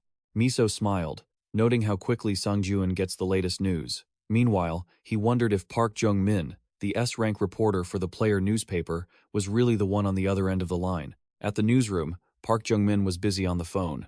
He said he'd heard that Miso and Sangyun had just completed a quest together. Seeing his colleagues looking at him with curious eyes, Park Jung-min hurriedly asked Miso to talk fast because the office was incredibly chaotic. The black limousine pulled up in front of the luxurious Player Town C building. Sangyun stepped out and didn't forget to thank Miso for the ride. However, just as he was about to leave, Miso called him back to make a new proposal. She revealed that she was preparing to explore an unidentified gate and was putting together a free agent team to investigate it. With a level limit of under 120, Miso emphasized that this wasn't a guild mission, so he wouldn't need to worry. This time, even while scouting him, she left herself an escape route, fearing he'd shut her down again like last time. As soon as he heard that, Sangyun immediately shouted, "I'm in!" This sudden enthusiasm caught Kim Miso completely off guard. She mused to herself. He turned down an invitation to Eden so coldly. Yet he's this interested in this mission? She knew it was a rare chance to enter a real-deal gate. Unlike fixed dungeons with predictable entrances, exits, and traps, a gate is a constantly shifting, unstable space. While players try to manage the situation, the gate's entrance and exit shift in real time, and even the monsters evolve as the space fluctuates. An unwritten rule in the player world is that the higher the risk, the greater the reward. Especially with uncharted gates, the system guarantees a top-tier item to the first person who successfully conquers it. Sangyun realized Kim Miso must have obtained some insane gear from places like this to have an item that could bypass the hide hardness of a dark wolf. Miso held her phone, promising to get back to him with more details, and insisted that from now on, they'd be working together quite a bit. She proactively asked Sangyun to leave his number. Facing such a move from a total beauty, Sangyun was just stunned. I mean, he's been single for 2 lifetimes. When does the girl ever make the first move? The phone screen now showed 2:38 p.m., Friday, June 20th, along with a note about an important meeting with Mr. Gregory later that evening. Miso looked at her phone in confusion and then blurted out shyly, I'm so sorry. I was way too pushy." She muttered to herself, wondering what got into her to act so strangely in front of Sangyun. Watching her car pull away, Sangyun just stood there in deep thought. Entering his new apartment, he silently guessed that she seemed to have some sort of secret backstory. But honestly, what player doesn't have a hidden past? Sangyun reflected on himself, as he was holding on to the secret of his own regression, which he couldn't tell a soul, or it would lead to endless trouble. In his heart, he suddenly remembered an old friend from his past life. He had no idea where she was or what she was doing now, but they had spent many years working together back then. Oh, so he actually has an old flame, everyone. An image of his former teammate surfaced in his mind, but Sangjun realized with a bitter pang that it was truly impossible to find her right now. Meanwhile, in the VIP lounge of the Eden Guild, Kim Miso was sitting across from a burly man. Seeing Miso glued to her phone, he asked curiously, "Who are you waiting to hear from?" Why are you staring at your phone like that? Miso replied nonchalantly. It's Sin Sangiun, someone I'm about to raid a gate with. Hearing such unusual intimacy, the man gasped in surprise, prompting Miso to correct him immediately. It's not like that. Isn't he the guy who can maintain combat focus longer than I can? She also emphasized that Sangiun had flat out rejected her offer to join the guild. You should start getting worried. For real. Oh? Huh? The man asked why. It had to be him, and she asserted that Sangyun's swordsmanship was top tier, potentially equal to or even better than his own. Hearing that, he burst into a hearty laugh. Ha ha ha, are you just saying that because you're teasing me? With a confident look, he insisted that no matter how good Sangyun was, comparing him to himself was a stretch. That was Du Jinho, an S-rank, level 700 swordsman, and a powerhouse in the Eden Guild. He was a big deal, not someone to be trifled with. At the Jamsu 43 training facility, Sin Sangyun suddenly got a call from Kim Miso. She got straight to the point. Are you free? I need to talk about that gate. Kim Miso reported that an uncharted gate had just appeared 500 meters northwest of Chunnu Station. She revealed she had already done a preliminary investigation and had some crucial inside information. Sangjun replied softly, Oh, really? Sure, go ahead. Give me a sec to look it up. The moment he looked at his screen, Sangyun's eyes widened in shock at the information about two mid-bosses. It was Cerberus, the Hellhound, a wolf-type monster with a difficulty rating of 100, possessing multiple heads and savage biting power. Sangyun was floored, muttering, What the hell, I just got that skill. He couldn't believe this crazy coincidence. The skill, Moment of Dog, and Wolf from the Blue Moon Stone he just absorbed was the perfect counter to this monster. The special effect increased regeneration by 5 times under moonlight and ensured that wolf-type monsters would never attack the owner. Sangjun quickly replied, Yeah, I just checked it out. Thanks for the heads up. After Miso hung up, the man next to him asked curiously, Who were you talking to, and what are we supposed to do now? Man, you're so nosy. What level is your eavesdropping skill at? Sangyun laughed awkwardly. Ah, sorry. Big brother. The man laughed heartily. Huh, I'm just kidding. You're a big shot now, I get it. Even though Sangjun humbly claimed he wasn't anything special and still had a lot to learn, the man kept going about how people were talking about him. Haven't they called you yet? Seeing Sangjun look confused, he held up his phone. Take a look. You're on the front page of the player's journal. If that's not being famous, I don't know what is. The headline hit Sangyun like a truck. A legendary rookie has appeared player, Sin Sangjun, and he looked like a star. Sangyun stood there, stunned. What is this? The man laughed out loud. Ha ha ha. You'd better turn your phone off. A lot of people are about to blow it up. Right on cue, the phone in Sangyun's hand started ringing incessantly. He frowned, annoyed. It wasn't that he didn't want to be in the news, but how could they publish an article without his permission? I hate that. Digging into people's private lives vibe the most. Seeing him flustered, the man teased, What's wrong? Did your third cousin call you already? Sangyun sighed. I don't think so. Big brother, let's get to the point. The man suddenly turned serious. He pulled out a paper bag and asked, Right, this is what you needed, right? Sin Sangjun was stunned when he saw what was inside. Yes, thank you so much, Sangjun exclaimed, thrilled to receive the bag. The burly man crossed his arms, nonchalantly replying that he wasn't giving it away for free, and besides, it was just his old gear. He wondered why Sangyun needed them, instead of just buying new stuff to be comfortable. Sangjun scratched his head, making up an excuse that he wanted to inherit the determination and will of his senior. But in his heart, he thought, how could he tell him that old artifacts actually have a higher absorption rate? He just smiled and told him to call it a superstition if he wanted. Just then, a beautiful woman suddenly appeared and apologized for being late. She explained she'd been busy finding a parking spot and quickly asked, Can we start the appraisal now? Sangyun looked blankly at the newcomer, not recognizing him, so the burly man stepped in to introduce him. This is the appraiser who'll help the deal go smoothly. He laughed heartily, assuring Shin Sangyun that with her around, he wouldn't have to worry about getting shortchanged. Sangyun just let out a weary sigh at the man's over-the-top enthusiasm. Cut it out, will you? Moments later, the expert began weaving her magic. A mysterious violet energy washed over the old artifacts, and she began a meticulous appraisal. Ping! The system notified them that the artifact appraisal was complete. The expert let out a small sigh of relief, confirming that the asking price was perfectly in line with the true market value. The burly man turned to Sangyun and asked if he wanted to haggle, but Sangyun flatly refused. Suddenly, the man drew his sword from its sheath with blinding speed, catching Sangyun off guard. the man said in a low, serious voice. So, before we close the deal, could you take a look at my swordsmanship? Sangiun waved him off awkwardly, claiming he wasn't qualified to critique anyone. But the man gritted his teeth. Stop playing coy. I'm not stupid enough to not realize that you've gotten way stronger than me. He admitted he wouldn't let his own ego get in the way of his progress. Even though Sangiun tried to deny it, looking into the man's sincere, determined eyes, he thought to himself that he usually hated this kind of hassle, but he couldn't turn down someone so genuine. Sangiun gave a small smile and said, "All right then. Give it everything you've got." The burly man grinned in excitement, gripped his sword tight, and prepared to spar. Seeing the man ready to strike, Sangiun warned, "Hey appraiser, please stand behind me." The burly man roared with intensity. "Here I come." He lunged forward, unleashing wind-tearing strikes. Watching the display of power, the appraiser couldn't help but think to herself, stunned. Surprising. He's much stronger than the last time I saw him. It's clear he hasn't stopped training for even a second. Yet, Sangiun observed everything calmly, his eyes ice cold. Just as the man finished a massive, arcing strike, Sangiun asked softly, "Is that it? Already done? There's more, you know." He stepped closer and pointed out a flaw. "Is your left arm injured?" The question left the man stunned, sweat pouring down his face. "How did you know?" Sangiun calmly explained that when the man swung with his right, his left side opened up too early, indicating he was sensitive on that side.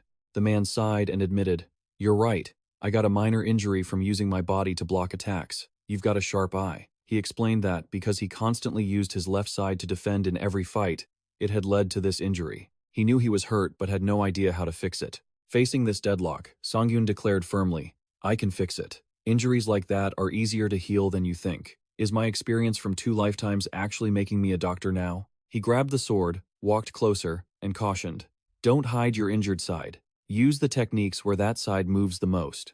Sangiun began to instruct him in detail. From adjusting his grip to the rhythm of his movements, changing his entire style wasn't easy, but it would help him immensely. "Try tightening your grip with this finger." Watching the two men huddled together from behind, the appraiser felt her face turn bright red. Flustered, Sangiun gripped the man's arm and asked, "A bit tough, isn't it?" The man cried out in pain, "Sangiun, that actually hurts." Ignoring the yelling, Shin Sangiun just smiled encouragingly. "Haha, keep it up." After a moment of effort, the man realized the change. "Whoa, this feels strange, but I think it actually feels better." Sangiun urged him on. "See?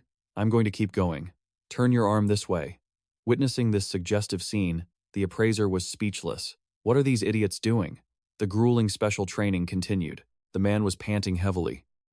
This is so hard." Sangiun remained persistent in his cheering. "Come on, keep going." Watching from afar, the appraiser asked herself in shock, "What on earth am I looking at?" This disastrous misunderstanding led her to frantically search online for sensitive keywords like, "Who is the top?"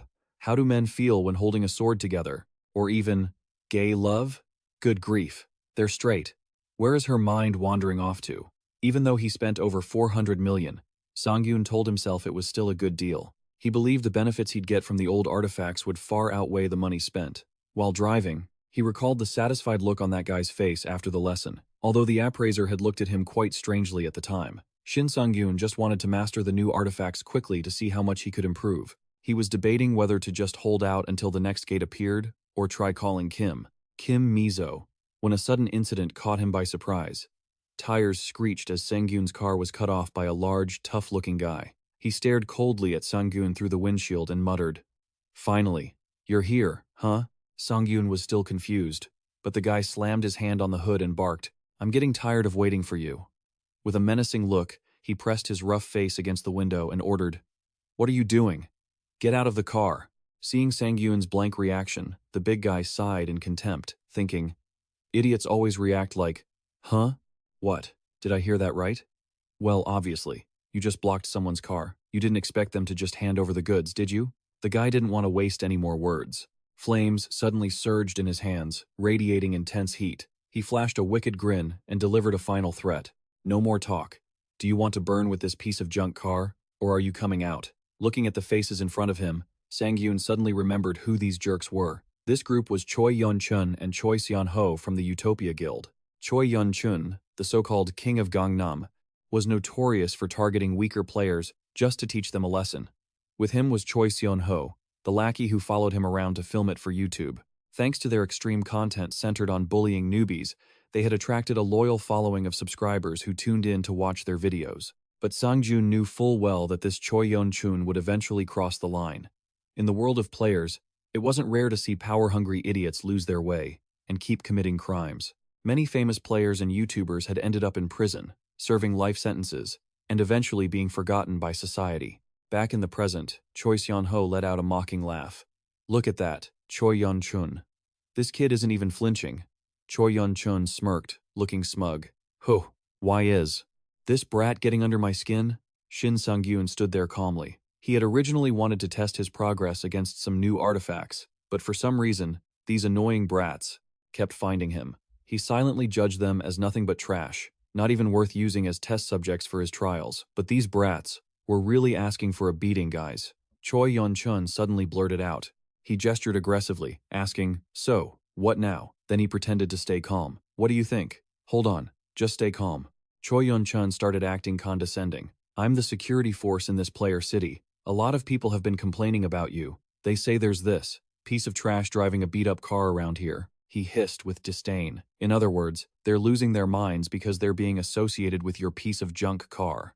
Immediately, Choi Yun-chun delivered a brutal kick that left a massive dent in Shin Sang-gun's car. Seeing the look of surprise on his face, he mocked him. "So what? Do you get it now? Unless you want your car to rot away, pack your stuff and get lost. Is that clear?" Their aggression started making the onlookers whisper. "What's going on? It's Choi Seon-ho and Choi Yun-chun. Those jerks are acting like thugs again." A player suddenly realized something unusual and panicked. "Wait, hold on. Isn't that the guy who appeared in the Player magazine? He's the one who went to the mission area with Kim Mi-so." The news quickly reached Choi Seon-ho's ears. Checking his phone, he muttered, "Is he really that strong? I remember now. That's the kid who went to the mission area with Kim Mi-so. Rumor has it he completed a level 1 to 100 mission all by himself. Now, do you know who you're messing with?" Choi Yun-chun scoffed at that. "By himself? But he looks weak." Choi Seon-ho laughed wickedly. "Haha, hey, Kim Mi-so was with him. Do you really think she'd let a rookie like him take all the glory?" A terrible idea popped into Choi Yun-chun's head. He laughed out loud. "Haha, I've got an idea for our next video title. Ha ha ha, I can't believe you're this good at this game. Let's teach the rookie that Kim Mi-so is backing a lesson." Choi Seon-ho quickly turned on the camera. The camera was rolling. Choi Yun-chun stepped closer, put a hand on Shin Sang-gyun's shoulder, and said, "Hey Shin Sang-gyun, I'll show you some mercy. Let's enter the training mode and have a one-on-one duel." Choi Seon-ho pointed the lens at him, looking smug. "Look at that, everyone. It's really Shin Sang-gyun." Choi Yun-chun laid out the terms. "If I win, you have to leave the player town immediately. And naturally, you'll be featured in our video." Choi Yun-chun smirked as he offered the final deal. "If you win, we'll stay as far away from you as possible. Deal?" Shin Sang-gyun was silent for a moment, then replied coldly, "Deal. But if you add 500 million and your wrists to this bet, then we have a deal." His gaze suddenly turned icy, emitting a terrifying pressure that made Choi Yun-chun shudder in fear. Shin Sang-gyun challenged him, his voice low. "But if you're scared, get lost right now. When I run into losers like this, I really love to push them to the edge." Being pushed around by a rookie, Choi Yun-chun was stunned and speechless. "Huh? That son of a right then," the lackey Choi Seon-ho shouted in a panic. "Choi Yun-chun, look at this." He handed his phone to his boss, showing the chat room exploding over the massive amount of money. The comments about 500 million won kept popping up, making Choi Yun-chun break into a cold sweat as he cursed to himself. Shin Sang-gyun didn't let them gather their wits. He continued to provoke him. "Do you have the guts to play? Scared, are you?" Choi Yun-chun started to worry that if the fight became too violent, his video would get demonetized, but his arrogance wouldn't let him back down. Meanwhile, Shin Sang-gyun told himself this was a great chance to blow off some steam after such exhausting days. He asked nonchalantly, "What's wrong?" They both headed to the plaza of Building C in the player town, attracting the attention of many people nearby. The crowd buzzed with rumors. "What's going on? Is that really Shin Sang-gyun?" Some people contemptuously assumed the Choi Yun-chun group was pulling their usual tricks to mess with a newbie. Immediately, Shin Sang-gyun activated training mode, and a brilliant purple energy enveloped them both. The system announced that a protective shield effect had been set for Choi Yun-chun and Shin Sang-gyun. Choi Yun-chun channeled his power, his hands igniting with blazing flames. He hissed, "Just like you said, 500 million, and our wrists are on the line. And don't worry, I always keep my promises, so don't be afraid." he added cruelly. Just don't come begging for your life later. If you want to, just get lost while you still can. The system officially confirmed that training mode was set. Players, please proceed with combat training. Shin Sangyun let out a soft sigh. Prepare yourself for battle. Choi Yun-chun was still boasting non-stop. Did you hear that? Let's begin. I don't have the habit of playing around. But before he could even finish his sentence, a black shadow surged into the air. Choi Yun-chun. A desperate scream rang out. But it was too late. Shin Sang-gyun appeared like a grim reaper from above. His glowing blue eyes filled with murderous intent, locked onto his target. He declared coldly, I'm not playing around either. Even if you beg, I won't let you off the hook. These guys really met their karma running into him today. The earth-shattering battle was being broadcast live on the big screens in the middle of the street. Standing in a luxurious room, Kim Miso dropped her remote in shock, her eyes wide with amazement as she saw his brutality. Shin Sang-gyun. Kim Miso sat up straight on the sofa, glued to the TV screen in shock. What is happening? On the screen was the image of Shin Sang-gyun, radiating intense killing intent along with his steel-cold declaration. And even if you beg, don't expect me to forgive you. Miso broke into a cold sweat when she recognized his opponent. Wait, isn't that Choi Yun-chun from the Utopia Guild? She knew well that he was a somewhat famous B-rank player, not because of his strength, but because his uncle was the guild master. But she couldn't understand why he was clashing with Shin Sang-gyun. Just then, a woman with silver hair and a fit physique walked into the room and asked softly, Miso, is something wrong? Seeing her sister appear, Miso could only gasp.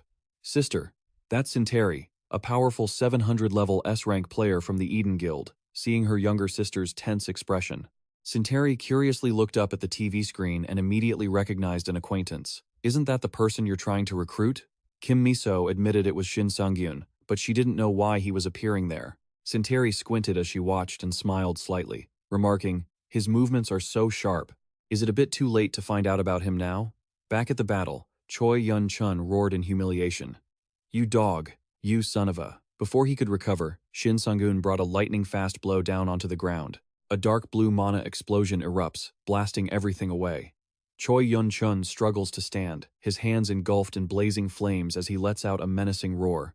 You've really crossed the line now. He frantically channels a massive amount of fire energy, intending to incinerate his opponent on the spot. Sang-gyun's expression shifts slightly at the intense heat. He quickly pivots his greatsword, pouring all his strength into a devastating swing to meet the attack head-on. An earth-shattering explosion follows, filling the entire plaza with blinding light and dust. The onlookers are left stunned, frozen in terror. On the livestream, a flood of comments appears, expressing utter disbelief. No one can believe a rookie could pull off something this extraordinary. It's even more explosive than before. My time has come. I can't sink even if I wanted to. Finally, since the regression, my body can move exactly as I want it to. Rewinding to 3 hours ago, the negotiation between Sang-gyun, the burly man, and the appraiser lady concluded smoothly. Sang-gyun smiles in satisfaction. Thanks to her, the deal was finished so quickly. The appraiser lady humbly replies that they both worked hard, and she benefited from it too. The big guy laughs heartily. Ha ha ha. Nothing beats a few drinks on days like this. You should join us. Faced with such a tempting invitation featuring delicacies like salmon and beef, Sang-gyun looks awkward and firmly declines. I'm sorry, but I have somewhere to be. You two should go together. His sudden refusal leaves them both stunned. The big guy anxiously asks if he has been bothering him too much, causing Sang-gyun to rush to explain that he truly had plans beforehand. Seeing his firm attitude, the man reluctantly accepts without further protest. When they are left alone, the big guy plans to ask his female companion to continue, but the appraiser lady suddenly panics, realizing she forgot something important. Sang-gyun quietly takes the bag from the transaction and walks away, thinking to himself, sorry, but this is way better than alcohol right now. The appraiser lady hurries to say goodbye and dashes off, leaving the big guy standing confused in the middle of the yard. Confused? Who told you to make people think you're a couple? No wonder she ran off. As dusk falls, Sang-gyun finds a quiet park bench, exhaling in relief to prepare for the most important step. Based on the usual absorption rate, basic stats only go up by 10%. However, when Sang-gyun touches the artifact, a brilliant light bursts forth. Thanks to the previous artifact usage time boosting the rate, the final figure reaches an unimaginable 90%. Sang-gyun is so shocked he can't believe his eyes, stuttering in disbelief. Immediately, the goddess of luck appears with a smug look. She asserts firmly that all this joy comes from her luck. Sangiun silently assesses the items once used by an appraiser. They are truly on a completely different level than regular gear. He looks at the tiny goddess floating in front of him and curiously asks, "Oh, right. There's something I want to ask you. Goddess, you're very famous among the constellations, aren't you?" Sangyun suddenly wonders if the goddess knows about the constellation named the late-blooming exemplary student. The system immediately notifies him that the goddess of luck is extremely furious because he dared to pay attention to another constellation right in front of. Dot. Jealous, aren't we? You should cherish the one right in front of you, or you'll regret it when they're gone. She pouts, pressing her finger hard against Sangyun's nose, leaving him to laugh it off and explain. I was just asking. I didn't mean anything by it. Deep down, Sangyun sighs, because his old constellation still means a lot to him. But he didn't expect the goddess to react so violently, so he quickly apologizes and asks her to please forget about it. Seeing his sincerity, the system notifies him that the goddess has generously forgiven him, even promising to help him find that constellation. Sangyun is overjoyed, shouting excitedly, "Really? Thank you, goddess." Now that his mind is at ease, he focuses all his attention on the artifact in his hands. Sangyun's eyes glow with determination. He tells himself it's time to go all in on this mana synchronization. The process of synchronizing mana with 5 artifacts at once officially begins. In his subconscious space, a lavish banquet with the world's finest foods suddenly appears, from tender meat and hot soup to sizzling grilled meat and fragrant kimchi. Sangyun looks at the pile of food and can't help but drool. He is shocked to realize that even though he knows this is just an illusionary form of the artifact, this banquet is truly irresistible. Sangyun secretly enjoys this wonderful feeling, knowing the absorption rate is over 90%. He is full of confidence because once this process ends, his power will soar to unimaginable heights. Back in reality, in the middle of the fight, Sangyun stands tall amidst the burning heat, smirking. This feels pretty warm. Looking at his status window with his luck stats skyrocketing to 167 and a total of 17 artifacts absorbed, he completely overwhelms his opponent in every way. Witnessing that terrifying calmness, Choi Yeon-chun can only tremble, sweating profusely in confusion. While the livestream viewers start mocking that he's completely out of gas and lost control against the rookie, Sangyun instantly concentrates his focus to the highest level, facing the imminent danger. Choi Yeon-chun roars like a madman and charges forward with all his burning firepower. Witnessing the terrifying scene through the screen, Kim Miso screams in panic, warning Sangyun to be careful. Hey, she's screaming at the TV like I'm watching a live football match. Yet, Sinteri sits calmly, watching. She smiles confidently, asserting that he will surely dodge the attack. Unfazed, Sangyun swings his sword in response with an arrogant smile. He reminds his opponent not to forget the original betting agreement. He lunges straight toward Choi Yeon-chun's ring of fire, his eyes glowing with ruthless intent, as he declares that for the 500 million, he will definitely take his arm. Seeing his prey fall into the trap, his teammate Choi Seon-ho, standing on the sidelines, also smirks triumphantly, urging him to rush in. Choi Yeon-chun is certain he has caught his opponent when a blue energy burst suddenly envelops Sangyun. He lets out a victory smile, his face filled with malice, thinking victory is in his grasp. Choi Yeon-chun raises a finger, mocking him, insultingly, and screams that he has won. Just as the fire ring covers him, a brilliant blue magic circle suddenly appears under Sangyun's feet. The system immediately notifies him. Condition met. Player Sangyun, forced freeze skill has been activated. In an instant, Sangyun's entire body, covered by a giant block of ice, he barely had time to gasp in surprise. Wait, he's using both water and fire elements at the same time? That's insane, isn't it? Watching the scene unfold on the screen, Sinteri smiled slightly. Oh, so he can use magic other than fire? That's actually pretty impressive. Sitting right beside her, Kim Miso giggled slyly. Hey, don't be too surprised yet, sis. Miso smugly dropped a bombshell. Sangyun can even use that Kahui to break out of those status effects. She silently thought to herself that her sister had severely underestimated her judgment. Miso urged Sinteri to watch closely, saying the real show was just about to begin. Back at the scene, Choi Yeon-chun stood before the shattered ice, blankly calling out his opponent, Sangyun. He looked around the ruins, panicked and stuttering. What the hell? Where did that bastard go? Sweat poured down his face like rain. Choi Yeon-chun trembled, spiraling into total confusion. The skill definitely activated. He started to doubt the opponent's true ability. Is he really just a rookie? Just then, a shadow with glowing red, murderous eyes suddenly appeared from behind, swinging a giant greatsword with the force of 1,000 pounds. Choi Yun-chun could only look up, his face twisted in sheer terror, before letting out a painful groan. Peekaboo. Sangiun appeared with cold, glowing blue eyes. He'd scared the life out of him. Sangiun sarcastically asked, "Using training mode, are we?" Thanks to that mode, the critical blow I just landed didn't cause lethal damage. In the distance, the watching crowd began to buzz with gossip. The underling who started the fight stared at his phone screen, his face deathly pale. He realized with horror that Sangyun's aura was completely different from before. Choi Yun-chun panicked, wondering what kind of trick the guy had used, while Sangyun stood there, his glowing pupils radiating menace. Watching through the screen, Sinteri concluded, "This looks like some kind of awakened skill," Kim Miso asked in surprise. "An awakened skill? It seems to be a branch of transcendence or illusion, based on those distinctive black pupils," Sinteri explained. She warned that taking damage while using that skill would cause severe exhaustion. She wondered if he was confident enough to take down his opponent without getting hit at all. "He sure is confident, isn't he?" Kim Miso offered a confused, awkward laugh, thinking Sangyun really was different. He had never used that kind of skill when he was with her. Kinteri pondered that such skills were usually very hard to activate, so either Sangyun had no reason to use it with Miso, or he simply didn't have it. She guessed, alternatively, that he had found a way to obtain it in a very short time. Elsewhere, the female appraiser broke into a cold sweat while reviewing documents and blurted out, "Oh, this is bad." She realized in shock that the artifact Sangjun had just bought was the silver rank meditation bracelet.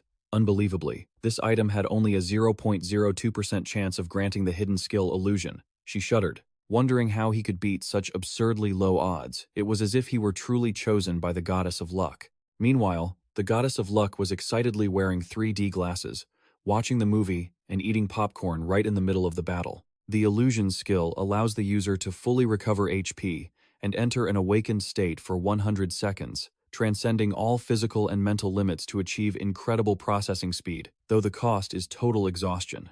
Afterward, Sangyun hoisted the greatsword onto his shoulder, radiating suffocating pressure, and coldly asked, "So, what about the bet?" He stepped closer, offering a deadly proposition. "How about you turn off that training mode and we try again?" "Ah, no, I can't." If he did that, he'd be dead in a heartbeat. Choi Yun-chun was completely broken now. He gritted his teeth in extreme fear. Damn it, this brat. He bitterly realized he'd been too arrogant to look down on a rookie, only to face a level of skill he couldn't believe. Choi Yun-chun roared, pouring all his strength into a serious strike, creating a world-shaking collision that shattered the ground. Choi Yun-chun was sent flying, his mind racing with the intent to create distance, but he questioned if it would even matter against such overwhelming power. He bitterly realized reality was nothing like the flattery of that bastard Choi Seon-ho, and regretted that if he had known the opponent was this strong, he never would have been foolish enough to start a fight. Below, the crowd was in a panicked frenzy. While that bastard Choi Seon-ho was still trembling, filming with his phone in a daze, Sangyun suddenly closed in, grabbed his opponent's head, and coldly declared, "You bastard, let's end this." A heavy blow sent Choi Yun-chun's head slamming into the broken ground. Sangyun coldly reassured him that, thanks to training mode, he'd avoid a fatal wound. Choi Yun-chun completely broke down, screaming, begging for his life, and promising to transfer the 500 million won in bets immediately to end the match. Sangyun casually confirmed the bet was settled, but his eyes turned more terrifying than ever as he growled, "Now, this is personal." Choi Yun-chun, bewildered, couldn't figure out what debt he owed that required revenge. Sangyun didn't answer, instead, recalling a memory from 3 days ago at the auto center. The mechanic had informed him that even though his car was fixed, it was too old and dilapidated, and advised him to let it go. Even though Sangyun was in pain and didn't want to accept reality, the mechanic urged him to sign the papers to officially say goodbye to the friend that had been by his side for so long. The mechanic comforted him, saying the car must have been very happy to have taken him everywhere all this time. Sangyun burst into tears at the moment of parting, feeling as if his old friend was sending a message, wishing for him to live happily. Back in reality, his anger erupted. Sangyun swung a brutal fist straight at his opponent's face and roared, "This is revenge for my beloved beat-up car, you bastard." How stupid, hitting exactly where it hurts. Choi Yun-chun cried pathetically, continuously begging for forgiveness in extreme desperation. But a strange phenomenon occurred. Around Sangyun's punch, a series of bright, comical effects appeared: hearts, rainbows, and unicorns. The surrounding crowd could only stare, speechless at this confusing sight. Even Sangiun stood frozen by the appearance of these whimsical symbols. Meanwhile, on social media, viewers began leaving mocking comments about this unintended, adorable revenge. Choi Yun-chun lay at the bottom of a deep crater, his face swollen with tears streaming down. He tremblingly uttered a late apology, in total pain and humiliation. Outside, Choi Seon-ho was trembling, looking at his phone with sweat-beaded skin. He started to panic, realizing he had messed with the wrong person, but was immediately startled when a stranger appeared and called his name. It was Moon Baek-hun, a member of the Utopia Guild. He looked at Sangyun's level 17 executioner status window. He couldn't help but be shocked by the power of an awakened who had managed to single-handedly wipe out the hyena gang. Approaching the scene where Sangyun stood beside the enemy's corpse, Moon Baek-hun cautiously spoke up. "You're Shin Sangyun, right?" He explained that he was there to handle the aftermath and compensation, while not forgetting to probe into his identity and the guild he was currently affiliated with. Even though he was a well-known ranker, Moon Baek-hun still felt an immense, invisible pressure radiating from the young man before him, making him break out in a cold sweat. He hurriedly bowed respectfully and introduced himself. "I am Moon Baek-hun, the regional support manager for the Utopia Guild." In his mind, there was only one thought. He had to recruit him at any cost. He was even prepared to use the guild's entire budget for compensation, just to build a relationship with a monster like Sangyun. Sangjun held his phone up to Moon Baek-hun, casually stating a number that left the other man stunned. "Let's keep it simple. 20 billion won." He secretly thought that the initial 5 billion offer seemed a bit low compared to his worth. The sudden demand left Moon Baek-hun frozen. He stammered, 20 billion? Looking down at the man lying flat on the ground with a pathetic expression, Moon Baek-hun could only weakly ask, "Can't you lower the price a bit?" Leaving the dungeon, Sangjun was immediately swarmed by a noisy crowd of reporters right in front of his home. They bombarded him with a barrage of questions. "Oh look, it's Shin Sangjun. Mr. Sangjun, has the Utopia Guild settled your compensation yet? Are you planning to stay here forever? Still no word from Kim Miso? Is it true you won't be switching to the Odin Guild?" Exhausted by the intrusion, Sangyun shouted, "None of your business. Everyone just go home." The reporters refused to let go.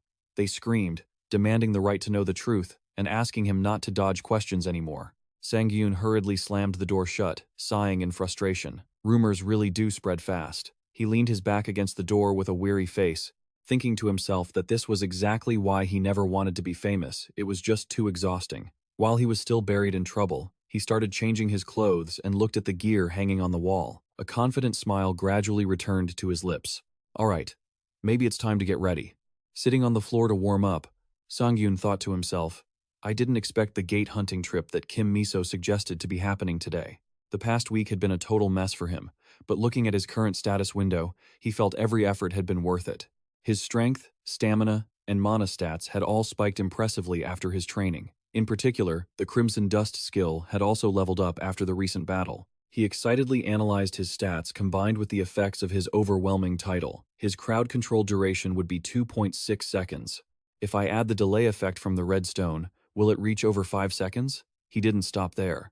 Sangyun smirked confidently while checking the results after days of grueling, sweat-drenched training. His hidden skill, Demon Smash, and the passive skill, Dual Sword Mastery, had both reached level 2. Still not stopping, he also equipped himself with Single Sword Mastery and the Full Force Attack Mobility skill to complete his combat repertoire. Sitting in the middle of the room, he told himself that with this thorough preparation, he was more than ready to conquer the gate that Kim Miso had mentioned. Yet, Sangyun's gaze darkened as he looked back at the notification boards. He realized there were still too many regrettable flaws in his recent battles, preventing him from fully replicating the top-tier experience from his past life. Like when he faced the Wolf Lord, he had struggled due to limitations in his attack style. Or during the battle with Choi Yun-chun, he easily fell into a trap just because he lacked a flexible movement skill. Sangyun shuddered when reflecting on it. In other words, if his opponent had been just a little bit stronger, he would have died. He reminded himself to keep his head clear, because if he kept going like this, no matter how much he progressed, he would only repeat the bitter failures of the past. Memories of the second collapse in the year 2040 returned like a horrific nightmare, with scenes of a ruined city and a tragic, devastating aftermath. Standing before the dawn, Sangyun made a resolution. This time, I must change the future. I can't let everything be lost again. In this life, he understood he needed to become infinitely stronger. The sudden ringing of his phone broke the quiet atmosphere, making Sangyun jump in surprise. The person on the other end asked urgently about the interview schedule, leaving him stunned. When he heard the person remind him that the interview would take place at 2 in the afternoon today at the TV station, Sangyun's eyes widened in horror. In a panic, he only managed to stammer a confirmation before blaming himself for completely forgetting this important task. Sangyun trembled, looking at his phone screen. The numbers 145 appeared like a bucket of cold water splashed in his face. He had exactly 15 minutes to travel, while the gate hunting trip started at 7 in the evening. Immediately, he dashed like the wind to the meeting point. As soon as his silhouette appeared, the MC cheered excitedly. "Mr. Sangyun, you're here." He eagerly urged him to hurry to his seat, to start telling the story about the romance between him and Kim Miso. But in response to the warm welcome, a cold, chilling aura radiated from the doorway. Shin Sangun appeared with a greatsword on his back, his entire body covered in a menacing, fiery red spiritual energy that made the MC stumble back. Trembling, he roared fiercely, "Everyone, get out of the way, now!" Immediately, the system notified him that his illusion skill had been activated, boosting his physical stats and sending his speed soaring. Inside the waiting room, a man in a suit who was sitting down was also startled by this sudden appearance. He stammered, unable to speak, only managing to let out a clumsy greeting when he saw Shin Sangyun's fierce form charging straight toward him. The surrounding staff could only freeze, watching the shadow radiating a terrifying purple aura. The man in the suit thought to himself in terror, "He looks truly, incredibly scary." Sangyun stopped, his face drenched in sweat, but he still tried to force a strained smile. He gasped for breath and asked, "I'm not late, am I?" The man in the elegant suit smiled to welcome him. "You're Shin Sangyun from, right? It's lucky you aren't late." Haha. Shin Sangjun hurriedly sat down and replied, "Sorry for the late greeting." The other man waved his hand, reassuring him that it was fine, and began to get straight to the point. "It's even bigger than you think. Mr. Sangjun, you're becoming an extremely hot topic in the hunter world." Sipping his iced coffee, Shin Sangyun listened to the comments about his sudden rise to fame. The man kept dropping hints about the rumors circulating, leaving Shin Sangyun on high alert. Was he trying to fish for info on Kim Miso, or did he have some other agenda? The atmosphere grew tense as the man revealed a piece of classified intel. "This news broke just this morning, so you probably haven't heard it yet. A total of 5 major guilds from overseas have officially submitted requests to the Korean Hunter Association to get your information. Foreign guilds usually scout talent early, but I've never seen them take such a special interest in someone at your low rank. Either way, you should be careful from now on." Night had fallen, and Sangyun walked alone near the gate that had appeared by the small station. He pondered to himself, "Damn it. I originally planned to start my own guild and work solo, but the recruitment offers from those foreign guilds are actually pretty tempting." The scale of their operations was on a completely different level. Thinking back to the terrible treatment he endured in the past, he let out a self-deprecating sigh, recalling how badly he'd been treated. "Man, thinking about it really hurts." Just then, a voice called out, cutting through his thoughts. "Mr. Sangyun." Sangyun turned around and realized it was Kim Miso. "Oh, Miss Kim Miso." The purple-haired hunter waved excitedly. "Long time no see. You're heading this way too?" Kim Miso mentioned there was still a little time before the raid started. But Sangyun's eyes froze when he saw a strange woman with white hair standing next to Miso. He wondered suspiciously, "Huh? Who's that?" Kim Miso greeted Shin Sangjun with a smile and said they still had a bit of time before the hunt began. She quickly introduced the charismatic woman standing beside her. "This is my older sister, Sinteri. She's also a member of the Eden Guild, just like me." Sinteri examined Shin Sangyun with sharp, curious blue eyes before stepping forward to shake his hand. "Nice to meet you. I'm Sinteri," Sangyun replied, a bit flustered.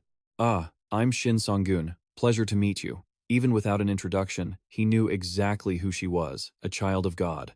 A top-tier hunter on the London server, whose legendary reputation had spread long before his regression. He knew that the presence of someone like Sinteri was enough to shift the ranking of any guild in the world. Suddenly, Sinteri leaned in close, looked him straight in the eyes, and made a bold proposal. "Mr. Sangi, can I ask you a small favor? Would you like to have a sparring match with me?" This sudden challenge caught Sangjun completely off guard. Kim Miso immediately panicked, trying to intervene since they had only just met. She quickly apologized to Sangyun and explained that her sister was just joking because she had an eccentric personality. Miso snapped at her sister for ruining the mood, but contrary to her worry, Sangyun calmly looked her straight in the eyes and replied, "I don't mind." His decisive answer left both sisters stunned. Sangyun casually assumed a stance and asked, Shall we start right here? While Kim Miso was still anxiously calling his name, Kinteri looked absolutely thrilled. Sparring with you is an honor for me. She noted that Shin Sangun had incredibly sharp eyes and suggested they trade 5 blows to see who was better. Emitting a brilliant blue aura from her twin blades, she whispered, "Let me know when you're ready." Shin Sangun analyzed the situation internally. Even though he knew he had almost no chance of winning, this was a perfect opportunity to test how far he'd progressed and what he was still lacking. He was shocked to realize that as soon as she drew her weapons, the aura radiating from Kinteri completely changed, becoming far more overwhelming than before. Knowing there was no room for complacency, Sangyun gripped his greatsword, his eyes burning with determination. "I'm ready." Instantly, Sangyun activated his psychic skill to see through his opponent. He decided to pour out all his strength right from the very first second. Standing to the side, Kim Miso was shocked to realize she couldn't keep up with the terrifying pressure radiating from the two of them. Kinteri smirked. "Then let's start with the first strike." She dashed forward like a cyclone, creating a powerful swirl of blue spiritual energy. Sangyun was stunned by his opponent's terrifying speed. He bitterly realized that, with his current body, waiting until he saw the attack to react was already too late. A massive collision occurred as his greatsword had to brace against Kinteri's razor-sharp strikes. In this life-or-death moment, Sangyun gritted his teeth, telling himself that he had to predict her every move to have any chance of a counterattack. Kinteri seemed quite surprised by her opponent's reflexes. She whispered, "Oh?" Noticing Sangyun's agility, she offered a compliment. "Your movements are pretty good." Suddenly, Kinteri vaulted into the air, leaving him only able to stare in astonishment. She smiled excitedly. "I'll hit a bit harder on the next one. Okay? 4 more to go." Kinteri began moving at a frightening speed, creating purple streaks of light that surrounded Sangyun from all sides. He shivered at this bizarre movement technique, realizing she was getting faster by the second. In this dire situation, Sangyun remembered his experiences from his past life when facing opponents who completely outmatched him in strength. He told himself that at times like this, just like before, when everything was on the line, he needed to read her movements using pure instinct. Watching Sangyun suddenly close his eyes in the middle of the fight, Kim Miso couldn't help but be horrified. He's closing his eyes in this situation? Is he serious? She worried that this was far too reckless. But just as Kinteri swung her sword to attack, Sangyun roared in his mind. Now. Relying solely on his instinct, he managed to swing his greatsword and block her razor-sharp blade in the nick of time. Kinteri couldn't hide her amazement at Shin Sangyun's extraordinary concentration. "Your focus is truly impressive. I didn't expect you to block the follow-up strike too." She remarked that most swordsmen couldn't reach that level of concentration. Sangyun humbly replied, "It's not really talent. It's more about experience points." His words left Kinteri stunned by his sharp insight. She thought to herself, he really is like a seasoned veteran. Sangyun smiled and replied, "That's a very generous compliment." Kinteri reminded him that there were still 3 blows left, but she wanted to ask Sangyun one thing before continuing. With a knowing smile, Sangyun suddenly made a bold proposal.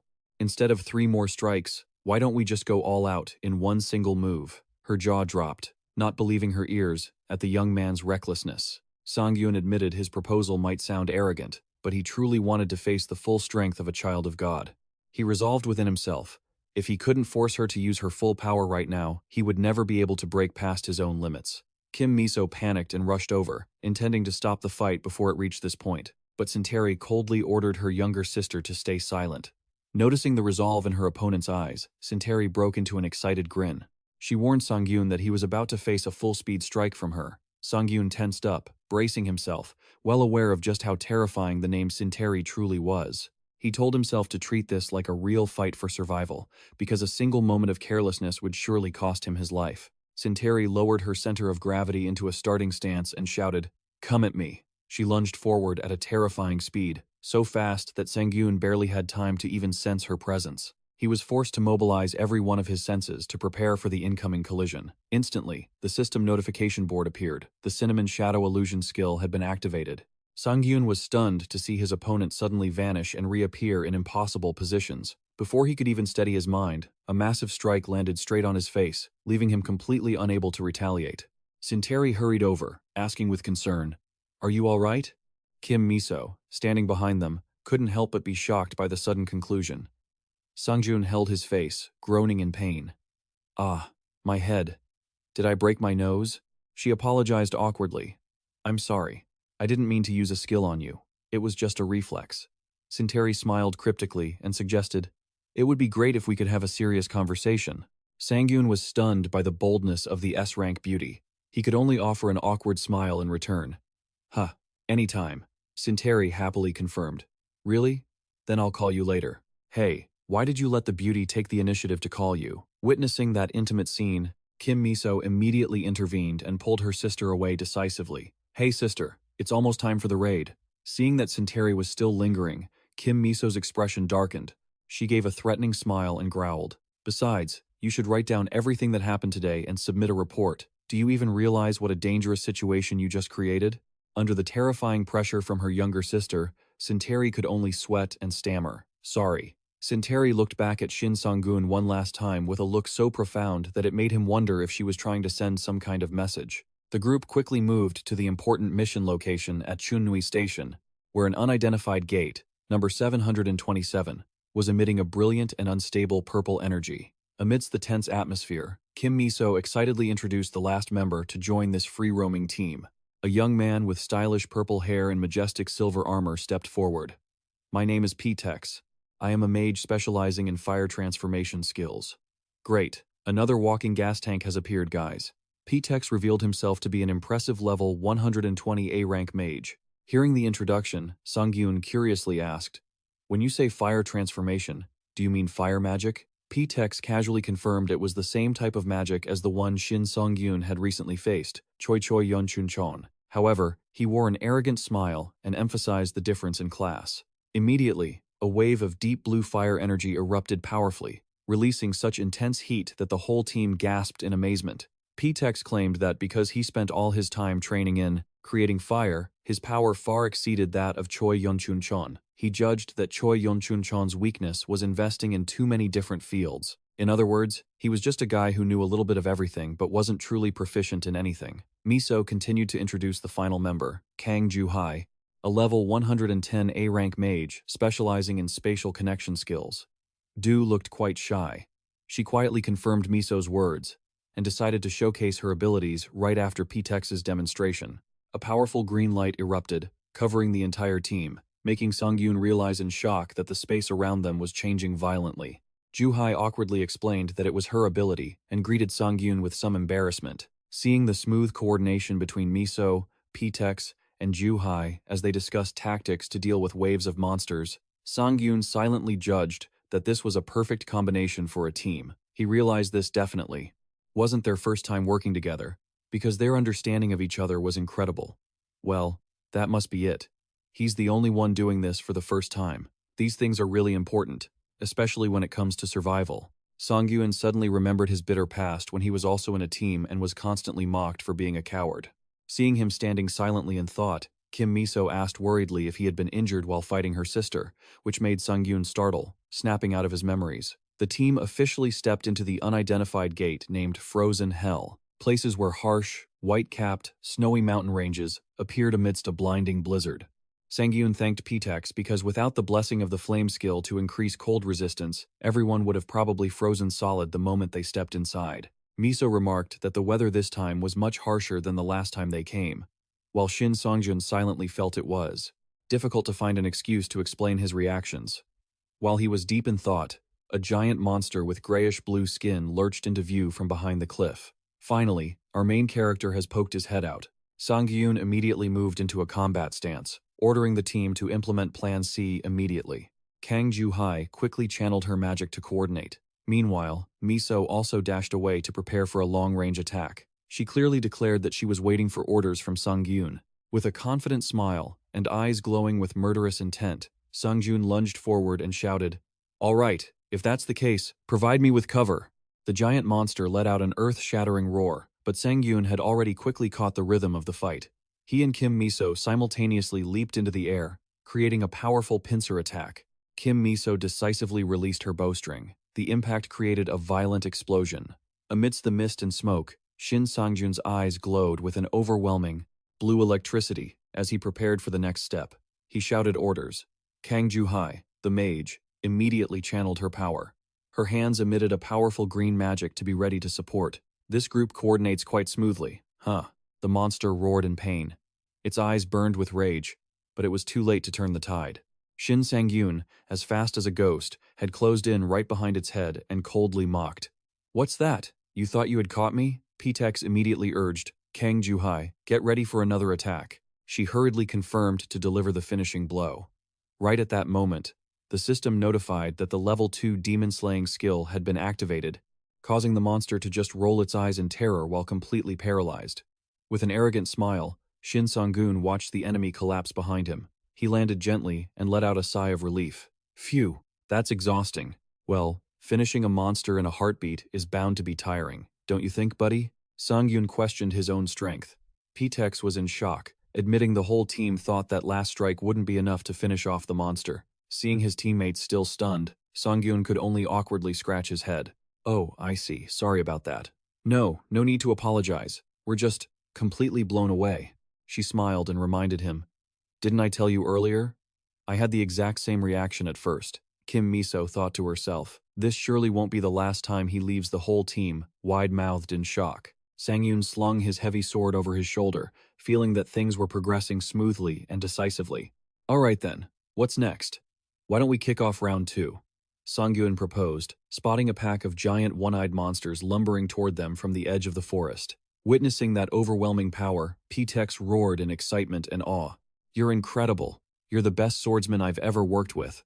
Faced with the mage's intense enthusiasm, Sangyun could only respond awkwardly. "Yeah, thanks man." Miso stood behind them, laughing, secretly thanking Sangyun for getting her team so fired up. Tex, still buzzing, lunged over to grab Sangyun, begging him. "Sangyun, let's work together again next time, okay?" Sangyun just blankly muttered, "What? If that appraiser girl were here right now, she'd probably be on Google, searching for what it means when two guys hug like this." Watching the scene, Kim Miso sighed to herself, thinking she should already be used to him pulling off the impossible. Suddenly, a ground-shaking explosion echoed through the air. The earth trembled violently, startling everyone. Ptex immediately channeled his brilliant blue magic, bracing against the massive killing intent radiating from the new enemy. Facing the suffocating pressure from the monster, Kim Miso ordered the team to fall back and keep as much safe distance as possible. But then, Sangyun made a bold request that left everyone reeling. "Hey Kang Juhai, can you open a portal to drop me right in front of it?" The question left Kang Juhai and Miso completely stunned. Miso panicked and yelled a warning that the monster was a defense specialist, but before she could finish, Sangyun had already bolted forward like a ghost, leaving her to gasp in surprise. "Wait, what kind of move is he pulling? Going in all by himself?" Sangyun bowed his head in deep concentration, mana surging intensely, as Miso wondered in awe what kind of move he was prepping. She decided to put her full faith in him and shouted, "Kang Juhai, do as he says." Kang Juhai scrambled to cast a portal directly in front of the giant beast. Sangyun immediately triggered his level 1 Great Charge skill, creating a massive explosion that shook his teammates to their core. From within the swirling vortex of light, Sangyun lunged out right in the face of the monster, which only had time to widen its eyes in terror before the grim reaper. A bone-crushing impact landed, accompanied by the creature's pained roar as it was completely overpowered by his ruthless blade. Witnessing such unfathomable strength, the team was in shock, admitting they had never seen a movement skill with such terrifying force. Sangyun nonchalantly explained that it was only because he had such reliable teammates covering his back that he could attack so aggressively and boldly. The team continued deeper into the gate. Suddenly, Kang Juhai signaled for everyone to stay dead silent. The four of them cautiously hid behind a cliff, looking down into the valley, and were shocked to realize the target was right there. Is that really the final boss of the dungeon? It was the Cerberus of the frozen hell. The mid-tier monster, with its 3 massive heads and raging blue flames, was fast asleep amidst chains and piles of bones. Seeing it wasn't awake, Kim Miso breathed a sigh of relief and suggested the team take a moment to plan their next move. Sangyun quietly drew his heavy sword, thinking to himself that it was time for his blitz plan. This unexpected move left Kim Miso frantically calling out to him. "Sangyun, what the hell do you think you're doing?" Responding to her worry, Sangyun just curled his lip into a confident, mysterious smile. Seeing that look, Kim Miso shivered, realizing that look of calculation was back again. Ptex was also confused, questioning if he should really put his faith in this madman when everything felt so absurd. Miso pressed Sangyun. "Do you actually have a plan?" Sangyun answered casually, "Yeah, I think you guys just need to stand there and watch." "Wait, we're going into a fight, not a movie." His arrogant statement left the whole team stunned, speechless. Even though Kim Miso tried to beg for an explanation, Sangiun knew there wasn't enough time to explain tactics and execute them. He looked up at the deep red full moon above, calculating. To trigger the special dog and wolf effect, the moon needs to be as clear as possible. Even one cloud covering it will cut the effectiveness in half. Even though he felt guilty toward his team, Sangiun bolted like an arrow piercing the wind, ignoring the frantic calls from his group behind him. The monster growled, confused to see its prey serving itself up. Sangiun smirked mockingly. Easier to apologize later than to ask permission first. Hey there, up close like this. You're not as cute as I thought. The three-headed Cerberus roared frantically at the blatant provocation from the tiny human. Seeing Sangiun alone facing death, Ptex panicked and urged the team to prepare fire support. Kim Miso quickly agreed, but Kang Juhai suddenly realized something strange and shouted, "Wait, hold on. Sis, we're in the middle of a crisis. What are you waiting for?" Kang Juhai was shocked, noticing something wrong. That thing. It's acting a bit strange. Cerberus. It's not reacting at all? Miso was also stunned, confirming, "You're right. It's being cautious." "Yeah," she recalled. "Last time, this monster lunged with a crazed attack as soon as it saw us." The three-headed beast growled menacingly, but it just stood there, staring fixedly at Sangiun, leaving the whole team in awe. Ptex panicked, screaming when he saw it move. "It's moving! Maybe I was wrong. We have to help him." But Kim Miso immediately stopped him, noticing the monster's posture wasn't aggressive at all. The Cerberus's tail gave a slight wag, and Miso gasped, realizing it was a submissive posture. System notification. The Cerberus of the Frozen Hell recognizes you as a higher-level existence and is entering a state of complete submission. Sangiun was left speechless by this unexpected turn of events, watching the ferocious monster suddenly become so obedient. Sangiun muttered, "What the? You look cuter than I thought," he coldly declared. "I'm going to end this quickly." Immediately after, the system chimed loudly. "Congratulations, you have defeated the Ice Hellhound mid-level boss." Looking at the beast's carcass fading away beneath his feet, Shin Sangyun let out a soft sigh, feeling a bit uneasy about killing something that had been under his command. "But if we didn't take it down, we couldn't keep moving forward. It feels a bit guilty, but hey, it is what it is." Suddenly, a new notification popped up, startling Shin Sangyun. "You have received the C-rank title, Divider." He checked the details in surprise. It allows you to select a skill and cut its cooldown time in half. Shin Sangyun smiled triumphantly. This would pair perfectly with his recovery skill. Instantly, the cooldown for his healing skill dropped from 60 seconds to just 30. Right then, Kim Miso called out to him from behind in a panic. "Shin Sangyun." "Wait a second." He turned his head, looking puzzled. Shin Sangyun asked quietly, "What's wrong?" But before he could even finish, a mysterious, glowing blue stone suddenly emerged from the boss's remains. He realized with horror that he'd made a fatal mistake, damn it. Thinking back, he'd never actually discussed how to split the loot. Had he? Shin Sangyun broke into a cold sweat. He'd been playing solo for so long that he'd made such a rookie error. Miso approached with a stern, pressured expression that made him tremble and panic internally. She surely wasn't planning to claim ownership, was she? Is she actually trying to keep it for herself? Back home, we call that being a loot hog. But contrary to her intimidating look just a moment ago, Kim Miso smiled and suggested, "You took down the beast all by yourself, Shin Sangyun. Please, just take it all." Shin Sangyun was stunned, unable to believe his ears. He gave an awkward laugh and replied, "Haha, thanks. Thank you." Seeing him almost slip up his gratitude toward a goddess, Miso seemed puzzled, but Shin Sangyun quickly changed the subject. "But have you cleared this with the others?" Miso nonchalantly confirmed that everyone had already agreed. Behind them, Ptex and G chimed in enthusiastically, admitting they hadn't really helped much in that last fight anyway. Shin Sangjun let out a sigh of relief and nodded. "Ha ha ha, thanks everyone." He chided himself internally to get rid of this habit of worrying about splitting loot first. Perhaps it was just a force of habit from his previous life. "All right," Shin Sangyun prepared to collect the loot. Kim Miso took the initiative, telling the team to step aside so he could do his routine. Shin Sangyun asked blankly, "What routine?" Miso nonchalantly replied, "Huh? Every time you get an artifact, isn't that when you usually do that?" Her suggestive remark left Shin Sangyun so shocked he froze in place, his eyes wide with absolute horror. He stammered in a panic, "Wait, that you don't mean?" Kim Miso flashed a mysterious smile and admitted that she'd actually known about this for a long time. She began to recall the moment right after the team had cleared the previous mission zone. When Miso was getting ready to leave and said she'd head out first, she had curiously turned back to see what Shin Sangyun was doing alone, accidentally witnessing his entire strange performance. That's just being nosy and rude, girl. Who goes around peeking at people like that? Miso stated firmly. And finally, I discovered your secret, Shin Sangyun. Upon hearing this, Shin Sangyun broke into a cold sweat, thinking to himself, the day has finally come. He was worried because a unique skill is the lifeline of a player, and now it had been completely exposed in front of Kim Miso. But Kim Miso excitedly declared that the secret she saw was just Shin Sangyun performing some kind of strange ritual with the artifacts. The image of Shin Sangyun intently stroking a glowing stone flashed in his mind, clearly a massive misunderstanding. Kim Miso smiled brightly to reassure him. Sometimes players do things like that, so don't be embarrassed. Just act naturally.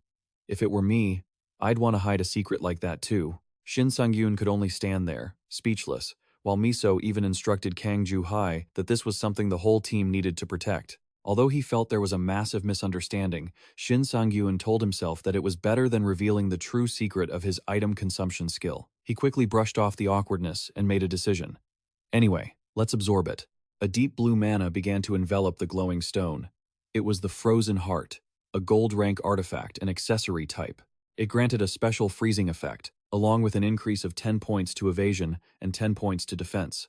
This treasure contained the bone-chilling cold of the ice hell, craving to freeze the entire world. In the 100-degree heat back home, this heart would be absolutely amazing. He. Soon after, Kang Ju-hee gathered all her remaining magic for a final attack. She shouted with determination. Then, with this is the final blow. After giving it her all, Kang Ju-hai collapsed from exhaustion. She teared up, thanking her teammates for helping her stay alive. Miso patted her shoulder and praised her. Truly, it's all thanks to you, Kang Ju-hai. Yet, Kang Ju-hai couldn't help but feel anxious. She looked at Shin Sangyun and wondered if this plan would really work. She admitted she only did it because Shin Sangyun had asked. Before the team lay a massive pile of giant monster carcasses they had just taken down. Kang Ju-hai asked fearfully, even if we pile up all these carcasses we hunted earlier, will the monster really come to eat it? Shin Sangyun calmly reassured her. Don't worry about that. This boss goes crazy for any kind of meat. Faced with this confident assertion, Kang Ju-hai couldn't help but ask, how do you know that? Shin Sangyun just stayed silent, his eyes deep with thought, because he couldn't reveal knowledge from his past life. He immediately ordered loudly, P-Tex, light the fire. We need to lure the boss out. P-Tex hurriedly obeyed, pouring mana to create a brilliant blue flame. Meanwhile, Kim Miso could only sweat, feeling completely ignored by the two of them. They treated her like air, while they were like cicadas in summer so annoying. A column of bright blue smoke rose into the freezing night, sending out a signal to lure the target. The team hid behind the cliff, patiently waiting in the tense atmosphere. After a long while, P-Tex started to lose his patience. It had been 20 minutes, but Shin Sangyun remained incredibly calm. He silently calculated the time and asserted that the bait would be taken at any moment. Right then, his eyes widened. He felt a suffocating pressure approaching and blurted out, It's here. From within the dark cave, a massive black silhouette with glowing red eyes slowly emerged. Shin Sangyun gave a decisive order. All right, everyone, get ready. The team immediately took their combat stances. P-Tex gathered firepower, Kim Miso drew her bow, and Kang Ju-hai readied her support magic. Before them now stood a colossal creature with thick fur and razor-sharp fangs, radiating an intense killing intent. The system officially displayed a bright red warning about the arrival of a death-level boss, the giant snow-gray bear. Kim Miso stood on top of the snowy mountain, watching Shin Sangyun's figure down below with a worried expression. She silently admitted, It's true. Thanks to Shin Sangyun's plan, we've been able to clear everything so easily. But standing right before them, the colossal snow grizzly exuded a suffocating pressure. Its crimson eyes, sharp with killing intent, and its menacing growl seemed to freeze the very air around them. This thing is a heavyweight, he muttered. It's a tough nut to crack. Standing before the monster's towering shadow, Sangyun looked tiny, gripping his heavy sword. Despite the sweat pouring down his face, he wore a cocky smirk, questioning himself internally. Still, no matter what, wasn't this situation just a little too dangerous? It all started a few minutes ago, while the team was hiding behind a cliff to discuss tactics. Kim Miso asked in shock. What? What do you mean, Sangyun? Are you actually saying you'll act as bait? All by yourself? Sangyun replied calmly. Exactly what I just said. There's no other way. If we want the team to clear this place safely and quickly, this is the best method. He began explaining the traits of giant beast-type monsters. They usually have a specific reaction once they lose a significant amount of health, that is, the gluttony state. Sangiun analyzed that once they fall into this state, the monster's physical stats are boosted, and they become exponentially more vicious. They have a tendency to want to devour everything around them, he continued. That's why we piled up the carcasses as bait, otherwise, we'd become its next meal. A bold idea popped into his head. So, what would happen if we did something to that pile of bait? With that thought in mind, while Kang Ju-hai used a portal to stack the carcasses, Sangiun prepared some juniper wood, a type of wood with powerful anesthetic properties, to place alongside the bait. I thought since we were having a barbecue, we'd need booze to get it drunk, not juniper wood to drug it. But the real problem was drawing enough blood to force the monster into its gluttony state. Sangiun insisted that creating an environment where his teammates could deal damage freely was his role. He asked everyone to trust him one more time. But the moment he started, a terrifying collision sent Sangiun flying, leaving him, barely able to scream in his mind that he was inches away from death. Even though he had grown much stronger, Sangiun had to grit his teeth to endure attacks so heavy they made him cough up blood. He frantically wondered how this monster could be this insanely strong, as it rained down bone-crushing blows onto his heavy sword. With the ground beneath his feet shattering, Sangiun realized his current strength stats weren't enough. And if he kept taking hits like this, he'd actually die right after his regression. He refused to let all his efforts go to waste. He told himself that from this moment on, he had to dodge every single attack. A violent explosion erupted, followed by the snow bear's threatening roar. Sangiun began utilizing his agility, gliding like a ghost through the opponent's slicing attacks. He continuously launched himself into the air, searching for gaps between those massive paws to find an opening for a counterattack. But the monster's reaction speed was unimaginably fast, making Sangiun's face pale with terror. Realizing that jumping into the air was a fatal mistake, as the bear opened its grotesque mouth right in front of him, he could only grit his teeth and wait for the worst. Just then, arrows tore through the wind, aimed straight at the monster's head, creating consecutive impacts that saved him in the nick of time. Sangiun glanced up at the cliff, meeting Kim Miso's determined gaze. She screamed, "Now!" Receiving the signal, he flashed a sinister grin. Thanks to Kim Miso's timely support, Sangiun escaped the jaws of death by a hair's breadth, silently thanking her for saving his life. He poured his power into his heavy sword, preparing for a lightning-fast counterattack. We've got each other's backs pretty well, or I would have ended up in that bear's belly, he thought. The colossal snow bear widened its eyes in shock, seeing that its prey not only hadn't died, but was now gathering a terrifying surge of energy. The system announced that the full charge status was complete. A thunderous boom echoed as Shin Sangiun landed a crushing blow from above directly onto the monster's back, creating a violent tremor that pulverized the ground. Jagged shards of ice suddenly erupted, encasing the boss's massive body. The system confirmed that the colossal snow grizzly had been frozen for 1 second, thanks to his maximum charge strike. Sangiun landed lightly and smirked. Success. He felt a surge of excitement as the freeze skill he obtained from the ice heart worked perfectly when combined with the charged strike. Even though he'd been worried the boss's skill resistance would make his move useless, it had actually succeeded beyond his expectations. Shin Sangyun's gaze turned cold. He roared, "If that's how it is, now it's my turn to make you pay back everything you just dealt." He swung his sword in a brutal slash at his opponent. The monster staggered in pain. Immediately, the system announced that the Demon Smasher Level 2 skill was officially activated to follow up with a crowd control hit. From above, Kim Miso urged him, "Finish it." P-Tex, with a burning flow of mana, turned around and replied coldly, "Got it." He began gathering a massive source of deep blue fire energy and declared valiantly, "I'll incinerate this big one." Tex roared urgently, "Sangyun, get out of the way." Instantly, a massive pillar of blue fire called Phoenix Flame crashed down, engulfing the snow bear in terrifying heat. The power of the flames was so strong that the monster could only let out a painful scream before being pushed back, creating a massive tremor throughout the ice valley. The firepower, far exceeding expectations, made Sangyun estimate that this damage had certainly hit the target health threshold. The grizzly's eyes began to shift, the energy around it fluctuating violently, accompanied by menacing groans. Witnessing this change, Sangyun wore a calculating smile. Success. The damage is enough. Great. The bait has fallen into the trap. Let's see if we can catch it. The system immediately announced that the snow grizzly had officially entered the gluttony state, just as planned. Miso called out Sangyun's name in worry as she witnessed the horrific scene. The monster began frantically devouring everything around it to gather strength. Its form changed completely, radiating a pitch-black and far more grotesque killing intent, leaving Sangyun stunned and frozen before the suffocating pressure. Sangyun wondered in shock if the gluttony state was supposed to be this brutal. Now that the previously dull bear had transformed into an entirely different monster, he worried about whether he could hold on until Kangju's final turn began. Ptex was also terrified by this transformation, while Miso panicked, running over to ask about Kang Ju-hee's situation. Ptex looked toward the cliff and replied, "She's still preparing." Kang Ju-hee is pouring every last bit of her mana into the chant, her breathing ragged as she struggles to finish. Standing back, Kim Miso watches anxiously, wondering if she'll be able to pull it off before disaster strikes. But Ptex speaks up in a gravelly voice, reminding them that the real issue right now is whether Sangyun can hold out any longer. Below them, Sangyun is being crushed by the immense pressure of the giant bear's stomp.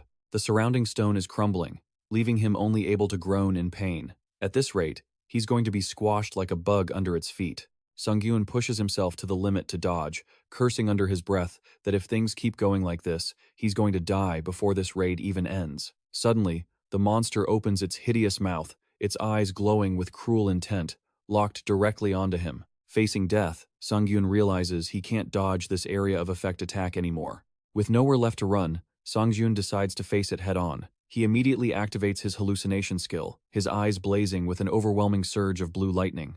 At that exact moment, Kang Ju-hee screams that she's ready and officially activates the magic circle to begin the spatial teleportation process. The giant frost bear lunges forward, aiming to swallow its prey whole, but right in front of its jaws, a brilliant blue teleportation portal suddenly appears. The monster's entire attack is sucked into the void, creating a blinding explosion of mana. Ptex and Miso run over in a panic when they see Kang Ju-hee collapse from exhaustion after spending so much mana on that last-second teleport. Sangyun stands there, drenched in sweat. He admits that the situation they just faced was incredibly dangerous. If the attack hadn't hit its mark at that precise moment, both he and Kang Ju-hee would have been crushed by the monster.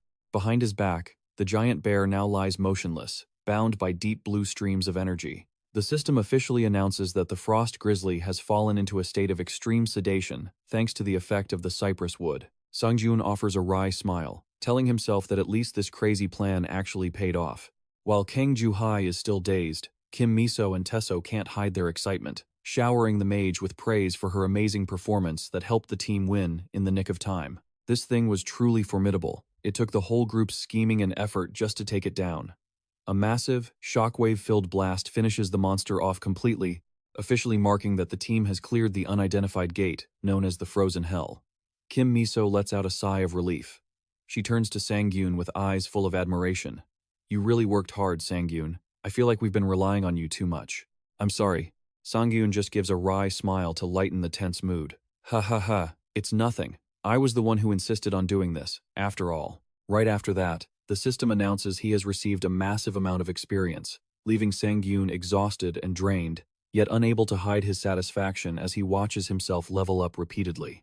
Sangyun silently admits that this dungeon was truly brutal, with countless moments that were hanging by a thread. He looks toward his teammates and gives a soft smile. Everyone really did a great job. Kang Ju-hee steps out of the teleportation gate looking exhausted. She awkwardly apologizes for not being able to help with the final cleanup. But Kim Miso quickly encourages her. "You did great, Kang Ju-hee." Sangyun sincerely thanks the mage for agreeing to follow his reckless plan. Kang Ju-hee smiles back. "Thanks to that, I finally saw my own limits, so it's all right." Sangyun enthusiastically asserts, "Ha ha ha, then I'll be counting on you next time." Deep down, he is genuinely grateful to his teammates for trusting and following such an overbearing plan. But even if they hadn't followed, he would have given his all to press forward alone until the very end. As he steps out of the gate, the scene before him is filled with ambulances and authorities working busily on the street.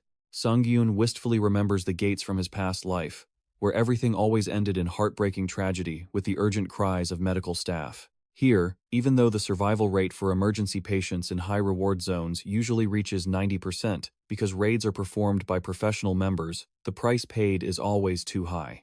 Amidst the harrowing scene stained with mourning, the image of Sangyun from his past life, with a body covered in injuries being helped away, appears clearly, accompanied by the screams of the rescue team. "Check this area now." But that 10% mortality rate eventually catches up to someone. Looking back at the horrific scenes where comrades fell in pools of blood, I understand that players are, by nature, people who must always stand on the brink of death. This time, death simply decided to pass me by. Increasing my strength is important, but if I have one more goal in this lifetime, it is to prevent these meaningless deaths. Watching Kang Juhai stumble from exhaustion, Tesso and Kim Miso hurriedly support her with concern. After things settle down, he takes a deep breath to prepare for the most important moment. "Shall we check the rewards?" he asks softly, while a red, swirling energy glows before him. This is the special first clear reward of the gate, something he has longed to face for so long. With an excited smile, he slowly reaches his hand into the mysterious light, ready to receive the gift meant for a pioneer. The system announces repeatedly that the player Sangiun has been granted a unique grade artifact. A long list of top-tier weapons, from the Chaos Mace and Decisive Greatsword to the Eternal Longsword, appears before his eyes, leaving him frozen in astonishment. He has officially been granted the right to choose one of these unique grade artifacts from the list. Wait, there are 4 players, so why are there only 3 items? Unique. Sangiun cannot contain his excitement when faced with this brilliant purple grade rarity. Even though he had mentally prepared himself, the weight of a unique grade artifact, the 4th highest tier in the system, brings a completely different feeling. At that moment, the goddess of luck smiles cryptically, reminding him of a priceless privilege. Thanks to her power, every artifact from the unique grade and above is guaranteed to be unlocked, inheriting all of its hidden effects. Sangiun is shocked, realizing he had almost forgotten this crucial clause in their fateful contract. The goddess of luck suddenly makes a peculiar request. She wants him to call her Sister Nun Na sincerely. Sangiun agrees without a moment's hesitation. Sister Goddess. He thinks to himself that even if he had to say it 100 times to get this reward, it wouldn't be a problem at all. Glancing over at his teammates, he sees Kim Miso and the others still busy checking their own rewards, seemingly unaware of the deity's presence. With no reason to hesitate any longer, Sangjun decisively reaches out to select the weapon he has been eyeing for so long. It seems like no one even noticed the god's presence. With no more reason to hesitate, Sangyun decisively reached out and grabbed the weapon he had been eyeing for a long, long time. The great sword materialized in a burst of fierce, crimson light. As expected from a unique grade artifact, its stats were absolutely insane. 500 extra attack points, plus 100 strength, 50 agility, and the hidden skill, Impact Burst. This great sword didn't just symbolize a warrior's iron will. It also carried the blessing of the wind, boosting the owner's recovery rate by 10%.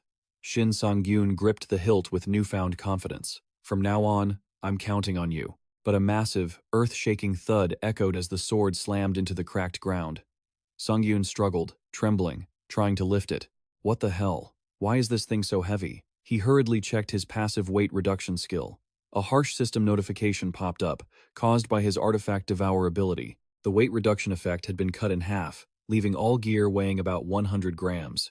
But the most crucial fine print he had overlooked was that duplicate artifact effects could not stack. Shin Sangyun roared internally. What is this? An insurance contract? Since when was that clause there? Seeing his odd reaction, Kim Miso stepped closer, asking with concern, "Is something wrong?" Shin Sangyun could only force a smile to hide his frustration. "Huh? Oh, it's nothing. Haha. How on earth am I supposed to carry this thing? If I can't even hold it, how am I going to fight?" Kim Miso looked at Shin Sangyun brightly. "It seems everyone got satisfying rewards, right?" The whole team chimed in, excited. "Yeah, we all got artifacts that perfectly suit our classes. It's all thanks to you, Sangi." Faced with the praise, Sangi scratched his head, embarrassed. "I really didn't do much, but Kim Miso wouldn't have it. It's undeniable this is all because of you." She beamed and proposed, "So, we've discussed it as a team. How about we give you all the loot, like the insect remains and magic stones?" Sangjun was so stunned he froze. He stammered, "Huh? No. You guys really don't have to go that far." Miso immediately shook her head. "No, we need to be clear about these things. We've already calculated everyone's contribution, so don't worry." Sangjun lowered his head, covering his face with his hand, making the team panic. Sangyun, we said we're okay with it. Seriously, don't cry," he thought to himself. "I can't believe my teammates are this considerate." But the real reason he was emotional was the massive number. The monster remains alone were worth 600 million.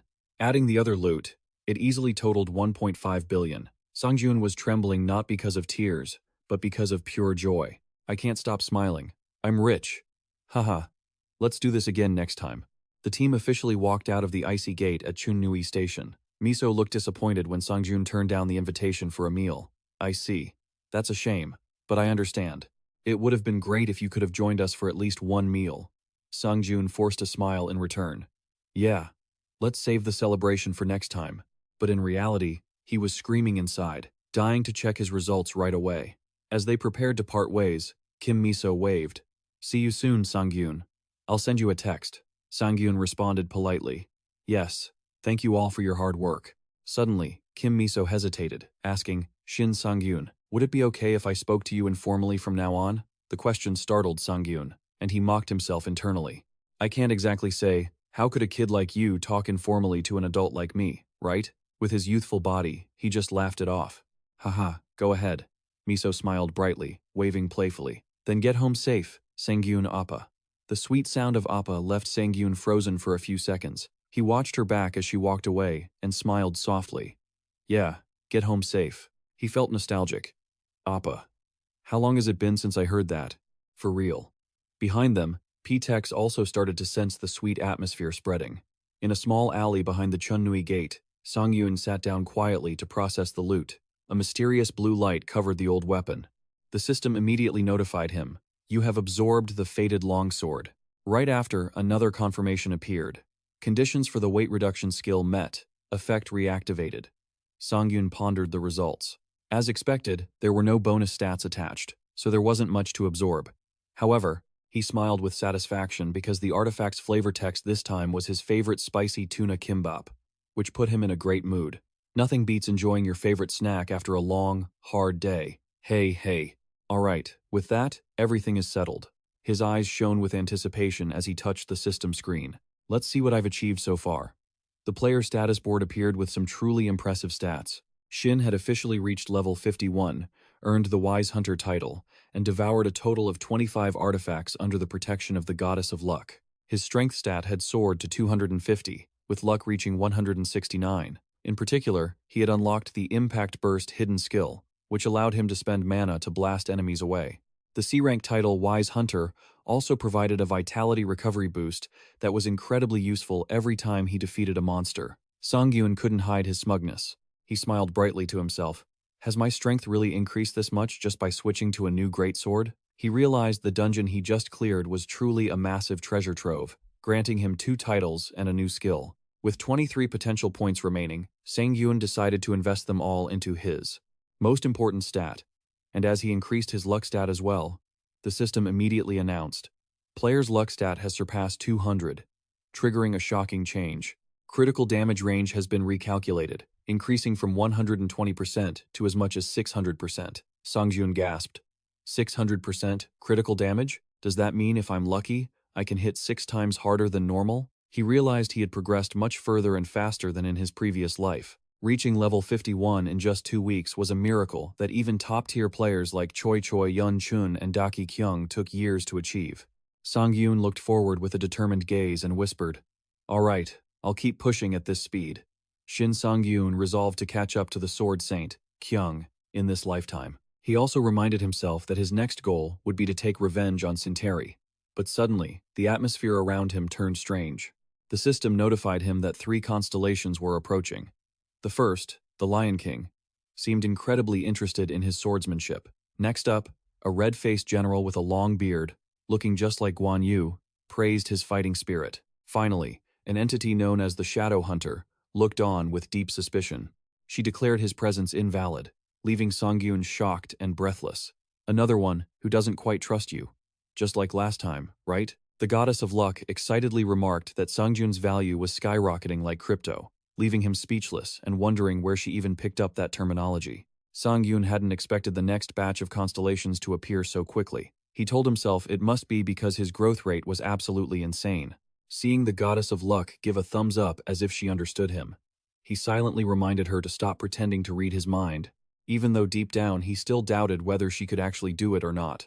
Sangyun started to carefully examine the new guests. The Lion King and the beings of beauty and fire were real-life heroes who had ascended to become constellations, making him wonder if they were reaching out because they saw his warrior potential. However, he also realized the annoyance of dealing with these seniors. The Lion King immediately scolded him for daring to glance around in the presence of his elders, and the long-bearded general roared that back in the day, he would have taken his head right there on the spot. Sangiun could only offer a strained, apologetic smile, grumbling to himself that if he formed a contract with these old-school heroes, he'd be nagged to death. These ancient folks are way too uptight. You've got to choose carefully. Yet, the truly terrifying one was the Shadow Hunter. Sangiun was stunned to realize this was the final entity any player would ever want to encounter. She specialized in monitoring interdimensional rifts in real time to track down players who received excessive benefits from system glitches. In other words, she was a bounty hunter, targeting players who engaged in serious cheating. In Sangyun's memories, his past life had seen some horrific cases like this. Except for special cases like the Goddess of Luck, any ranker who dared to sign a double contract would be relentlessly hunted by the Shadow Hunter. She would never stop harassing and tormenting her target until they were completely broken and crushed. She was a truly haunting existence. Back in reality, Sangiun gritted his teeth in tension, sweat pouring down his face as he cursed under his breath. Damn it! He realized not a single constellation among those present actually appealed to him. Even if the Lion King could boost stamina, and the duo of beauty and fire could increase strength. Screw it, just clear them all to save memory. Sangiun understood that signing a contract with constellations was crucial, because it was a decision that would completely change the rest of a player's life. But he told himself that right now, just having the Goddess of Luck by his side was more than enough. That meant if he patiently waited a little longer, could he aim for an even greater target than this?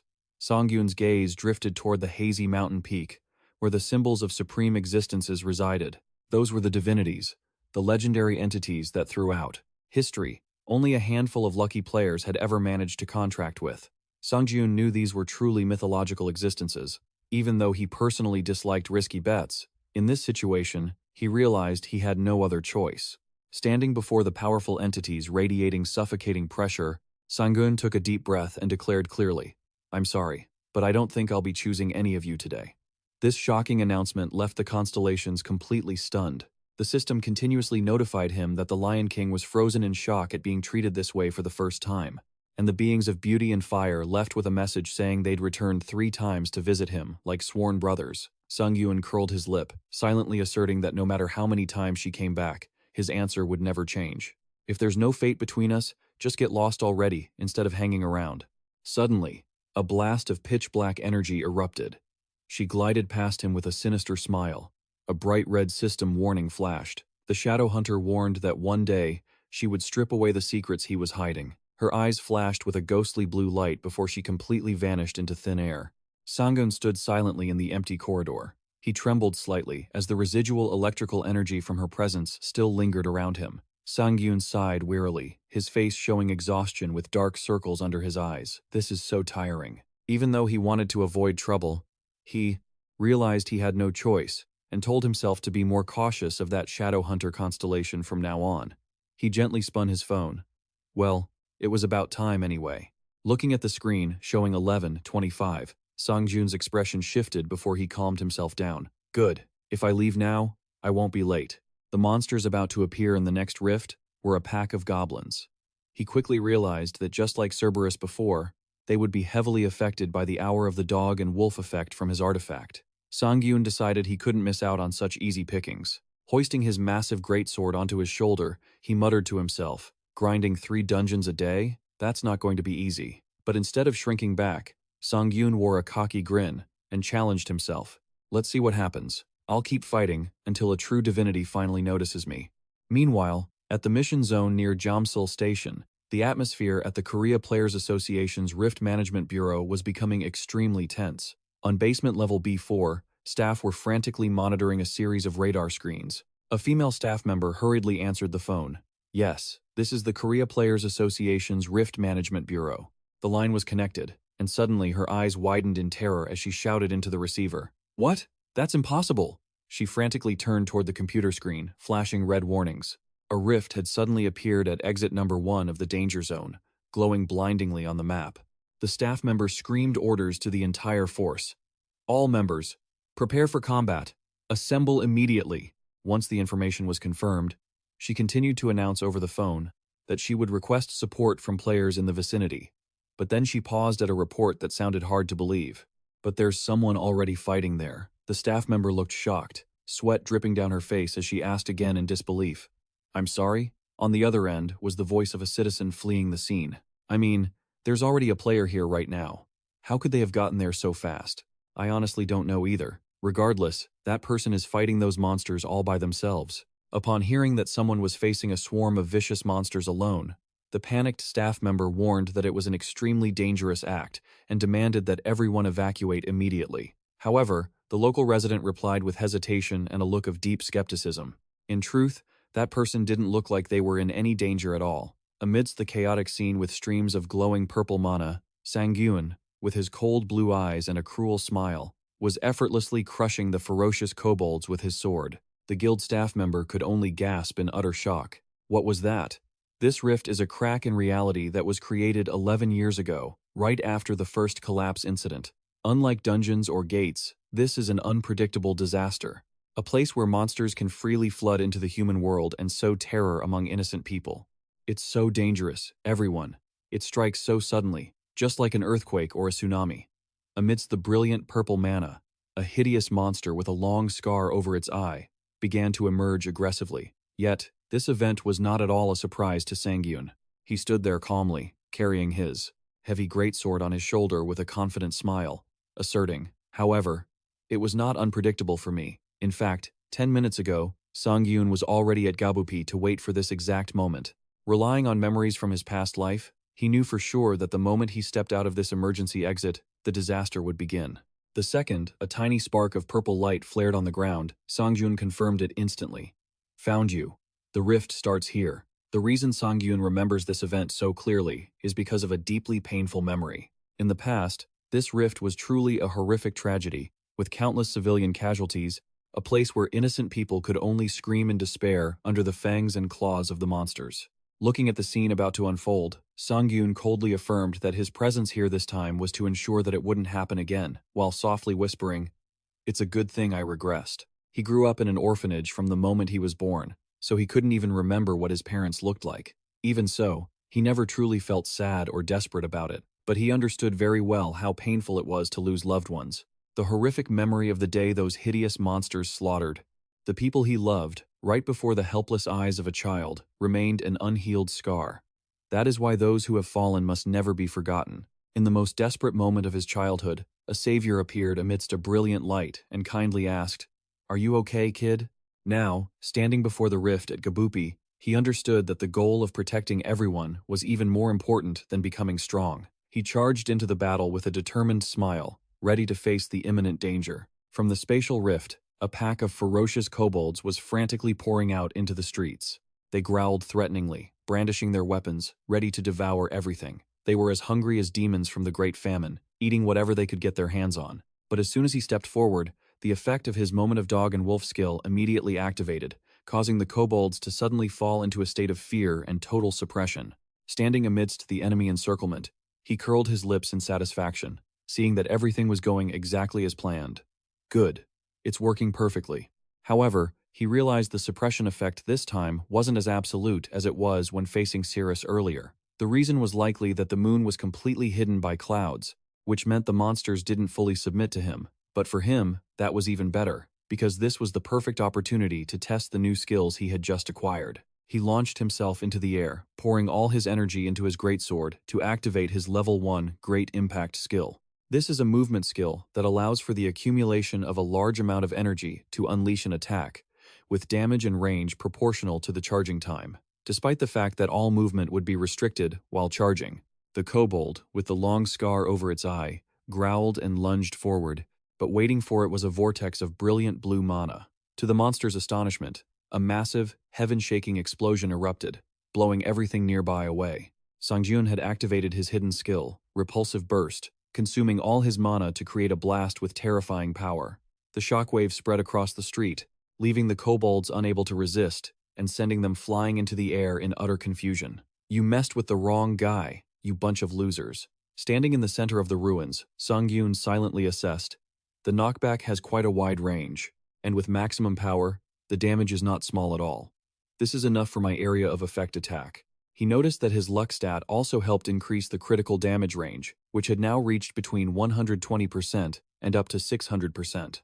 Looking at the monster still gasping for air in front of him, he coldly remarked, "You didn't die after one hit, so that must not have been a critical strike."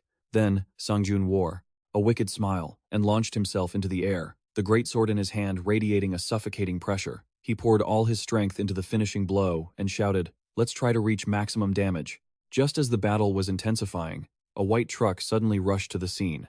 The blonde driver inside stared at the fight. He cheered excitedly when he spotted the target. "Hey, over there, gotcha." A car braked hard in the middle of the street. Stepping out was Lee Hyun, a rank B player, level 110, belonging to the Korean Players Guild. He rushed over and shouted, asking who had made the report.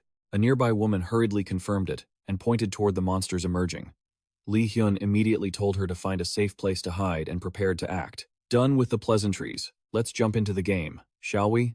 But his teammate, Lee Dong, a rank B player, level 90, hurriedly called him back. He was sweating bullets, pointing forward, and suggested they both check out the situation over there first. Before them, Shin Sangiun was single-handedly confronting a giant kobold in a powerful collision. Realizing this was a kobold rift, Lee Hyun and Lee Dong immediately took a stance, intending to rush in and help take down the monster. But Sangiun coldly stopped them. "I'm fine. Don't come any closer." This action left both guild members completely stunned, unable to understand what was happening. Sangiun firmly asserted, "I will take it down myself," leaving the others bewildered and unable to intervene. Instantly, the true confrontation title was activated, increasing all of Sangyun's stats by 20% as he completely isolated the target within a 5-meter radius. With a wicked grin and eyes burning with bloodlust, Sangyun whispered to himself, "This is the perfect time to test my true power."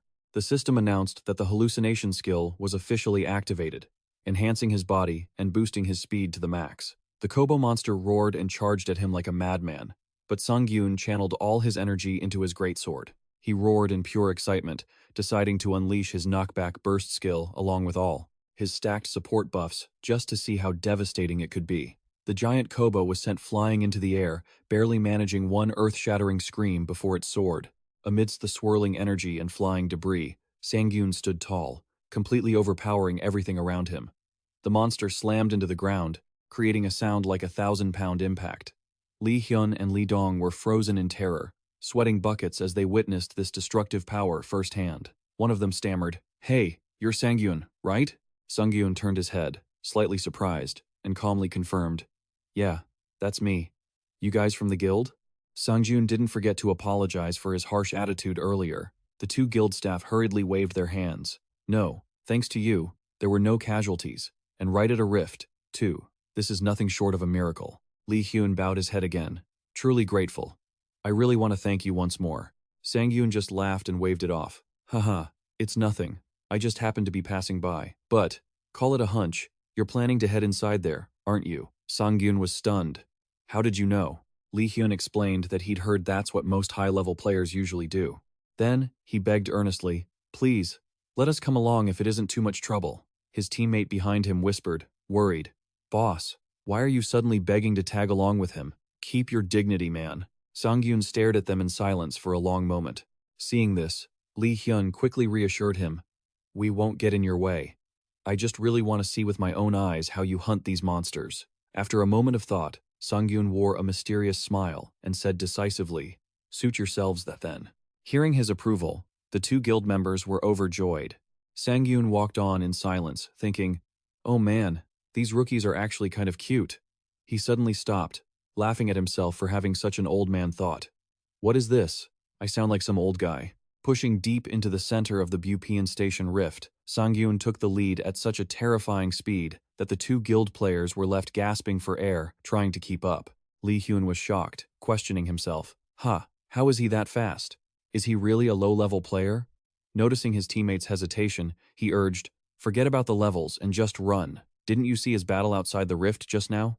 Lee Hyun ran while gasping for breath, sweating profusely as he realized Sangyun's combat instincts were something truly special. He told himself the whole team needed to observe and learn as much as they could, especially since his own progress had been plateauing lately. Even so, Lee Hyun couldn't help but wonder how. Sangyun still had such an abundant amount of stamina after that fierce battle earlier. For someone who was always confident in his own endurance, witnessing this reality was not easy at all. Everything had started 30 minutes ago at the entrance of the Buang Station rift.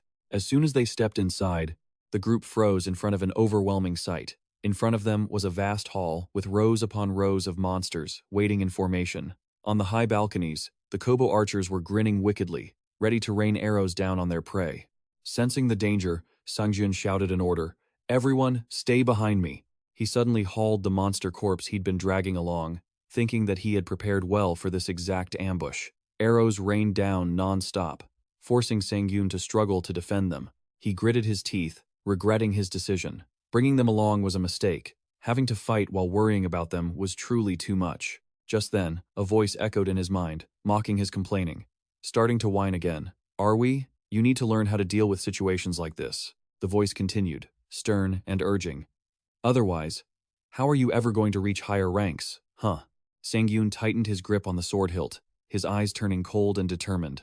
From above, the red-hooded Kobo archers kept firing arrows aggressively. He wouldn't let them be smug for long. One Kobo was hit and could only moan before collapsing on the spot, causing the surrounding monsters to stare in horror at his terrifying power.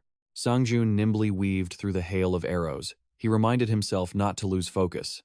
The arrow rain has stopped, right?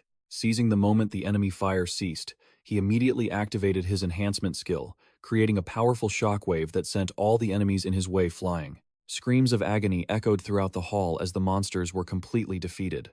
Sangiun landed gracefully, letting out a sigh of relief as he had temporarily cleared the immediate threats. Finally, the monster's ambush formation had been shattered by him, leaving only smoke and fire. He smirked, satisfied.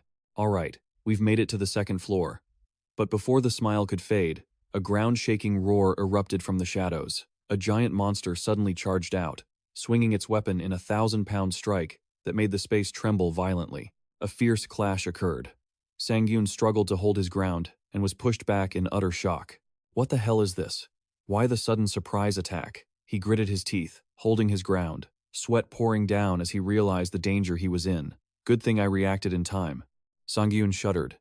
If he had been even a second late, he would have been crushed. He was shocked to realize the enemy in front of him was a Kobo champion, a monster far too strong to be a gatekeeper on the second floor like this. The monster roared, hiding behind a giant shield, and started charging again. Sangiun was stunned, wondering if it was going to attempt another tackle. He quickly calculated whether he should use his knockback burst to push it away, but immediately dismissed it, not wanting to gamble in such an uncertain situation.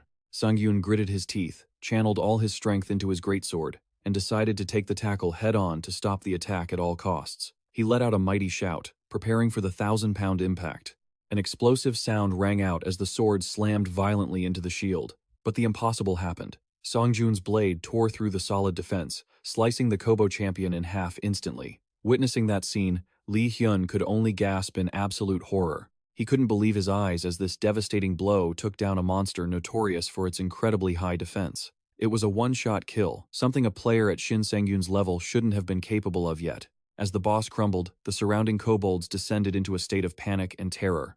The monsters shrieked in absolute despair, while Lee Hyun stood frozen, still reeling from the overwhelming power of the man standing before him. Amidst the gruesome scene of monster remains, Shin Sangyun sat down to rest, unable to hide his excitement over the loot he'd just found. They were the flash boots, a platinum-grade artifact imbued with the spirit of an assassin. With the ability to double his normal movement speed and even triple it on rugged terrain, he chuckled to himself, feeling like he'd hit the jackpot. He realized these kobolds were truly far greedier than goblins. It was just as the rumors said. They always hoarded incredibly rare artifacts. As soon as Shin Sangyun slipped the boots on, they glowed and automatically adjusted to fit his feet perfectly. He muttered playfully. They even resized themselves? This kobold couldn't have had athlete's foot, right? Standing up with his new footwear, Sangyun confidently declared that things would go much smoother from now on. He cast a glance downward toward the two guild employees struggling in the rubble, silently assessing them. Besides, that group had actually fought better than expected. This trip was turning out to be far more rewarding than Sangyun had ever imagined. With 5 silver items, 4 gold, and 1 platinum, he calculated their value already exceeded 1.5 billion. Sangyun dashed through the rift, feeling absolutely pumped. He realized that just clearing the kobolds along the way was enough to keep his health fully restored. He felt so confident with this run that even the final boss wouldn't be an issue, right?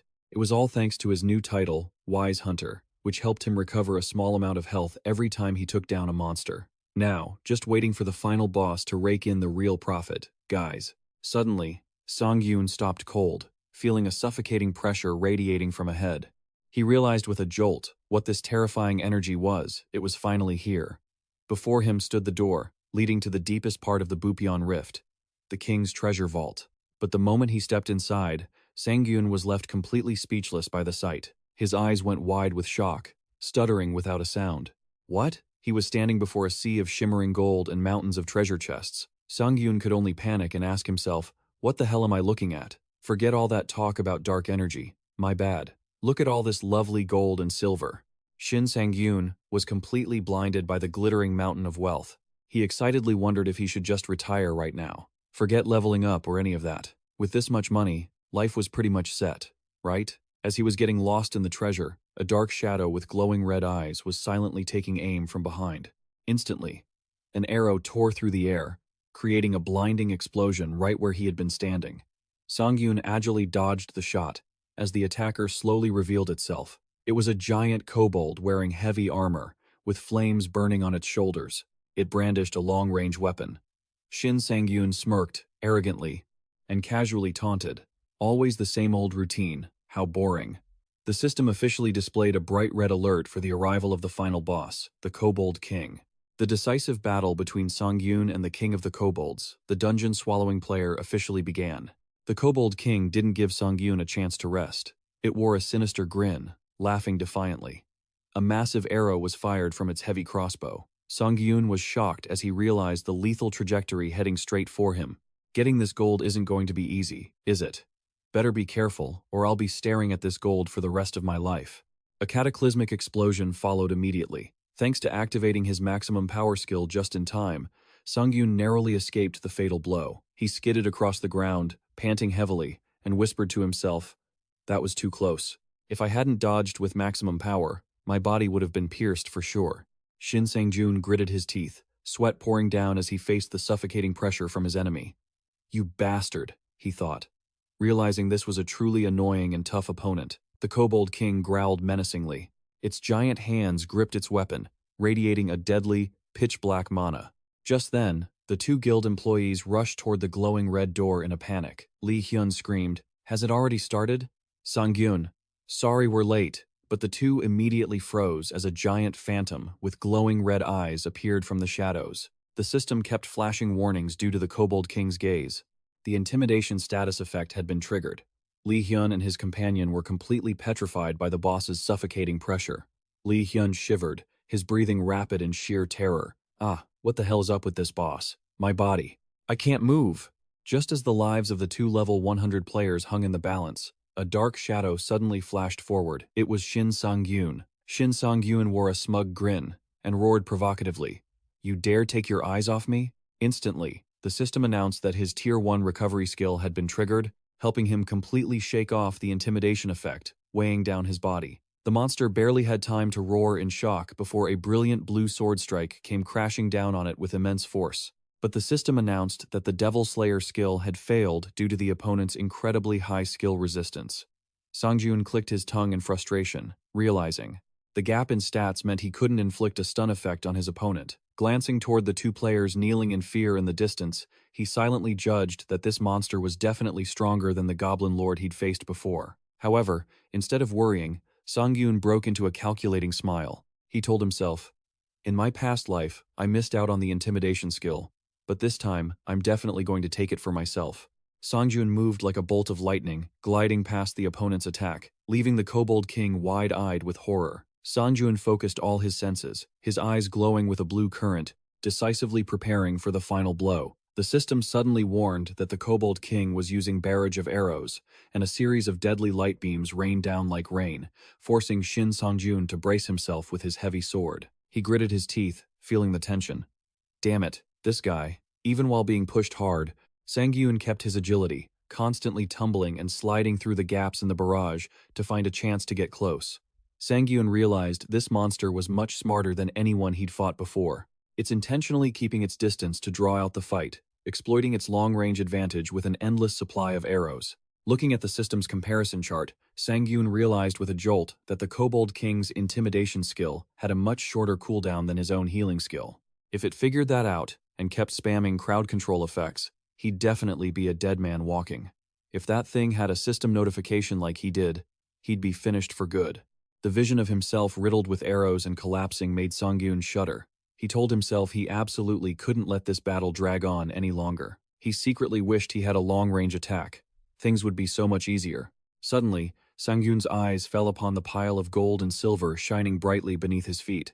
A bold idea flashed through his mind, and he wore a sinister, confident smirk. That's it, right behind him. The two guild employees were slowly recovering from their dizziness. Li Dong asked worriedly, "Are you okay?"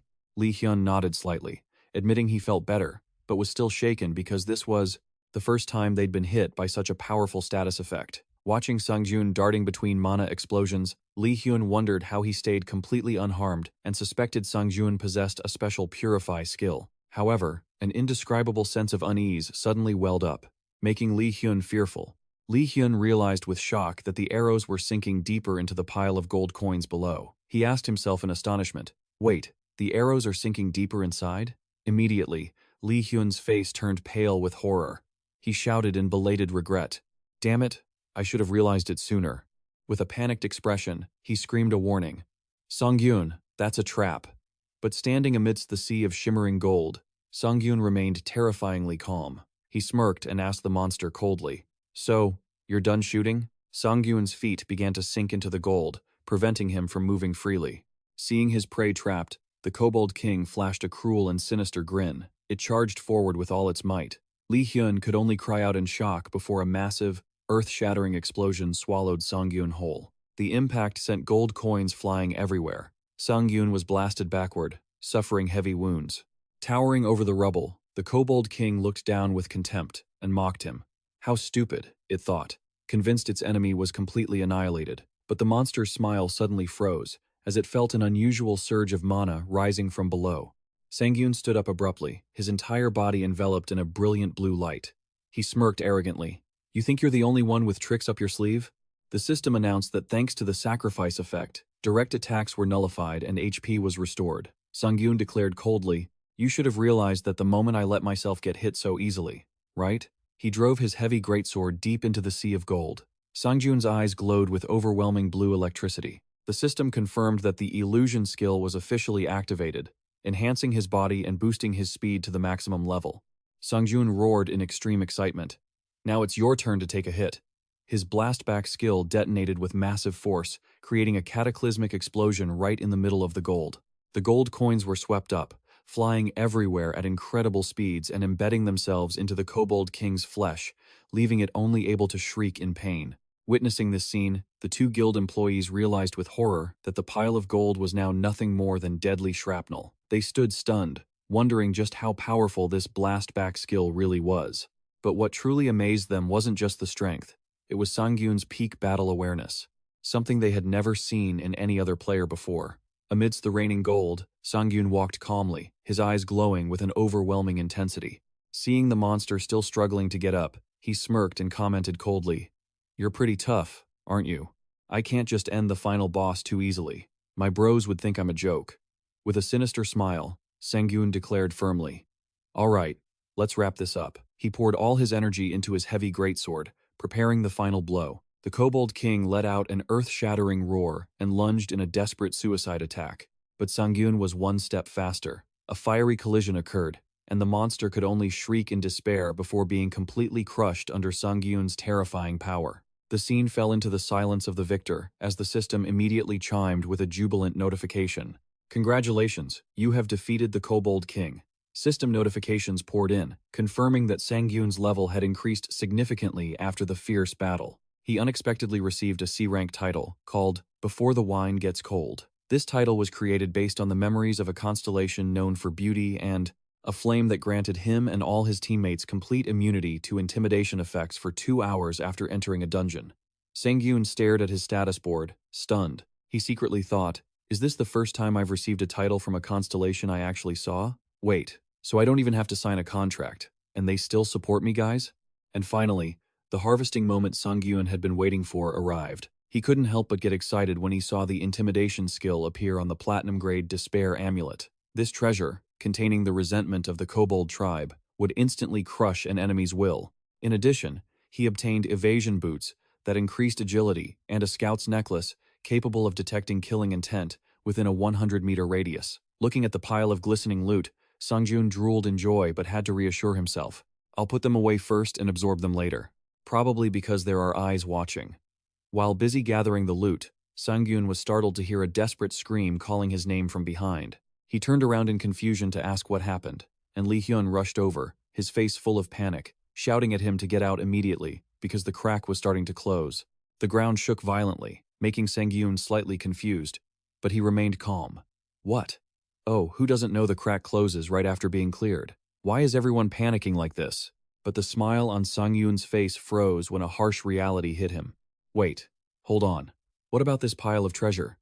Looking at the sea of gold and countless treasure chests about to be buried, Sangyun went numb with regret. Before he could scavenge any more, he was grabbed tightly by the two guild employees and dragged away toward the exit with all their might, despite Sangyun screaming in absolute despair. No, I already said no. They were still dead set on dragging me away from the treasure, right before the gate fully sealed. Outside the Bupion rift, the brilliant purple energy was starting to shrink. The crowd around was cheering like crazy, celebrating the win. Looks like they finally cleared it out. Damn. Shin Sangyun, I'm starting to like you. Every eye was locked on the dungeon entrance as it slowly closed. Amidst the hazy light, Sangyun was being led out, completely exhausted, his hands still clutching the artifacts he'd just collected. But the heavy atmosphere around him left those, nearby wondering why the vibe was so gloomy. Instantly, a reporter with glasses from a player magazine lunged forward, microphone in hand. Hello, Shin Sangyun. We're from Player Magazine. Since you're the hero who saved Gab Buang, could you please say a few words? Sangyun looked stunned. What are you even talking about? Haha. While Sangjun was stuck dealing with the media at the bone floor high-level training room in S-Town's player district, another test was underway. 3 massive B-rank golems had just been summoned, radiating intense pressure. The one who summoned them was Yo-hun, a level 120 B-rank summoner from the Korean Players Association. She declared clearly, "All right, from this moment on, the simulation battle begins." Facing the giant stone monsters was a young woman with silver hair and sharp, piercing blue eyes. The golem roared and charged, but she kept her cool, which was honestly incredible. She glided past effortlessly, and the golem only had time to groan in confusion before getting hit with a barrage of attacks. Sinteri's blue eyes flared up. She gripped the hilt of her sword and lunged forward with terrifying speed. Amidst the monster's growls, she unleashed lightning-fast strikes, carving the golem into a million pieces. Sinteri danced through the air with absolute grace, leaving behind a massive pile of rubble. After a bone-shaking impact, Sinteri landed lightly, while the monster completely disintegrated behind her. She thought to herself, feeling disappointed. As expected, is this the limit of a simulation session? Too slow. Hearing a well done from Yo-hun, Sinteri pondered to herself that she'd only come to keep her battle reflexes sharp, but deep down, she was dying to face that man one more time.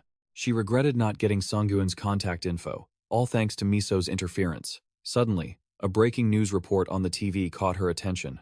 Breaking news! A rift appeared at Gab Buang today. Sinteri was shocked to hear the reporter announce that a lone player had cleared the rift in no time at all. As the broadcast cut to a live interview, her eyes went wide when she recognized the familiar face on the screen. Standing in front of the mic, Sangyun scratched his head awkwardly and replied, I just did what I had to do.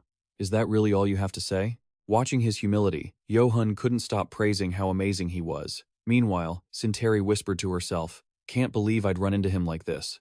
Reporter Park Jung-min kept prying about how he managed to face a level 150 monster, while his own level was still so low.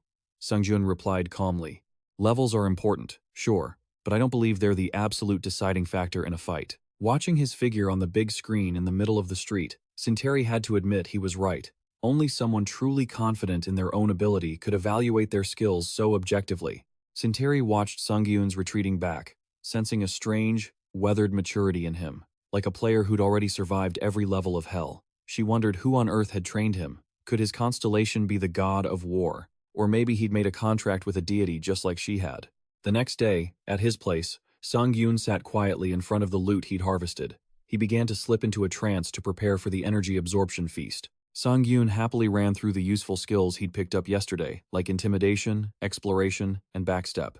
He silently thanked his sky-high luck stat, and told himself to keep climbing this way to grow exactly how he wanted. His time is coming. He's really taking off now. Ever since the player era began, swordsmen were usually associated with pure muscle and brute force. But when monsters with diverse attack patterns started appearing, those who only relied on raw strength started heading toward extinction.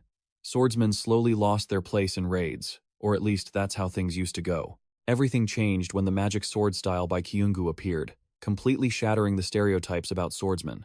He ditched heavy armor to maximize agility, traded weak defense for skillful dodging, and prioritized utility skills over just mindless destruction. Shin Sangiun realized that Kyonshu was the pioneer of the all-rounder swordsman style. Even though he'd been too stubborn to change in his past life because of his ego, this time would definitely be different because pride doesn't put food on the table. Everything was ready to absorb the despair amulet, evasion boots, and exploration necklace. In his subconscious, Sangyun was excited to see the first dishes appear. Cobb forest mushrooms and black pepper steak, he remarked with interest. Wow, is this a menu based on King Gobyu's diet? I thought he was just a cunning guy. Didn't know he was such a gourmet. However, Sangyun suddenly wondered why only 2 dishes had been served. Hey, don't get too greedy, watch out for indigestion. Instantly, the 3rd dish appeared, leaving him in total shock. It was orange larvae salad from the Gobu swamp, looking absolutely disgusting and surrounded by a purple aura. Sangyun frantically took back his praise. This is just wrong. This guy's still a bit green, folks. If he ran into some of the foodies in Vietnam, this plate of coconut worms wouldn't even be an appetizer. At the same time, in front of Shin Sangjun's place, a chaotic crowd of reporters and curious onlookers had gathered, causing quite the scene. Shouting and arguments went on non-stop. I told you, we already got permission last time. Exactly. Open the door. The security staff snapped back. I've told you guys a dozen times. That's not happening. So how are we supposed to make a living? That's not my problem. Standing on the balcony looking down, Shin Sangyun sighed in annoyance. What the hell are they doing down there? He wondered how they even managed to get all the way up here when he'd spent so much money just to keep people away. The nausea from the larvae earlier, combined with all the noise, made Sangyun feel even more exhausted. Sangyun decided to head back inside and rest, since he didn't have any specific plans for his next move. I told you, greed only leads to trouble. Just focus on digesting those bugs, man. Just as he was about to relax, his phone started ringing off the hook. Sangyun answered, sounding puzzled. Hello? On the other end was a cheerful woman's voice. Hello, Sangyun. It was Kim Jae from the Player Management Bureau, whom he had met during the previous quest. When Sangyun asked why she was calling, she replied, Oh, it's nothing major. I just wanted to drop by and give you a plaque of recognition for clearing that rift. Sangyun blinked, repeating, A plaque? He felt incredibly awkward. To him, titles like hero or getting a plaque felt like such a small, trivial achievement. Sangyun thoughtfully declined the honor, knowing full well that compared to the players who would have to face and stop the earth-shattering crises in the future, the rift he had just cleared was nothing but a drop in the ocean. He told himself he wasn't worthy of such flowery praise. Over the phone, Sangyun was firm. I'm sorry, but I have to decline. The response left the person on the other end completely stunned. What? Then, at the very least, you should accept the priority access to the dungeon you requested earlier. The agent urged him. I'm talking about the Silent Ground dungeon. Hearing that name, Sangyun's eyes hardened, and he gasped in pure shock. Now she was hitting the nail on the head. Sangyun asked to confirm, Wait, so it's actually been approved? The Bureau excitedly confirmed that, thanks to his excellent performance, the higher-ups had approved his request without any issues. Silent Ground, a literal death trap of a dungeon, a place where almost all named monsters possessed terrifying silence status effects. And there was another crucial reason why it weighed on Sangyun. Memories of an old comrade from his past life flooded back, clear as day. In the middle of a ruined battlefield, a man with long, wavy blonde hair was silently staring at a necklace in his hands. Sangyun had asked softly, Looking at your sister's picture again? His comrade had sadly admitted it had become a habit after every battle ended, and that 10 years had passed since he lost his only family. Sangyun lowered his voice and asked, Where was the last dungeon your sister tried to conquer? His comrade replied in pain. It was Silent Ground. He opened the locket, looking at the photo of the young girl, and bitterly explained that his sister was a player who relied entirely on her skills, so when she was silenced while surrounded by monsters, she was completely helpless. He insisted that now he could easily clear that place, but all the regret in the world was too late unless he could turn back time. Standing in his apartment, Sangyun listened in silence to the echoes of the past in his mind. His gaze turned cold and full of resolve. He answered clearly over the phone, "Yes, please, help me prepare everything immediately." Sangiun gripped his phone tight, secretly making up his mind, as this was a dungeon he absolutely had to conquer. His new car rolled smoothly down the road, and Sangiun couldn't help but marvel at the difference. Even though he initially wanted to save all his money to invest in artifacts, the expensive experience at the Gwanghwamun area last week had changed his mind. Thinking back to himself lugging a massive greatsword on a crowded subway, enduring judgmental looks and whispers from passengers about how much of a nuisance he was, Sangjun swore to himself that he would never use public transportation ever again. The sudden ring of his phone cut through his thoughts. It was the bureau staff calling to confirm the raid schedule for the Silent Ground dungeon today. Sangjun excitedly replied that he was on his way and would arrive at the scene shortly to begin the mission. Looking back, he realized how incredibly fast time had flown. For the entire week since clearing the rift in Gwanghwamun, Sangyun had poured his heart and soul into high-intensity training to test his progress, to the point where he had smashed countless wooden training dummies to pieces. I guess a guy who only eats and works who was single at 55 inches, his past life is exactly as pathetic as it sounds, right? Right now, Sangyun was hyped up and couldn't wait to test the new skills he'd attained. The itch in his limbs made him want to dive straight into battle. However, a long line of traffic was gridlocked ahead, leaving him stunned. Clearly, Sangjun had made sure to avoid rush hour to travel smoothly, yet the traffic was unusually chaotic. Seeing the traffic controller struggling to direct vehicles ahead, he started to get worried and wondered if another spatial rift had suddenly opened. As soon as he glanced out the car window to find out why, Sangyun's eyes went wide in total shock. Surrounded by a crowd of reporters and cameras pointed at a glowing portal, a powerful figure was calmly answering questions. It was the legendary genius who had completely changed the history and perception of swordsmen. Sangyun trembled, stammering in total disbelief as he realized it was Do Kyung-soo, his idol, standing there in the flesh right in front of him. At the Yoido intersection, Dungeon 21 had just appeared like a brilliant blue vortex in the heart of the city. The crowd of fans and reporters screamed non-stop. "Do Kyung-soo Oppa, I love you. Please look this way just once." A beautiful reporter asked excitedly. "Ha ha ha, he's still popular to a crazy degree, isn't he? Do Kyung-soo, how does it feel to be loved by so many fans?" Facing the camera, Do Kyung-soo just coldly replied, "It's an honor." His indifferent attitude made the cameraman behind the scenes wonder if he was acting so arrogant just because he was famous. The reporter laughed awkwardly, trying to save face. "Ah ha ha, so, how do you feel about the upcoming dungeon raid? Like, what's your attack strategy?" Kyung-soo glanced over, his eyes glowing with intensity. "Always the same. I just cut down the monsters.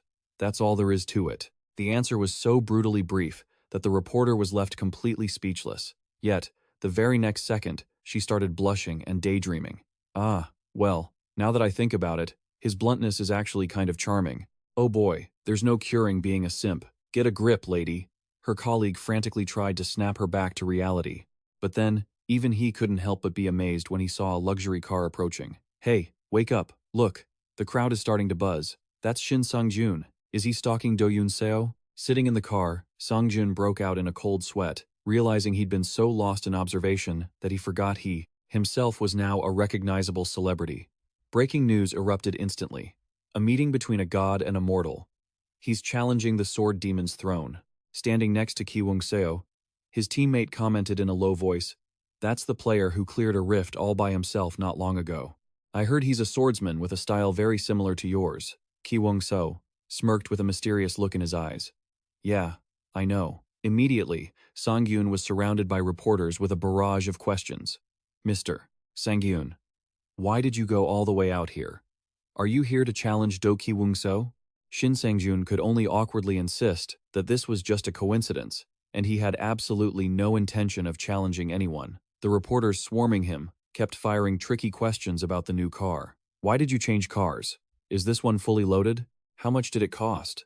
Sanjun could only sweat and reply briefly, "Just a coincidence." Man, these reporters will ask anything just to get a story. It's terrifying. Deep down, he was screaming, because he didn't want to be in the spotlight alongside Ki Woong-seo like this. While struggling to figure out how to handle it, Sangyun froze when he saw Do Ki Woong-seo smirk. What? Did he just smile? Was that a sneer of contempt? Ignoring the reporters who were still yapping about whether he bought the car on credit or paid in full, Sangiun silently told himself that while he didn't know the meaning of that smile, he was genuinely lucky to have witnessed this moment. Watching Ki Wung Seo's figure walk away, Sangiun told himself that only after seeing him like that did he realize he still had a very long road ahead of him. Duki coldly ordered his subordinates, "All right, let's get going too." The assistant hurriedly obeyed and followed. Meanwhile, the sword demon silently sized up the young player he had just met. "I've met plenty of promising players, but this kid is truly different." Ki Wung realized something special about Sangyun. He didn't look at him with admiration. Instead, he viewed him as a target to be surpassed. "Shin Sangyun, was it? I've memorized your name." Ki Wung Seo walked straight into the glowing gate, leaving behind the frantic calls of his subordinate. "Boss, wait for me." He was certain that the two of them would definitely meet again in the not-too-distant future. At dungeon number 66, codenamed Silent Ground, Sangyun stepped out of the car, silently marveling at his rival's true caliber. Ki Wung Seo was truly on another level. Just by standing there, he didn't give off a single opening. That pressure was still lingering. But instead of fear, Shin Sangyun's eyes burned with an intense will. He smirked arrogantly. "Well, the higher the target, the more interesting the hunt. Just you wait. I'll catch up to you soon." As soon as he reached the dungeon entrance, Sangyun had to stop at an angry shout. "No, seriously, what do you mean by that?" In front of him, a girl with fiery orange hair was radiating killing intent. She was loudly questioning the guild receptionist. Today was clearly our team's turn to enter the Silent Ground. The receptionist could only awkwardly try to calm her down, but the girl wouldn't stop. She screamed in frustration. Why did it suddenly change to Shin Sangyun's turn? "Oh, it looks like the staff double-booked the schedule." Sangyun sauntered over, calmly cutting off the argument. "Is there a problem?" Seeing his appearance, the receptionist looked relieved. "Mr. Shin Sangyun." Meanwhile, the orange-haired girl immediately turned to glare at him with eyes full of fire. "Ha, just in time." She rushed right up to his face, gritting out a sarcastic remark. "Aren't you overstepping your bounds just because you're a rising star? Even players have to follow basic polite rules." The receptionist standing nearby could only break into a cold sweat, wondering if this had ever happened before. Looking at that angry face, Sangyun sweat slightly, thinking to himself, "Thank goodness, it's really today. Yes, it's the face I remember." Even though the memory was a bit hazy, he was certain he couldn't be wrong. Sangyun was shocked to realize today was the day his younger sister lost her life at the Silent Ground. Looking at the photo in the old locket, the girl in the picture looked so gentle, totally different from reality. Sangyun couldn't help but feel annoyed seeing her still screaming in his face. "Hey, are you even listening to me?" He silently mused. "I never imagined she had such a wild and stubborn personality. She's the complete opposite of her brother, right? Her brother must have really struggled with this one, acting all high and mighty like this. No wonder she kicked the bucket early in the previous life, making her brother regret it for a lifetime." Realizing the situation couldn't be handled gently, Sangyun decided not to hold back anymore. He looked coldly down at the girl who was a whole head shorter than him and spoke in a low, sharp voice. "So what?" The unexpected dominance startled her into silence.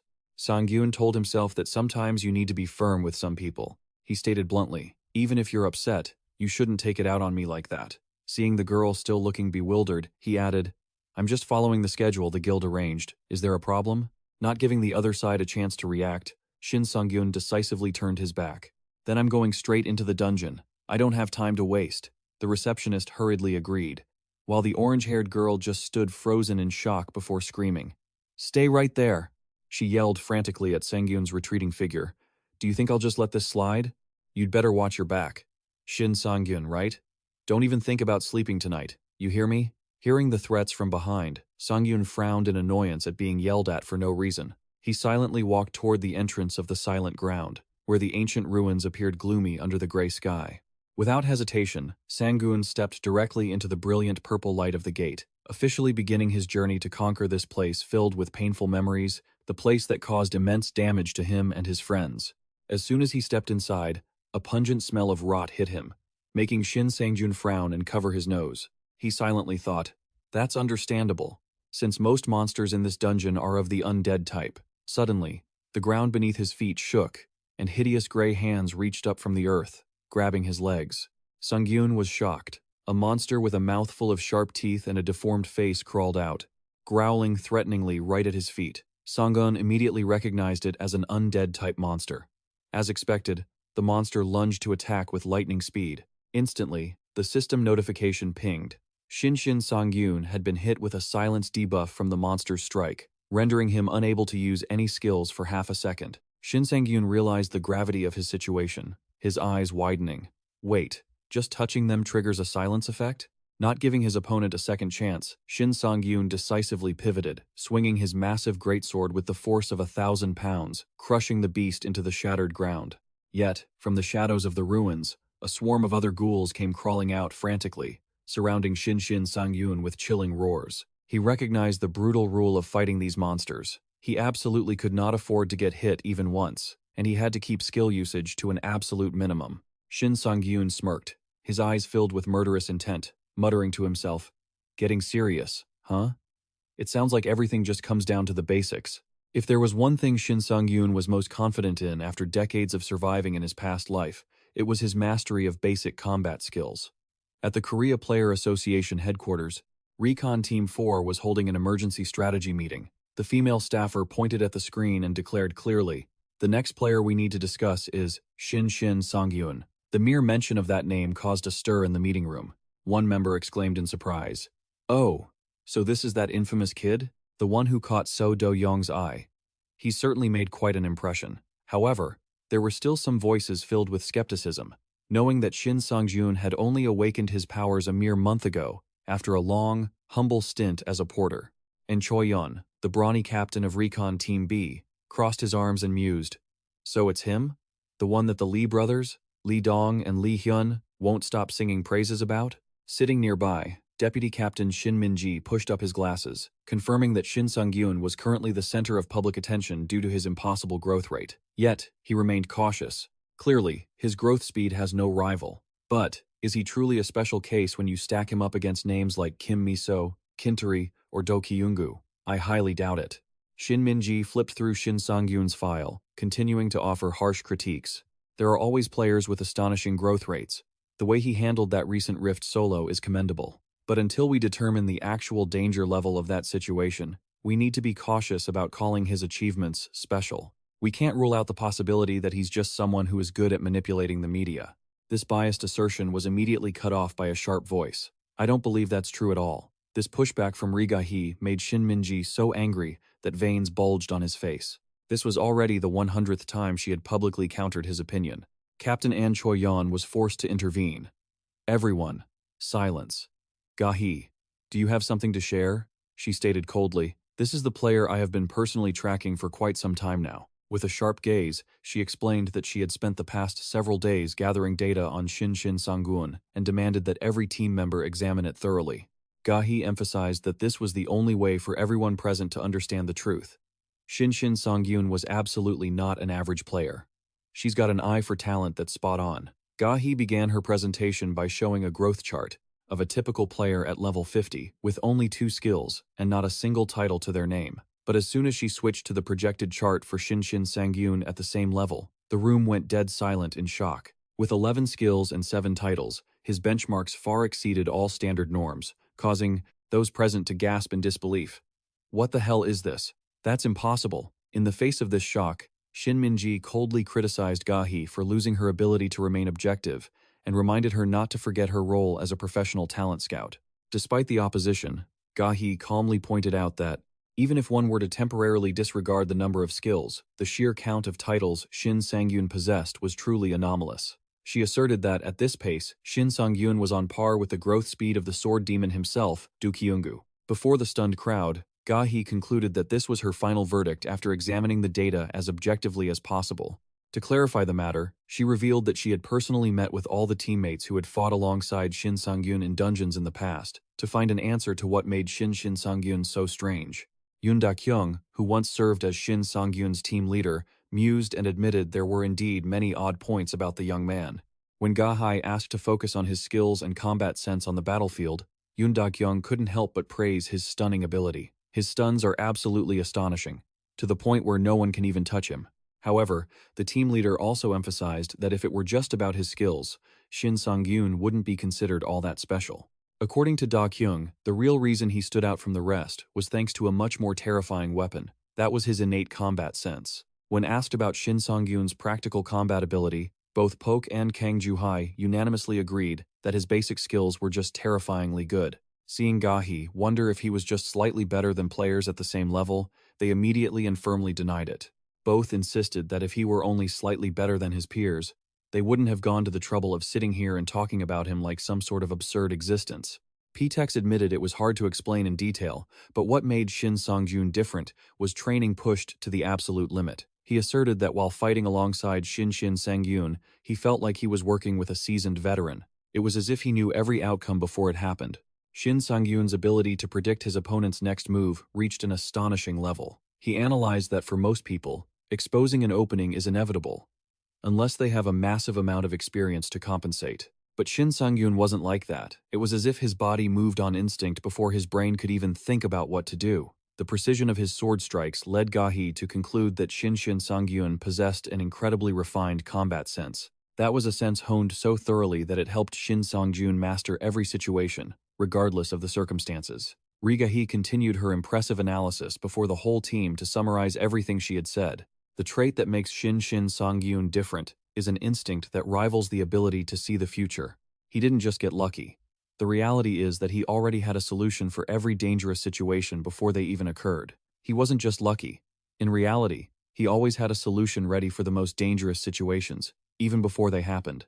Li Gahi asserted that Songyun's combat intuition is truly on par with the top-tier A-rank players we see today. And if we factor this into our analysis, I believe he has enough grounds to be considered for an S-rank evaluation. Meanwhile, deep in the dark dungeon, Songjun slammed his sword into the ground, breathing heavily amidst a scene stained with streaks of red. He muttered to himself in exhaustion. Looking up at the gloomy, ruined towers of silent ground, Sangiun couldn't help but marvel at the sheer, overwhelming number of monsters here. Back in the guild meeting room, Shinminji slammed the table in shock and shouted, "I can't believe this. Do you even understand what being considered for S-rank means? And clairvoyance? Really? Are you implying Shin Songyun knew a rift would open just to get the title that way? Why don't you just say he traveled back in time and regressed while you're at it?" Li Gahi maintained her calm expression, raising a finger as she replied with a hidden meaning. Regression? That's actually a pretty compelling theory. I knew the vice captain would think of that. Captain and Choi Yun-chun immediately barked, shutting down the argument. Li Gahi. This guild wasn't formed just for the higher-ups to bicker. He tiredly ordered everyone to stay silent and grumbled, asking why they always fought like children in every meeting. After acknowledging the point that Songjun is truly not your average player, Captain An made a firm decision.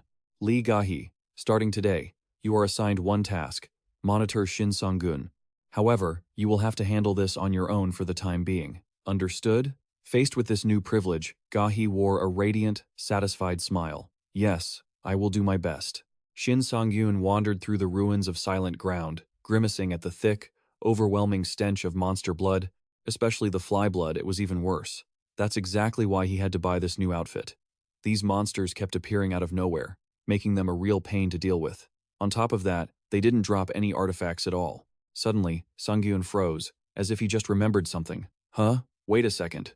Now that I think about it, don't I have that skill?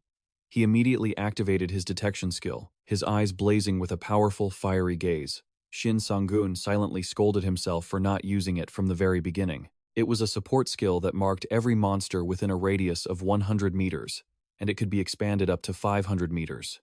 As his vision shifted, Songjun gasped in shock at the countless red shadows hiding all over the castle. He broke into a cold sweat, unable to believe there were still so many monsters left when he thought he had cleared almost everything. Songyun clicked his tongue, telling himself he should probably skip a few just to save time. If he fought all of them, he'd be here until doomsday. Just as he was about to move, Songyun stopped short when he saw a tiny object hovering in the air. Huh? It's just a little fly, but strangely, the detection skill is marking it as a monster. Curiously, he reached out to touch it. A fly? That counts as a monster? But before he could even finish the sentence, a massive, earth-shattering explosion occurred right next to his body.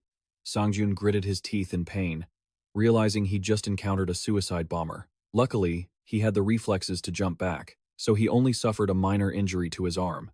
Looking at his smoking hand, Songjun shuddered to think that if he had been even a second slower, he would have lost his arm completely. He quickly analyzed, if suicide flies are appearing here, there must be a mage-type monster lurking nearby controlling them.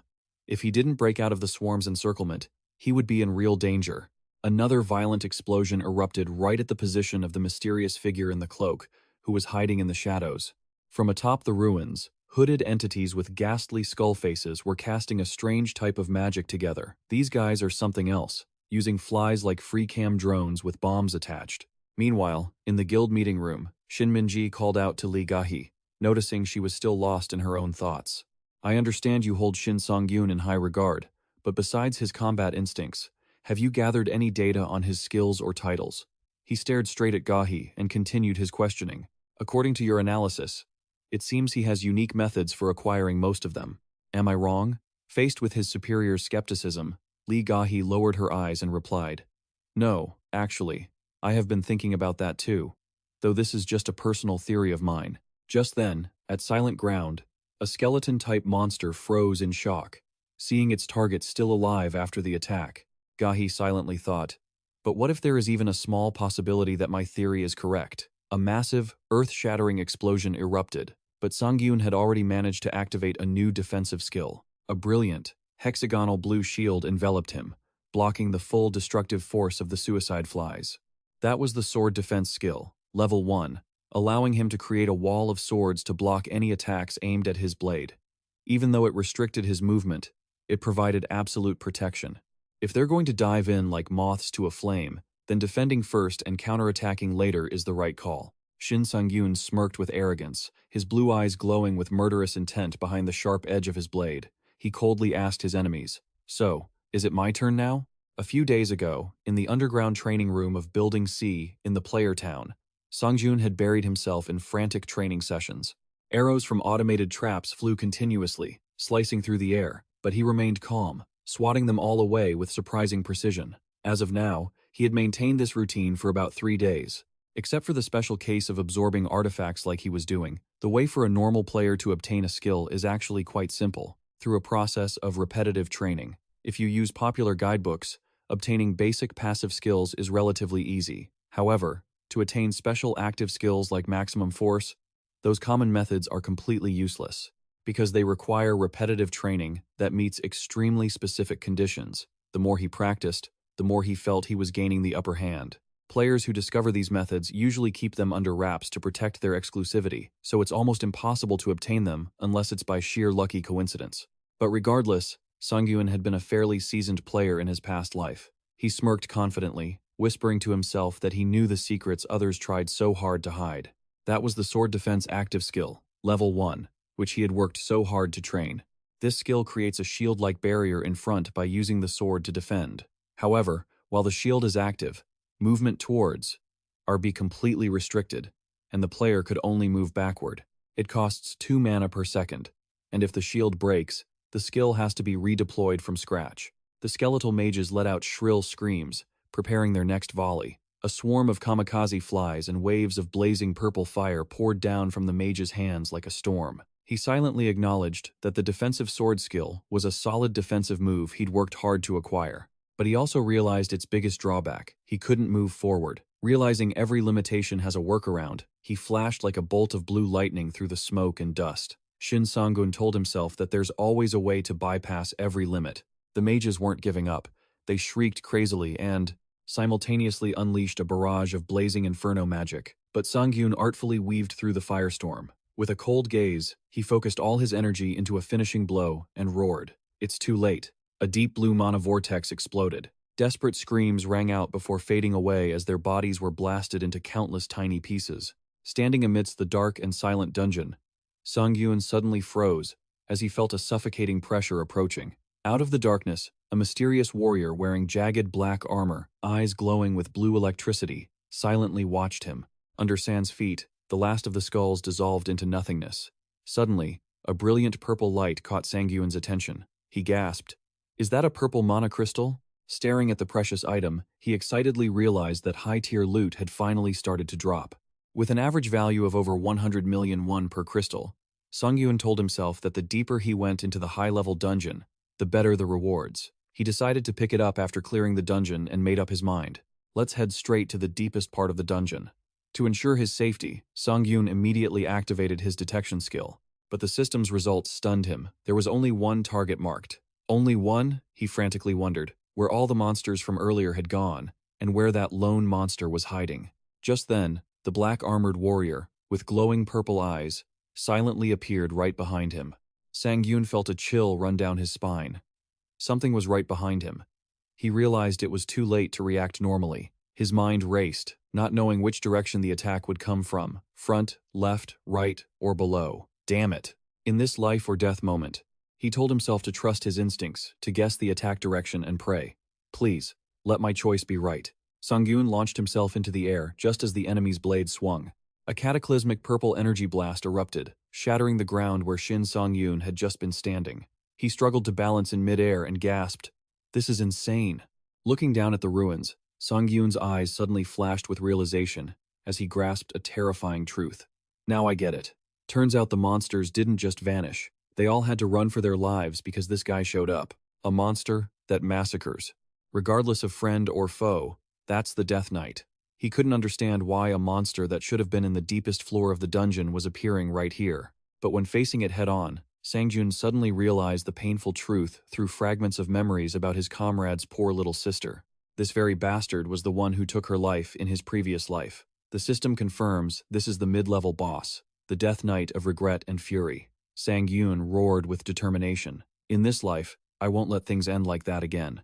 Sparks showered as the two swords clashed, forcing Sangyun to grit his teeth in pain and scream in frustration.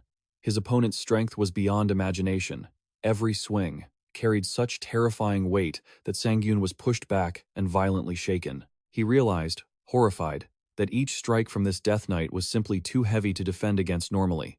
The Death Knight, true to its name, is an undead monster born from death. To be precise, it is the soul of a fallen swordsman, resurrected in an immortal body. Its main skill is the Silent Swamp, which is always active, capable of silencing anyone who touches the dark aura at its feet. The association once naively assumed it could be easily defeated if they went with a long-range player, using the Go monster as a benchmark. They set the difficulty of the Silent Ground dungeon to level 120, and that was the association's biggest mistake.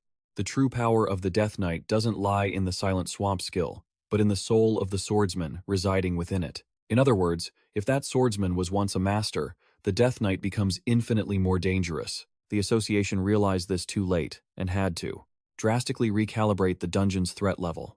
San gritted his teeth in pain. Damn it. It was only later revealed that the true threat level of the Death Knight here was between A+ and S rank.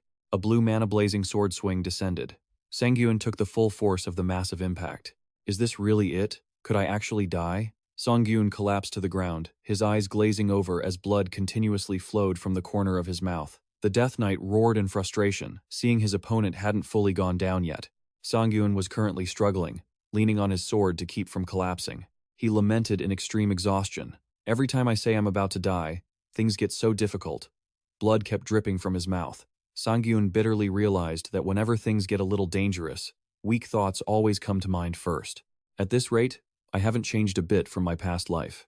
Having the chance to regress only to die like this would be pathetic. But in that moment of utter despair, Sangyun suddenly lifted his head. He gathered his remaining strength to stand up and growled. Hey, you punk. Shin Sangyun stared straight at the enemy and challenged, What the hell are you looking at? Come on then, you bastard. Faced with the bravado of someone on the brink of death, the Death Knight paused for a split second. He smirked, revealing a sinister and amused smile under his iron mask. But instead of charging in to die as previously declared, Sangyun suddenly turned and bolted away as fast as he could. This sudden action left the Death Knight stunned. He gasped in amazement at his opponent's unbelievable decision to retreat. Hey, who plays like that? You're a cheater. Refusing to let his prey escape, the Death Knight let out a deafening roar and charged forward with frantic speed. Watching his enemy fall for the trap, Sangjun smirked, his blue eyes blazing. Good, he thought. He's on my tail. Glancing at his HP bar flashing a bright, alarming red, he mocked himself internally. It would be suicide to keep fighting in this depleted state. Sangyun knew he had to find a way to recover his stamina at any cost before the real showdown began. He immediately activated his detection skill, his eyes glowing with a sharp, powerful light. The system chimed repeatedly, notifying him that the number of monsters detected behind the stone walls was rising. It jumped from 17 to 19. Sangjun broke into a calculated grin. I knew it. While the Death Knight was away, these monsters had gathered in the central area to avoid the fighting, smashing through the reinforced iron doors to force their way inside. Right before Sangyun, a massive horde of ghouls suddenly emerged. They stood there, completely confused by the sudden appearance of an intruder. This was exactly what Sangiun had been waiting for to trigger his recovery title. He darted through the undead horde like an angel of death, piercing and crushing the body of the last ghoul into the shattered ground. Sangiun let out a small sigh of relief. Whoosh! Thanks to his Wise Hunter title, every time he downed a target, he regained stamina and health. The system notified him. Shin Sangjun has recovered 35 HP, helping his body stabilize. He felt smug. Thanks to the artifact boots he'd looted from the previous rift, his movement speed had increased significantly, making it easy to shake off his pursuer and head straight into the deepest part of the dungeon. Entering the heart of the silent ground, Sangyun scanned his surroundings with cold, sharp eyes. Before him stood a vast legion of the undead, lined up and waiting. This cave has so many monsters, it's endless, Sangjun mused with a calculated smile. Still, this many left? They'll help me fully restore my lost HP. All right. Next is, but a cold, murderous aura suddenly surged from behind, making him cry out in terror. Damn it! The Death Knight appeared out of nowhere, obliterating the entire horde with a single, brutal swing. Sangyun scrambled to dodge, horrified to realize that the attack hadn't been aimed at him at all. Looking at the carnage with monster corpses scattered everywhere, he gritted his teeth in fury as he realized his enemy's malicious intent. The Death Knight had figured out Sangyun's healing plan and had coldly slaughtered its own allies just to cut off his source of life. Sangyun could only gasp in utter helplessness. Bastard!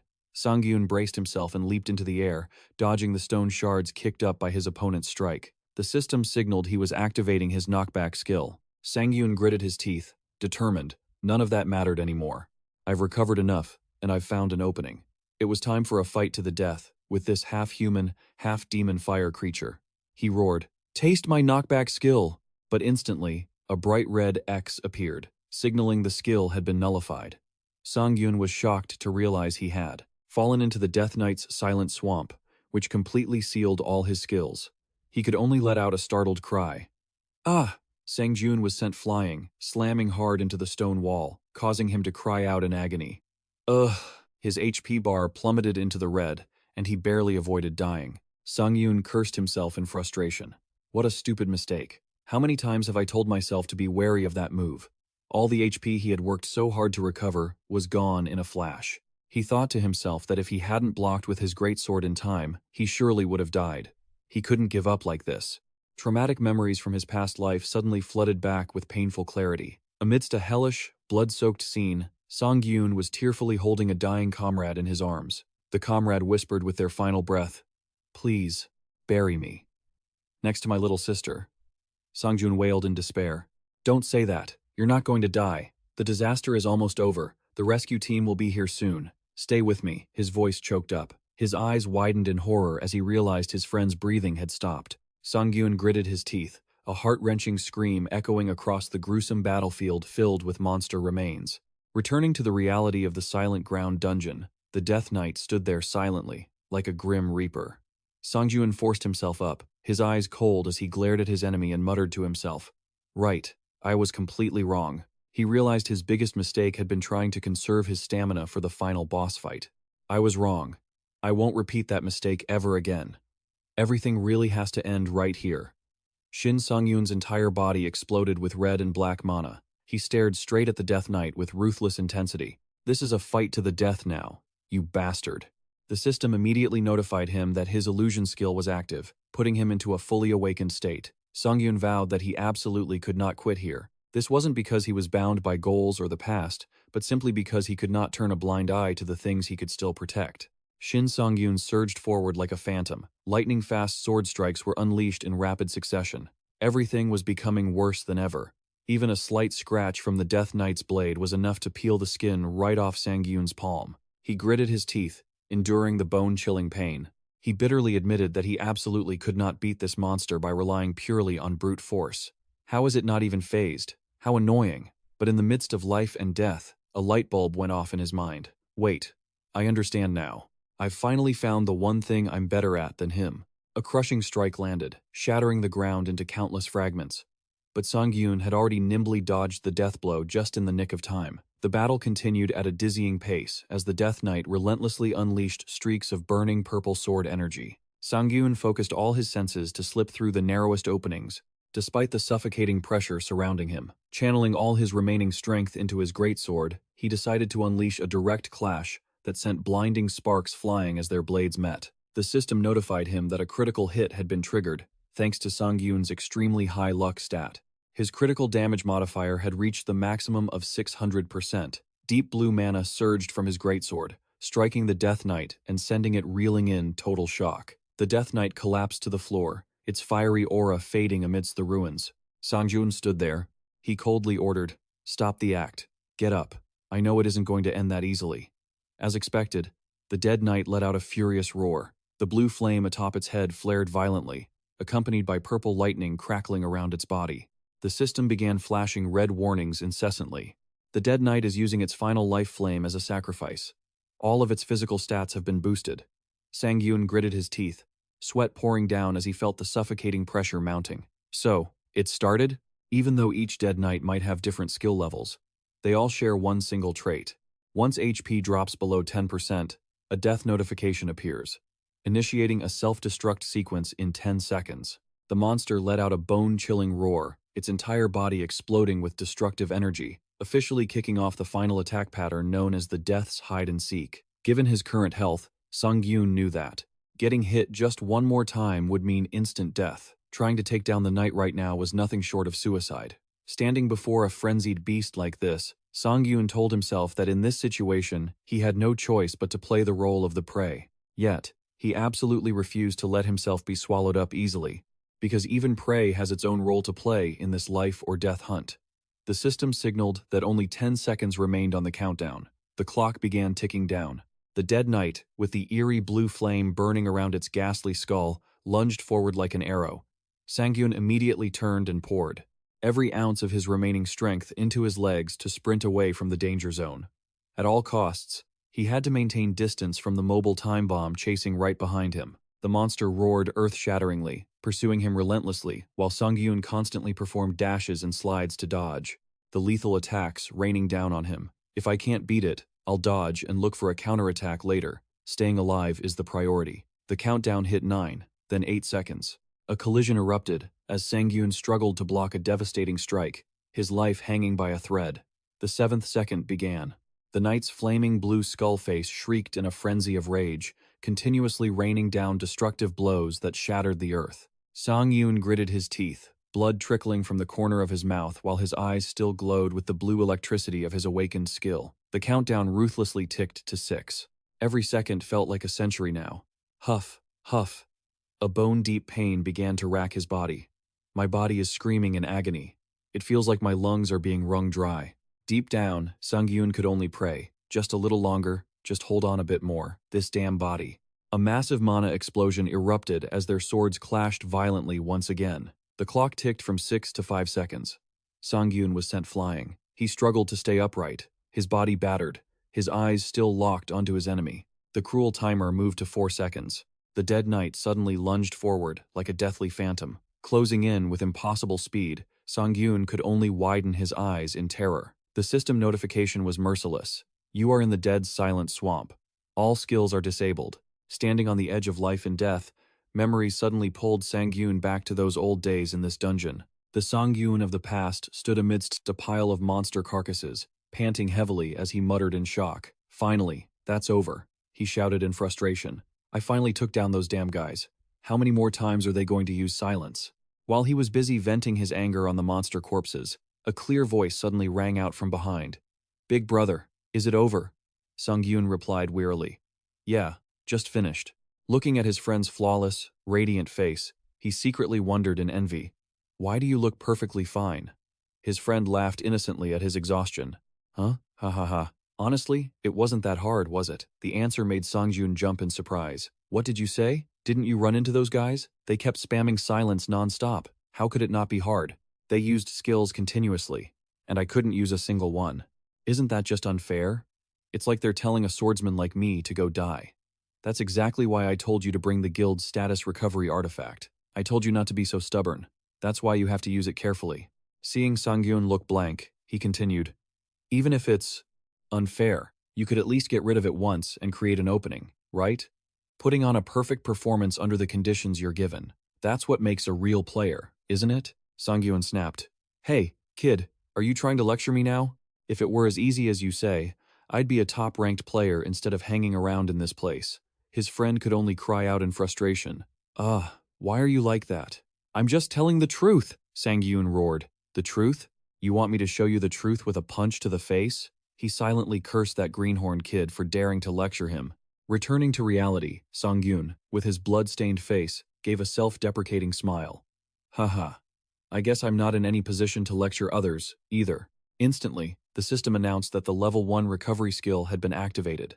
The effect immediately stripped away the silent status, weighing him down. Sangiun poured all his strength into his legs and whispered, "Backstep." A powerful kick against the ground launched him backward by a significant distance. This was a movement skill that allowed players to quickly retreat based on the surface contact area of their feet, creating a golden opportunity to counterattack against an exposed opponent.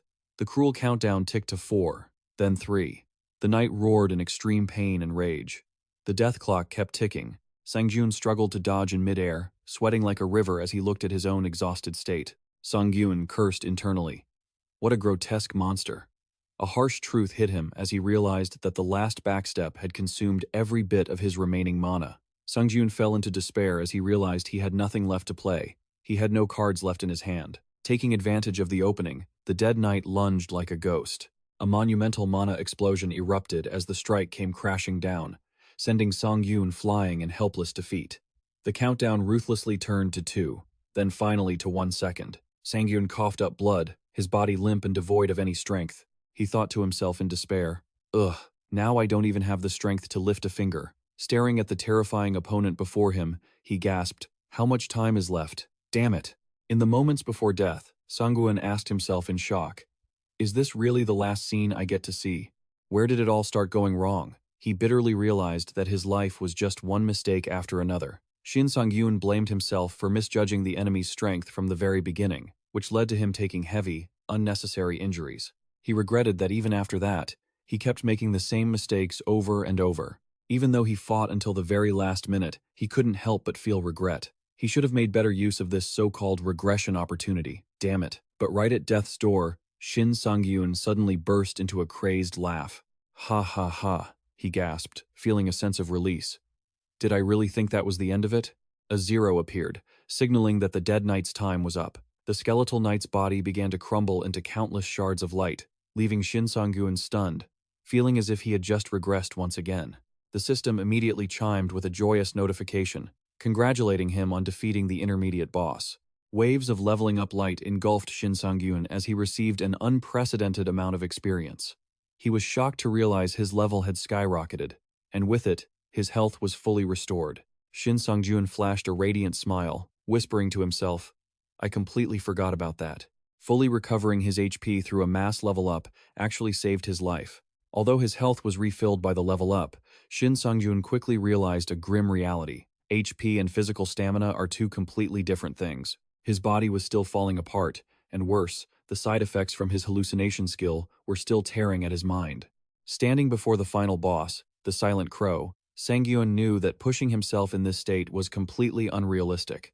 After some consideration, he reached only one conclusion: cancel the hallucination. Sangiun had to accept the penalty right now to find a way to recover his stamina.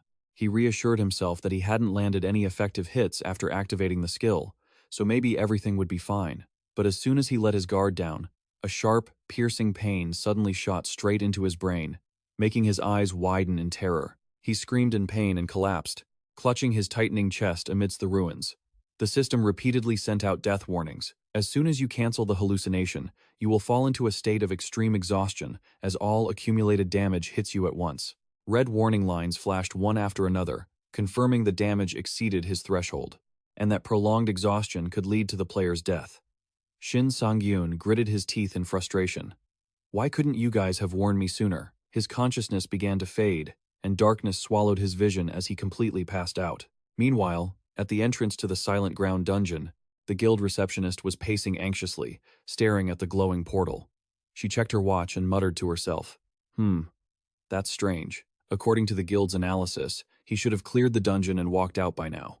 Walked out? He's probably dying in there. Standing nearby, the orange-haired girl crossed her arms, acting indifferent, but her eyes couldn't hide her unease.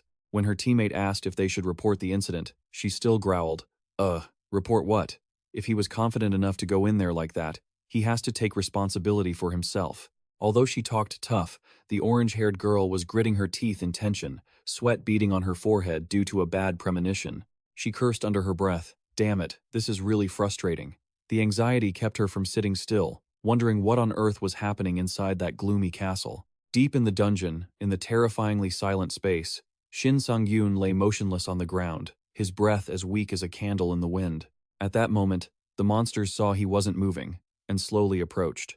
Just as he was about to be finished off, the goddess of luck appeared just in time. "You little punks, who gave you the right to hurt my apprentice?" Seeing her, the monsters immediately turned tail and ran, not daring to look back. Afterwards, the goddess slapped him a few times to wake him up, but his wounds seemed too severe, and he didn't stir. With no other choice, the goddess just lay down beside him to sleep, waiting for him to wake up so she wouldn't have to keep calling him. Time passed, and eventually, he opened his eyes. He felt his body aching terribly after the fierce battle with the monsters. It was lucky the goddess was there, or he would have been dragged away by the monsters. If he had just laid there, he would have been left with nothing but his underwear. Looking at the goddess sleeping soundly, he could only silently thank her. Looking around for a moment, he discovered a holy relic on the ground, the Ring of Silence. A platinum-tier accessory with a special mana flow effect when used. It increases mana recovery speed by 4 times. But it only works in dungeons on nights of the full moon, and it's useless during the day. Furious, he kicked a skull under his feet and cursed. What a waste of time farming monsters. All that effort for a ring that's only good on a full moon. I would have been better off staying at home. Luckily, after defeating the boss, his level had reached 83. After the goddess woke up, the two decided to take care of the strongest boss at the edge of the silent ground. Its name was the King of Despair. Brilliant purple magic circles appeared in the air, raining down rays of destruction that forced Shin Sangyun to constantly dash to avoid them. The skull boss roared smugly.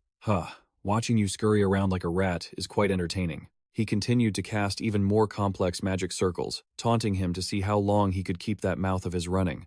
Sangyun struggled to move between the wind-tearing attacks, closing in from all sides. A massive purple pillar of light crashed down exactly where Sangyun was standing. He was stunned to realize this spatial skill was truly dangerous, as weapons kept flying from every direction, making defense incredibly difficult. Even with his sword up for defense, Sangyun worriedly asked himself how many more hits he could possibly block. These monsters seemed to possess infinite mana. In contrast, he knew that if he kept overusing his skills, he would soon run out of energy himself. "It's playing cat and mouse with me." Suddenly, Sangyun stopped, having realized something unusual. He began to analyze the opponent's attack patterns and realized, come to think of it, the way the boss used its skills was as if it were trying to bait him into burning through all his mana. The boss roared viciously, "It's time to end this show, you little pest." Amidst the swirl of colorful, brilliant magic circles emitting a suffocating pressure, Sangyun remained incredibly calm. He smirked and reassured his opponent. "Don't be so scared." His blue eyes glowed with determination. Shin Sangyun clearly declared, "Yeah, you can relax now. I'm going to end this in a flash." He didn't forget to leave one last taunt for the pile of bones in front of him. "Anyway, you don't even have eyes to see with." Relic is a monster capable of high-level magic, ranked among the elite high-level mages. Compared to the deadline Shin Sangyun faced before, this wasn't as dangerous. But in this current transformed state, he could be a much tougher opponent. The reason is simple. Normally, mages need both hands to cast a single spell, because chanting with one hand makes the magic weaker and less accurate. Because of that, he chose a simple solution, utilizing the body features of an undead monster to forcibly increase the number of arms to cast multiple spells at once. Although casting 3 perfect spells simultaneously is impossible, the ability to launch 3 spells in quick succession is a simple but extremely effective tactic. Sangyun smirked confidently. He understood that all he needed to do right now was take him down before he could react. He stomped his feet hard, lunging forward like a lightning bolt straight at the boss. Seeing his prey charging, he roared, "You've made a grave mistake." Immediately, the system notified him that the silence language skill had been activated. Sangyun was shocked to realize he had been hit by the silence status effect, which prevented him from using any skills for 3 seconds. Yet, he remained unfazed and growled, "That doesn't matter. Even without skills, I can still take your head." But his blade only struck thin air as the system announced the boss had used a short-range blink skill. The boss suddenly appeared right next to him, coldly mocking. "You've made the biggest mistake. You pest. Instantly, Arlik cast the Purgatory Flame skill, covering the entire space in a wave of destructive red fire energy. Arlik was triumphant, mocking him. Don't drown in misery, you're just having bad luck. But suddenly, a brilliant blue light erupted from his blade, leaving the boss stunned. What? A devastating sword strike came down. Arlik only had time to scream in pain. Shin Sangiun wore a defiant smile, coldly retorting, "Bad luck? Sorry, but luck is all I've got." His body began to dissolve in a purple flame energy, and he groaned in absolute despair. This can't be. How? Sangiun hoisted his great sword onto his shoulder, standing tall amidst the ruins, and casually retorted, "How? You've been watching me all this time, haven't you?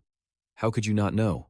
Sangiun calmly revealed the secret. "I have a skill that can dispel the silent status." Arlik lay defeated on the ground, whispering with his final breath, I knew that, but I saw it. Your previous battle, your fighting style, and even your mana limit. I'm sure I didn't see it wrong." Arlik screamed in frustrated denial. You shouldn't have been able to. You couldn't possibly use any more skills. My calculations were perfect." Shin Sangjun looked down coldly at the pile of ashes and declared, "Really? Then that was your mistake. If you can push past your own limits, even someone considered a pest can continuously evolve." The system immediately announced the passive skill, mana circulation, had been permanently activated thanks to the artifact swallowing effect, causing Shin Sangyun's mana recovery speed to triple on moonlit nights. The orange-haired girl stood frozen, stuttering in disbelief as she saw a figure calmly stepping out from the brilliant purple light of the dungeon. The crowd of reporters and onlookers outside erupted. They cheered excitedly, seeing Sangyun alive after a mysterious raid. Sangyun looked blankly at the line of cameras and flashes pointed at him, wondering what the hell was going on. Before he could regain his composure, he was swarmed by a crowd of reporters, shoving microphones in his face. A girl claiming to be a nurse from the emergency hospital rushed over, grabbing him, bombarding him with questions about his health. From pulse and breathing to blood type and MBTI personality, Shin Sangjun was completely overwhelmed. He snapped, demanding everyone step back so he could have some room to breathe. Suddenly, his eyes fixed on the orange-haired girl standing next to a tall, dashing man with long hair. She smiled awkwardly, trying to look calm, seeing him safe. The man with her remarked that he didn't seem to need any help, making the orange-haired girl blush deeply as she denied being worried about Sangyun. While the crowd argued about his blood type and personality, Sangjun silently looked at the man in front of him with a soft smile. He told himself that he finally had the chance to repay the favor from years ago. Memory suddenly pulled Sangjun back to 10 years after his awakening in his previous life. That was the darkest time, when his progression was completely stagnant. He had hit a wall he couldn't cross. Because he had poured all his resources into the strange artifact swallowing skill, Sangyun had failed to build relationships and became lonely, pushed out of the player's world. While he was wallowing in everyone's disdain, a warm voice suddenly rang out, inviting him to join a raid. That was the fated moment when that teammate took the initiative to approach an outcast like him. The long-haired man stepped closer, scratching his head awkwardly, telling him about a team member who had a stomachache from eating expired kimchi. He even naively explained that the kid didn't even know kimchi could expire. Looking at their happy atmosphere, I couldn't help but feel sad. During my 10 years as a player, I never belonged anywhere and always craved that sense of security. But my petty pride made me firmly refuse. "I'm sorry. I plan on raiding alone today. I couldn't stand the thought of others seeing me fail, even at the most basic standards, and that huge ego of mine nearly cost me my life." In the dark dungeon, I lay in a pool of blood, my breath hitching from severe wounds. Right at the threshold of life and death, that figure appeared again in a brilliant, warm light. "Are you okay?" If it weren't for that timely intervention, my life definitely would have ended at that very moment. He scratched his head, explaining that he was afraid I'd be angry, so he hurried over to check on me because this dungeon was very dangerous. Touched by his sincerity, I let go of all my insecurities and wept beside the giant monster's carcass. Thank you so much.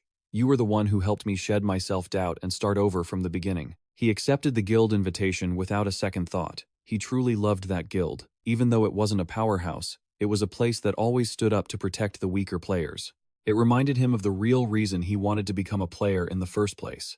But reality can be so ridiculous sometimes. The brave man from back then was now slamming the table and shouting, "I'm really quitting this time, boss. I just can't take it anymore." Watching him struggle, he calmly asked what he planned to do if he quit. The guy screamed in desperation, "Anything. Just not this. I'll take a part-time job. I'll farm. I'll do anything at all. The man with long blonde hair collapsed, looking utterly exhausted, sobbing as he confessed the trauma of facing death time and time again, and having to watch everyone around him fall. His original goal was simply to help other players in times of need, but reality was too cruel. I heard another member in the emergency room decided to give up and leave yesterday. He silently blamed himself for his past life. Even though I received so much help from you, I didn't have enough strength to help you when it mattered most. The man shouted in desperation, I can't take it anymore. I want to quit. The Sangiun of the past had really wanted to tell him to just give up, but back then, the guild had grown so large that he couldn't just abandon the members relying on him. Sangiun couldn't say a word back then. But now, after regressing, he firmly punched his senior in the chest and smiled. Never even think about starting a guild. This was his chance to say the words he had missed in his past life. You'll only end up hurting yourself. The sudden advice stunned the man. He scratched his head in confusion and asked, sorry, but have we met before? My memory isn't that great. The orange-haired girl standing nearby suddenly flew into a rage. Are you trying to pick a fight with my family again now? Was robbing my dungeon not enough for you? Ignoring the girl being dragged away as she lashed out, Sangiun could only lower his head and sigh awkwardly. He walked away quietly, leaving a final message in his heart. Whatever happens, just enjoy your life. In the slums of District B, Dimension C, a gloomy atmosphere blanketed the crumbling structures, where ghosts and monsters lurked in the shadows. A mysterious figure in a purple cloak, wearing glasses with long blonde hair, muttered in a strange, ancient language. There's no way I'm a star. This is unbelievable. It's too late. I have to carry out my plan immediately. Returning to his apartment, Sangiun sat comfortably on the sofa to watch the news.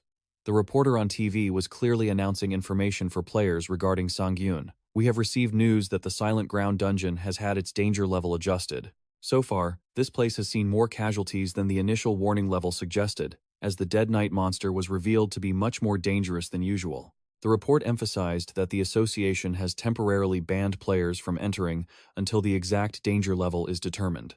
At the same time, it criticized the poor management that led to unnecessary casualties. Seeing this result, Sangiun smirked with satisfaction.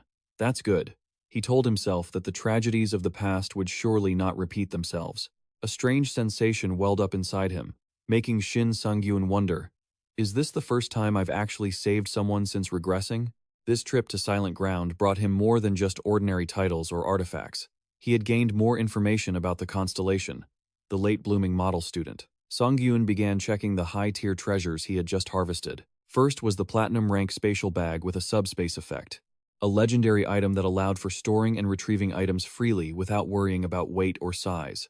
Next was the gold rank ring, providing a silence effect and plus 25 mana for the owner. But the real excitement exploded when he saw the gold rank spiritual necklace with the object teleportation effect, allowing him to summon any item under 200 kilograms.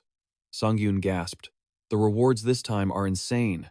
Even the goddess of luck appeared behind him to celebrate. Sangiun calculated silently. I guessed silence would appear, but even the subspace and object teleportation too? He understood that these two skills alone would make his combat versatility skyrocket tremendously. Although he knew he would have to train hard to master them, Shin Sangiun was burning with determination. Depending on how I use these, I could reach an entirely new level. He wondered if he was about to achieve a first-place title. However, the goddess of luck sitting on his back looked pouty. She complained that it was thanks to her that he got these nice things, yet he hadn't even uttered a word of thanks. Shin Sangiun hurriedly tried to fix the awkwardness. Of course. I am extremely grateful to you, goddess. I'll thank you more after I'm done eating, okay? Immediately, the mana synchronization process for the 3 artifacts officially began, turning them into delicate desserts. Entering the unconscious space, Sangiun was shocked to see the lavish banquet in front of him. Purple? What the? Why are the names of the dishes so weird this time? He cursed Arlic under his breath. Damn it. What on earth has that Arlic been eating all this time? All desserts? Is he a sweet tooth too? The moment he took a bite, he was so startled his eyes widened. What is this? Just like its name, this thing really has endless layers. The cake layers in his mouth just kept coming, never ending. This lingering flavor was truly delicious. Like a dream, Sangiun was completely immersed in extreme bliss. He regretted having looked down on these desserts. The system announced that the absorption process for the 3 artifacts was successfully completed. Sangiun rubbed his belly with satisfaction. You're quite a talker. But you're not half bad, are you? I have to admit, you've got great taste. Thanks to that, he got to enjoy a delicious, mind-blowing meal. Now it was time for him to make the important choice to integrate the teleportation and silence effects. For the object teleportation skill, Sangiun didn't need to hesitate and decided to attach it immediately to his Great Sword of Resolution. Choosing the Great Sword of Resolution is definitely the right move for teleportation. I don't even need a second thought. However, the silence skill gave him a headache. Since it doesn't have a long-lasting effect like stun or freeze, integrating it into burst attacks like the Great Frontal Charges or explosive pushes didn't seem effective due to the skill's delay. After some thought, Sangiun decided that even though he didn't know the risks, this was likely his best option for now, integrating it into his basic attacks. However, the system immediately threw cold water on him, notifying him that he needed to meet additional requirements to integrate the silence effect. The system promptly offered a heavy choice, consuming 1 mana for every basic attack to trigger silence. Do you want to continue? Sangjun stared at the notification box, breaking into a cold sweat. He worriedly asked himself, 1 mana per basic attack? That's brutal. He realized that if he kept swinging his sword continuously, his mana would be depleted in no time. Even though he had just received the B-rank title, End of a Twisted Desire, which granted him an extra 150 mana from Arlic, Sangyun was still extremely hesitant. He realized that if he were ever surrounded by a swarm of weak monsters, spending mana on every single strike would become an unnecessary risk. After reflecting for a moment, Sangyun smirked, his eyes hardening with determination. He told himself that sometimes he had to take risks. He couldn't keep leveling up if he stayed trapped in his comfort zone like this. Without a second thought, he decisively pressed confirm. Immediately, the system announced that the silence skill had been officially integrated into his basic attacks. The effect would vary based on the opponent's resistance. But as soon as it finished, a fierce burst of energy erupted, opening a massive portal right in front of him, leaving both Sangyun and the Goddess of Luck stunned. Whoa, that scared the living daylights out of me. Sangjun panicked and turned to ask, Wait, Goddess, are you calling even more constellations here? He thought to himself that he had just rejected them, so having them show up again was a huge headache. Yet, the Goddess of Luck herself was completely shocked, insisting she had absolutely nothing to do with what was happening. The system announced that 3 new constellations had arrived. First was the Great Mongol Conqueror, who was deeply impressed by Sangyun's masculine aggression. Next was the Descendant of the Sun, who believed a rough diamond like him needed a sponsor who could provide worthy rewards and care. The Goddess of Luck started to lose her temper, loudly demanding they get lost. But a new goddess suddenly appeared, declaring that no one was allowed to monopolize this player. The new deity's arrival left the Goddess of Luck frozen in shock. This entity looked incredibly authoritative, stepped forward coldly, and commanded the Great Mongol Conqueror, "Move aside, you stink." Insulted, the great general was dazed for a moment before suddenly bursting into hearty laughter. He generously stepped aside, clearing a path for this bold goddess to approach Sangyun. Her sudden appearance left Sangyun speechless. She possessed a mysterious beauty, declaring she had been observing his courageous spirit for a long time and asserting that a man like Sangyun was truly worthy of standing by her side. This goddess disdainfully told Sangyun to abandon the Goddess of Luck to join someone as sophisticated and gorgeous as her. The insult drove the Goddess of Luck wild, screaming in protest, only to be mocked for having nothing to offer but mere luck. While the two goddesses bickered, the new one suddenly revealed she held a secret piece of information specifically for Sangyun.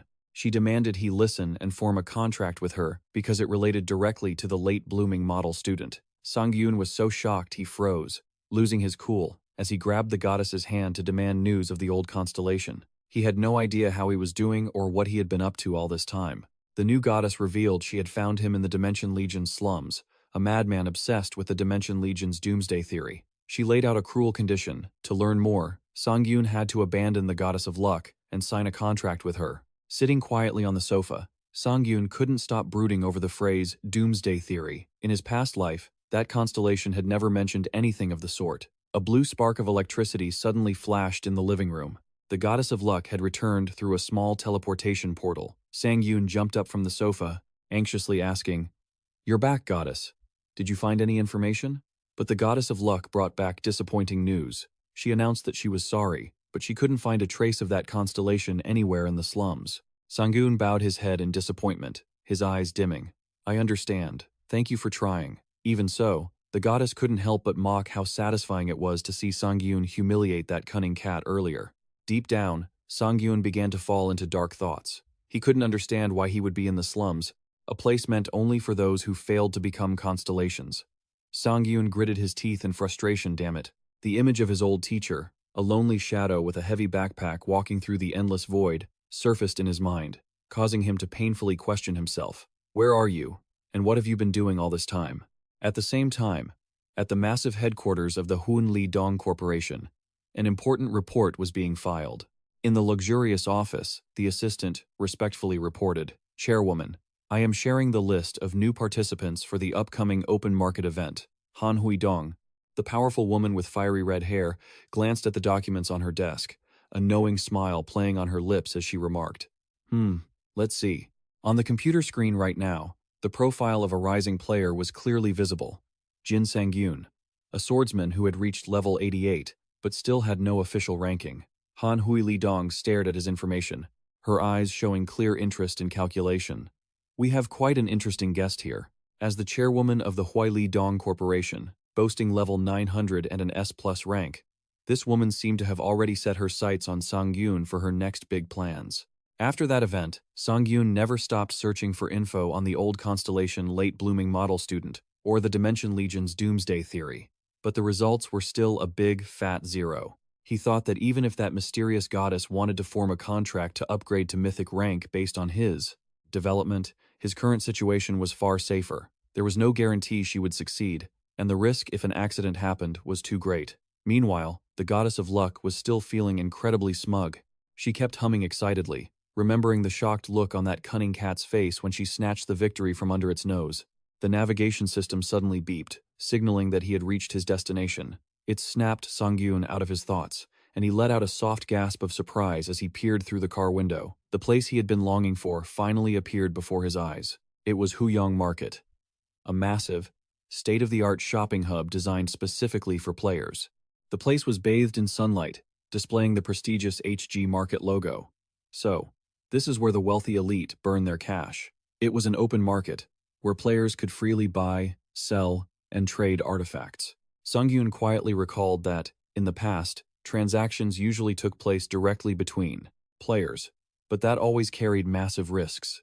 Scams and blatant robberies happened constantly right after high-value trades, leaving players in a state of constant anxiety. Because of that, the emergence of open markets that guaranteed absolute safety was inevitable, even if the price to pay was an incredibly expensive commission fee. To maintain the top spot among countless open markets run by major guilds, safety was the prerequisite. In South Korea, Huyong Market was the sole name holding that title. Even though the Huyong Guild behind it was incredibly powerful, in reality, simple military might wasn't enough to protect the throne for this long. The real reason high-level players from all over the world flocked here was the presence of Han Hae-jung. She wasn't just the head of the corporation, she was the only S-rank buff-class player in the entire world.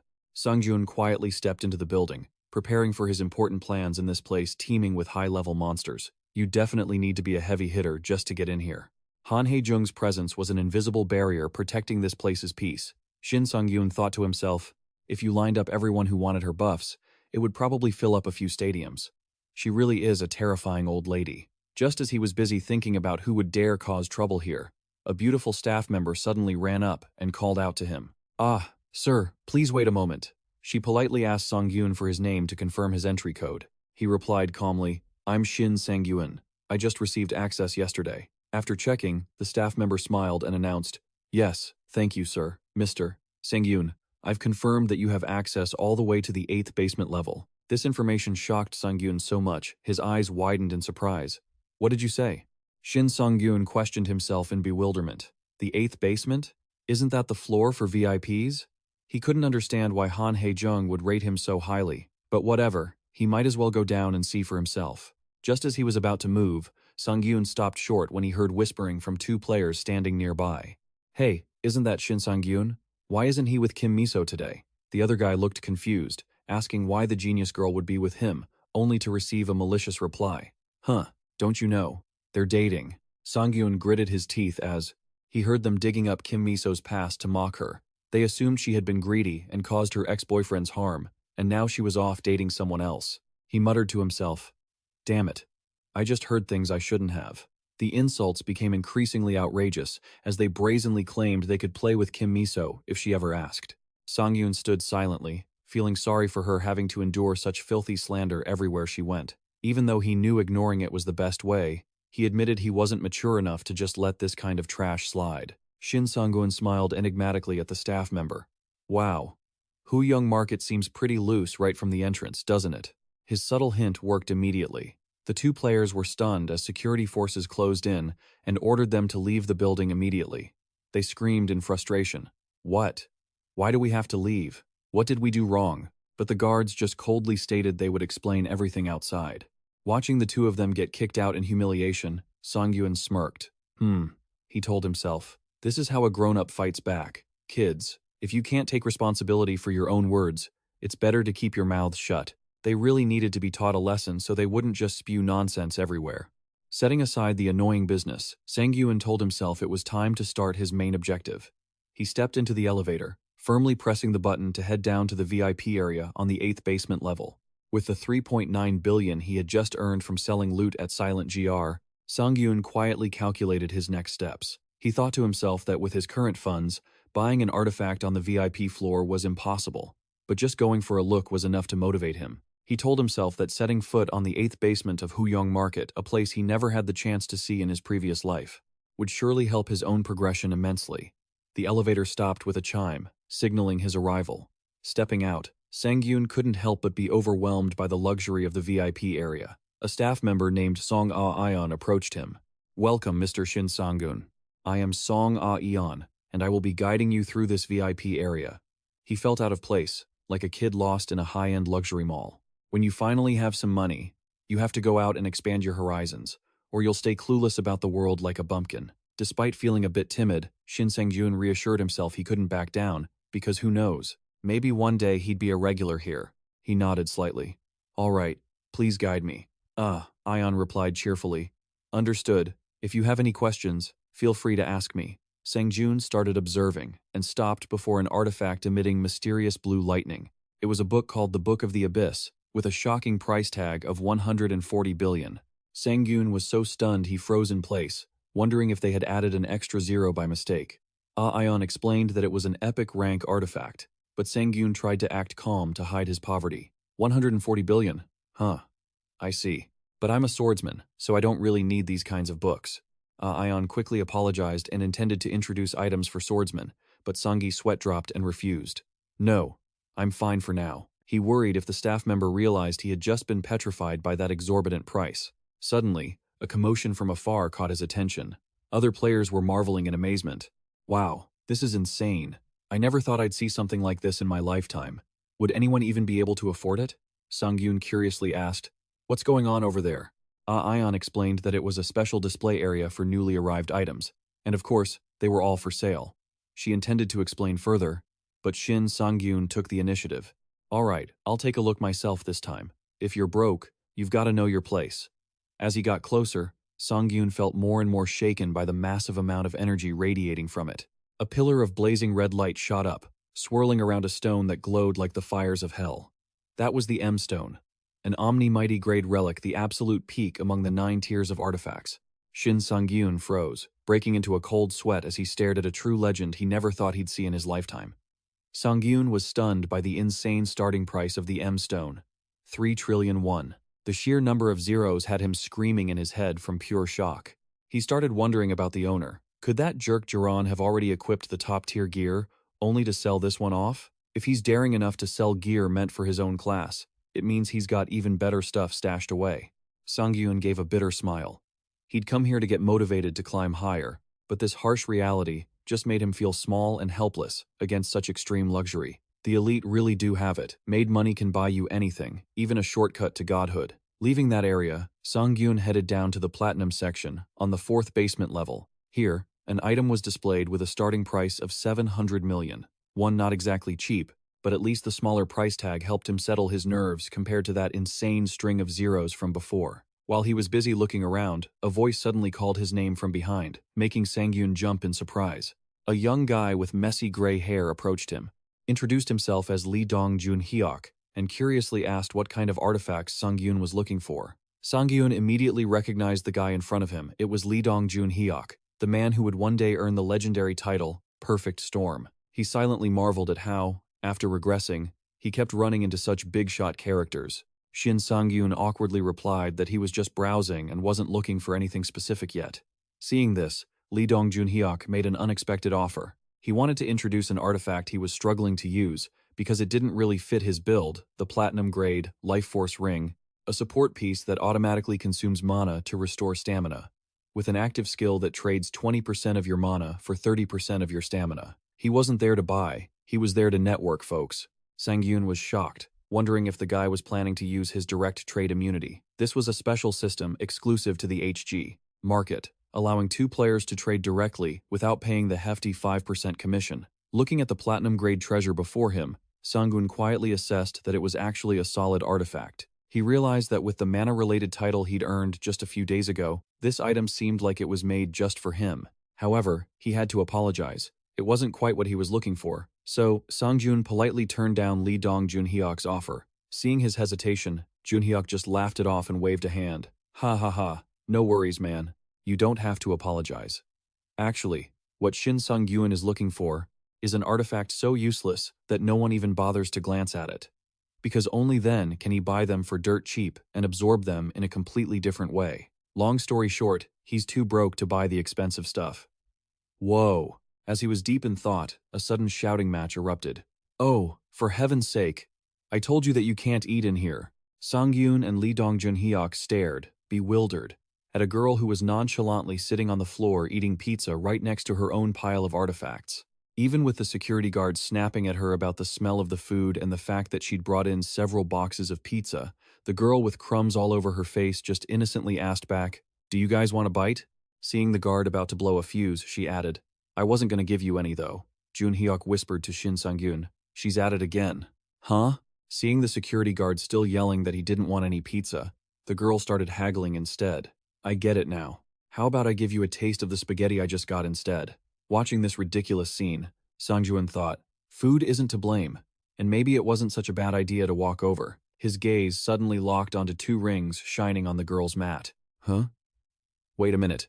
Sangyun stepped forward, politely interrupting her meal. "Sorry to bother you while you're eating, but could you let me see the details of the artifacts here?" The girl chewed her pizza and replied casually, "Go ahead, pick them up and check. You're not planning on running away with them, are you?"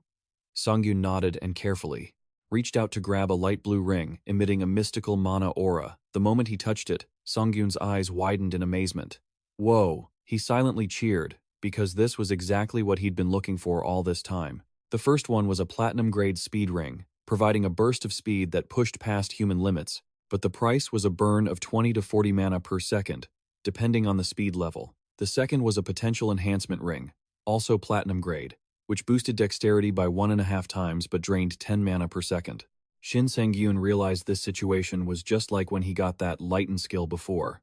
Even though they had incredibly powerful effects, the mana cost was so insane that no normal player wanted anything to do with them. That was why this girl had been sitting here for days without selling a single item. Shin Sangyun made a firm decision. "I'll take both of these rings."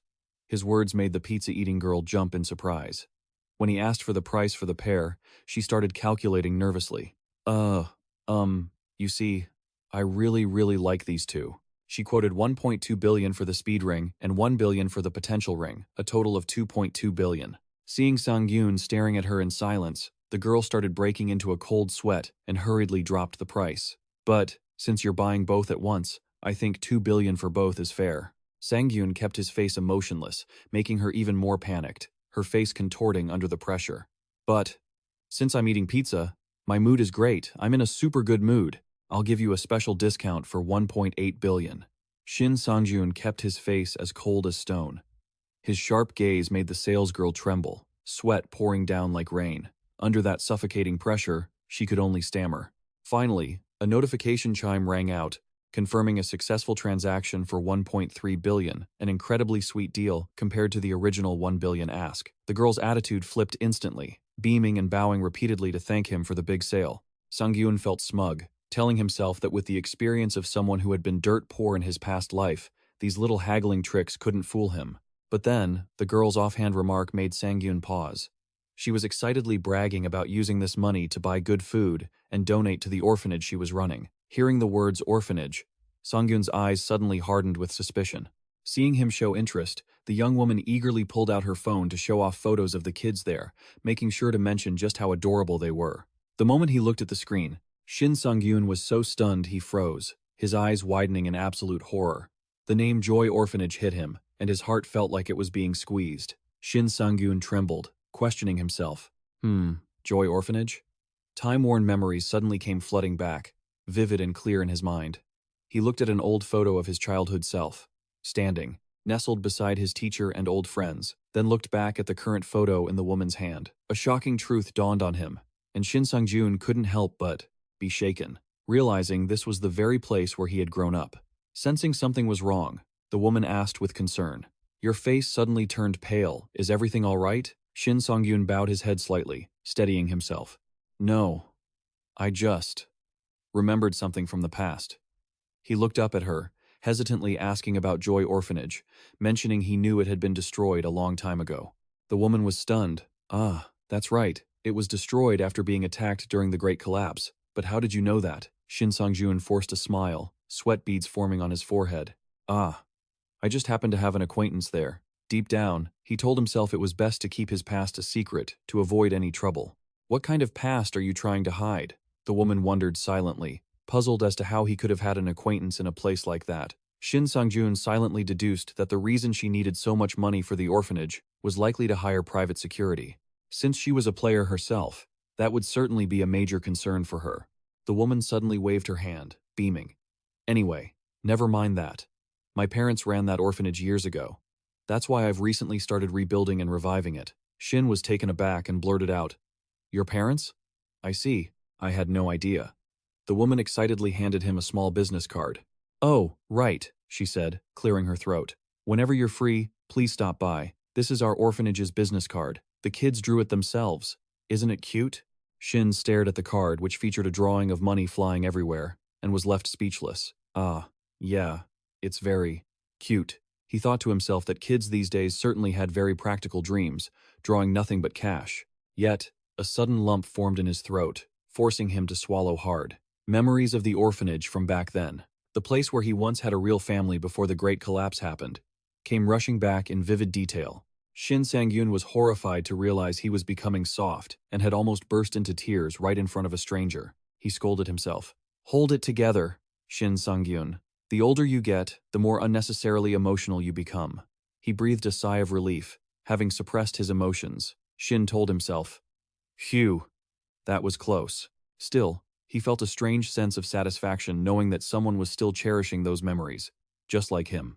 Watching the young woman excitedly debating whether to buy fried chicken or some other treat for the kids, Shin Sang-yun silently made a resolution to visit the place in the near future. Meanwhile, at the guild headquarters, standing tall and imposing in the heart of the city, Shin Sang-yun walked resolutely into the Eden Guild's base. As soon as he stepped into the lobby, a deep voice resonated. Are you Shin Sang-yun? He startled, turned around, and gasped. Standing before him was a burly man with a masculine beard, wearing a striking orange outfit. He crossed his arms confidently. We've been waiting for you. I'm Jinho. It's a pleasure to meet you. Faced with such a warm welcome from this top-tier swordsman, Shin Sang-gun could only force a polite smile. Yes, thank you. As Jinho invited him to head upstairs, Shin Sang-gun thought to himself, Haha, I never expected Jinho himself to come out and greet me at the entrance. Even though he only intended to stop by on a whim, seeing this level of formality, Shin Sang-yun reminded himself to take things seriously from this moment on. Going back to an hour ago, right after finishing the deal, Shin Sang-yun nodded slightly to bid farewell to the woman running the orphanage. I'll be in touch. The woman replied brightly, Yes, please call me anytime. I'm sure the kids would love to meet you. Shin Sang-yun smiled. All right, that sounds great. Just then, the phone in his pocket started vibrating incessantly. Shin Sang-gun apologized awkwardly. I'm sorry, I have to take this call. You don't mind, do you? The woman quickly waved it off. Oh, no problem. I have to go anyway. I'm glad we had a good trade today. Shin Sang-jun picked up. Hello, this is Shin Sang-jun. A familiar, affectionate voice came from the other end. Shin Sang-yun Appa. He recognized the voice immediately. Ah, Miso? What's up? Kim Miso was sitting in the Eden Guild office at the time. She pouted and complained. Oh, come on. Kim Miso? Don't tell me you don't have my number saved? Whatever. I called because we're about to get a mission for a new gate. Miso excitedly announced it was a two-person gate, with a minimum requirement of level 130 at Gano, called the Black Gate. Hearing that name, Shin Sangyun's expression turned serious. He muttered, "The Black Gate?" He dug through his memories and told himself he had definitely heard of it before. Shin's eyes widened as the pieces of memory suddenly became crystal clear. "I remember now," he wondered, shocked. "Isn't that the dungeon that Kanga, known as the Sword Arbiter, was the first to successfully conquer?" Shin Sangjun recalled the image of that fierce woman standing in the middle of a burning battlefield, and how she later publicly shared the entire strategy to conquer the Black Gate for the player community. He silently analyzed. Perfect coordination with teammates is the minimum requirement to clear this place, but he and Kim Miso had always worked together very well. Moreover, the combination of bow and sword always brought extreme efficiency. Plus, if his memory was correct, this gate held another terrifying secret. Shin Sangyun couldn't help but feel excited thinking about the primary reward of the Black Gate, an epic-grade artifact. Although its form was unclear, its value reached 120 billion won, making him unable to sit still. He promised himself he wouldn't be the guy greedily staring at luxury goods at the Huai market anymore. As soon as Miso suggested it, Shin Sangyun decided firmly, "I'll go. I'm definitely doing it." He immediately headed to the Eden Guild headquarters, following behind Jinho. Shin Sangyun couldn't hide his sinister smile when thinking about the massive fortune coming his way, making the big guy shudder and wonder about the dark aura radiating from behind him. What kind of person lights up like that just hearing about money? His soul must be twisted, the guard thought. Shin quickly covered it up with a strained smile to dispel any suspicion. Both entered the elevator to the 4th floor. Jinho explained that since Miso was busy in a meeting with the president, he would be his guide. He also hoped Shin wouldn't feel uncomfortable walking with an old man like him. Jinho led him to the special training room, the pride of the Eden Guild, a place with extremely strict rules, the people authorized to use it, located just behind the massive doors ahead. As they stepped deeper inside, Shin Sangyun could clearly feel the shift in the atmosphere. It no longer felt like a professional office building. Instead, it carried the suffocating pressure of a real battlefield. Du Jinho excitedly mentioned that they were very lucky today, as the training hall was completely empty and he could make himself at home. But as soon as the gates swung open, Shin Sangyun froze and pointed forward. "Sorry, but it looks like someone's already in here." Du Jinho was stunned and couldn't believe his eyes, for in the middle of the training ground, a giant golem was being pummeled by a familiar figure. It was Sintiri, unleashing devastating kicks and sword strikes straight at the stone monster. Sintiri rained down, critical blows, shattering the golem's body into pieces under crushing pressure. She spun around to deliver the final strike, decisively crushing her enemy before landing gracefully on the ground. Du Jinho gasped in shock as he recognized the figure. Sinteri saw her younger brother busily training, and curiously asked if she had reserved the room, since the system data didn't show any booking. Sinteri startled, stopping in her tracks, her face still glistening with sweat. Du Jinho politely suggested that if there was a mix-up, they would wait outside and asked how much longer she planned to train. Sinteri replied that she needed the room from 6 o'clock onwards. Suddenly, her gaze shifted to the young man standing behind Du Jinho. To Sinteri's surprise, Du Jinho asked what was wrong, and she offered a faint, welcoming smile. "Long time no see. What brings you here?" Du Jinho was also pleasantly surprised to run into her today. Shin Sangjun casually explained that he was here to practice coordinated combat with Kim Miso for the upcoming dungeon raid, and he just happened to arrive a little early. Hearing this, Kintiri couldn't help but gasp in surprise. Du Jinho teased that it seemed he and Miso were quite close, leaving Shin Sangyun to laugh awkwardly and brush it off by saying it was all just a coincidence. Right at that moment, a notification from the communication system rang out, calling Sinteri's name, leaving her lost in thought. Du Jinho asked if she was intentionally making things difficult, but Sinteri immediately struck upon a new idea. She suggested that Shin Sangyun and she spar another time when the opportunity arose, and promised to be in touch later. No sooner had she finished speaking than she turned and walked away with a playful wave. Before she disappeared, Sinteri didn't forget to mention that she had used the room without a booking, so Shin Sangyun should feel free to use it right now. Du Jinho gritted his teeth, radiating a fierce, angry aura at his sister's attitude. "All right. Thanks for the quick response." As they entered the training ground, Du Jinho apologized for the trouble and insisted that Sinteri didn't always act like that. Seeing that Shin Sangyun didn't mind, he suggested that while waiting for Miso, who was busy in a meeting, they should do something to kill time instead of just standing around bored. A mysterious smile played on Du Jinho's lips as he asked if Shin Sangyun was interested. then firmly slammed his massive sword into the ground, causing a violent tremor. What the? Is this guy trying to pick a fight or something? Du Jinho abruptly took off his outer protective gear, revealing a brawny physique with bulging muscles, and issued a challenging invitation.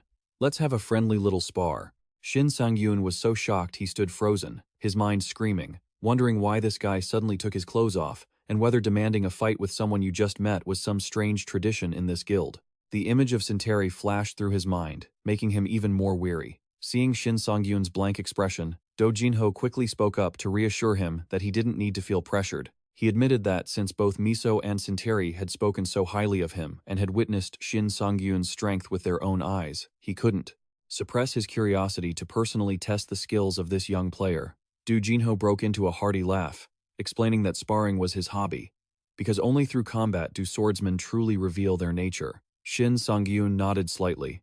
Ah, I see. He silently realized this big brother was trying to see what kind of person he really was, and Do Jinho's raw, unapologetic directness made him feel quite intrigued. Seeing Shin Sangyun empty-handed, Do Jinho enthusiastically pointed toward the equipment rack. It seems you didn't bring any weapons, so just use whatever you find over there. But Shin Sangyun quickly refused. No, this is fine. Instantly, a brilliant blue mana flared from his hand, opening a mystical spatial rift. I already have my weapon right here, and I always keep it on me. Shin Sangyun decisively pulled his massive greatsword from the sub-dimension, to the shock of his opponent. The system immediately displayed information about the level 1 sub-dimension hidden skill, allowing him to store items at will in a separate dimensional space. Shin Sangyun took a ready stance and challenged him. Shall we begin then? Witnessing this rare skill, Du Jinho froze for a moment before laughing excitedly. Ha ha ha. I didn't expect you to have that kind of skill. I heard you were an interesting guy, and it turns out that's absolutely true. Du Jinho gritted his teeth and affirmed that it was time to start. His face suddenly turned deadly serious, his eyes glowing with intense, red-killing intent, and a suffocating pressure enveloped the entire room. Du Jinho coldly declared, Honestly, at first, I intended to go easy on you, but now I fear that would be an insult to your strength. I will use my full power right from the start. Meanwhile, at the Eden Guild chairman's office, the atmosphere was becoming extremely tense between Kim Yun-chon and his daughter. He sternly requested, Listen to your father this time. At this rate, that incident will happen again. And Kim Miso immediately cut him off, furious. Father, I have told you over and over again to never bring that up again. Kim Yun-cheon sighed regretfully, insisting he was just too worried about his daughter's safety. But Kim Miso had completely lost her patience. She turned her back and walked away, demanding her father not contact her for the time being, despite Kim Yun-chon calling out after her in desperation. Kim Yun-chan stood silently, watching his daughter's back as she left, then sighed in utter helplessness. He walked over to his desk, pressed the internal intercom button, and called the department head to ask about the connection line to the Players Association. Upon receiving confirmation, Kim Yun-chon spoke in a low voice and made a special request. That's right, Mr. Chairman, I have received your call. He gritted his teeth and ordered, I want to make a request. That player, Shin Sangyun, start with his family and his past. Investigate everything about that player in great detail for me. On the other side of the battle, Shin Sangyun broke into a cold sweat, shocked as he watched his opponent suddenly become massive and many times more powerful. He stared in shock, wondering how the guy could have suddenly grown so massive. Then it hit him, it made sense. The guy was a level 700 player, a total monster in the hunter world. Before, Du Kyungu had completely changed how swordsmen fought, shifting everything toward an all-rounder style, but that only worked because he was, well, Du Kyungu. Not every player could just adapt to that kind of complex fighting style. Most other swordsmen just focused entirely on brute strength, believing it was the only answer. They pushed their bodies to the absolute limit, chasing the pinnacle of raw power. So, that begged the question. If Du Kyungu was the peak of the all-rounder style, who was the king of the strength-based path? People debated it all over the world, but at least in this country, the answer was clear. With his giant transformation skill, he could crush any opponent with a single blow. No matter how the trends for swordsmen shifted, Do Jinho held his ground as the undisputed top dog. Without hesitation, the system announced the official training mode had begun for both players. Jinho let out a roar of excitement. I like your confidence. A sharp, quick reply. I like that, he declared loudly. A real man knows how to drop the doubt and prove himself through action. Just by lifting his sword, Jinho generated gusts of pressure that blew everything away. Sangyun gritted his teeth, holding his ground. mentally calculating how to deal with this attack. Should he use his sword to block or trigger a stun? No. Against someone like him, he had to match raw power with raw power. Instantly, he activated his hallucination skill, causing his entire body to erupt with crimson mana, pushing his strength and speed to the max. His true duelist title activated, effectively isolating his target within the combat zone. Du Jinho roared with excitement. Let's start with a gentle tap, shall we? A massive shockwave erupted as their two incredible powers collided head-on. And that's what he called a gentle tap. Can you believe it? I have to stay calm, Sangiun reminded himself. Knowing full well that taking Jinho head-on right now was basically suicide, he decided to aim straight for the side, the one spot where his opponent's defense was weakest, and unleash his finishing move. A bone-crushing impact followed, creating a massive explosion that shook the training room. Du Jinho stood there in total shock, unable to believe his attack had been stopped so easily. The big guy wasn't just stunned by Shin Sangjun's strength, but by his reckless choice. Out of all the ways to react, like dodging or throwing his sword, Sangiun had boldly chosen to clash head-on. It was something Du Jinho never saw coming. Standing amidst a brilliant blue aura of mana, Sangiun coolly declared, "My turn now, right?" The pressure radiating from him was so intense it made Jinho stagger for a split second. He marveled at the insane amount of energy standing right before him. There's always a higher mountain, as they say.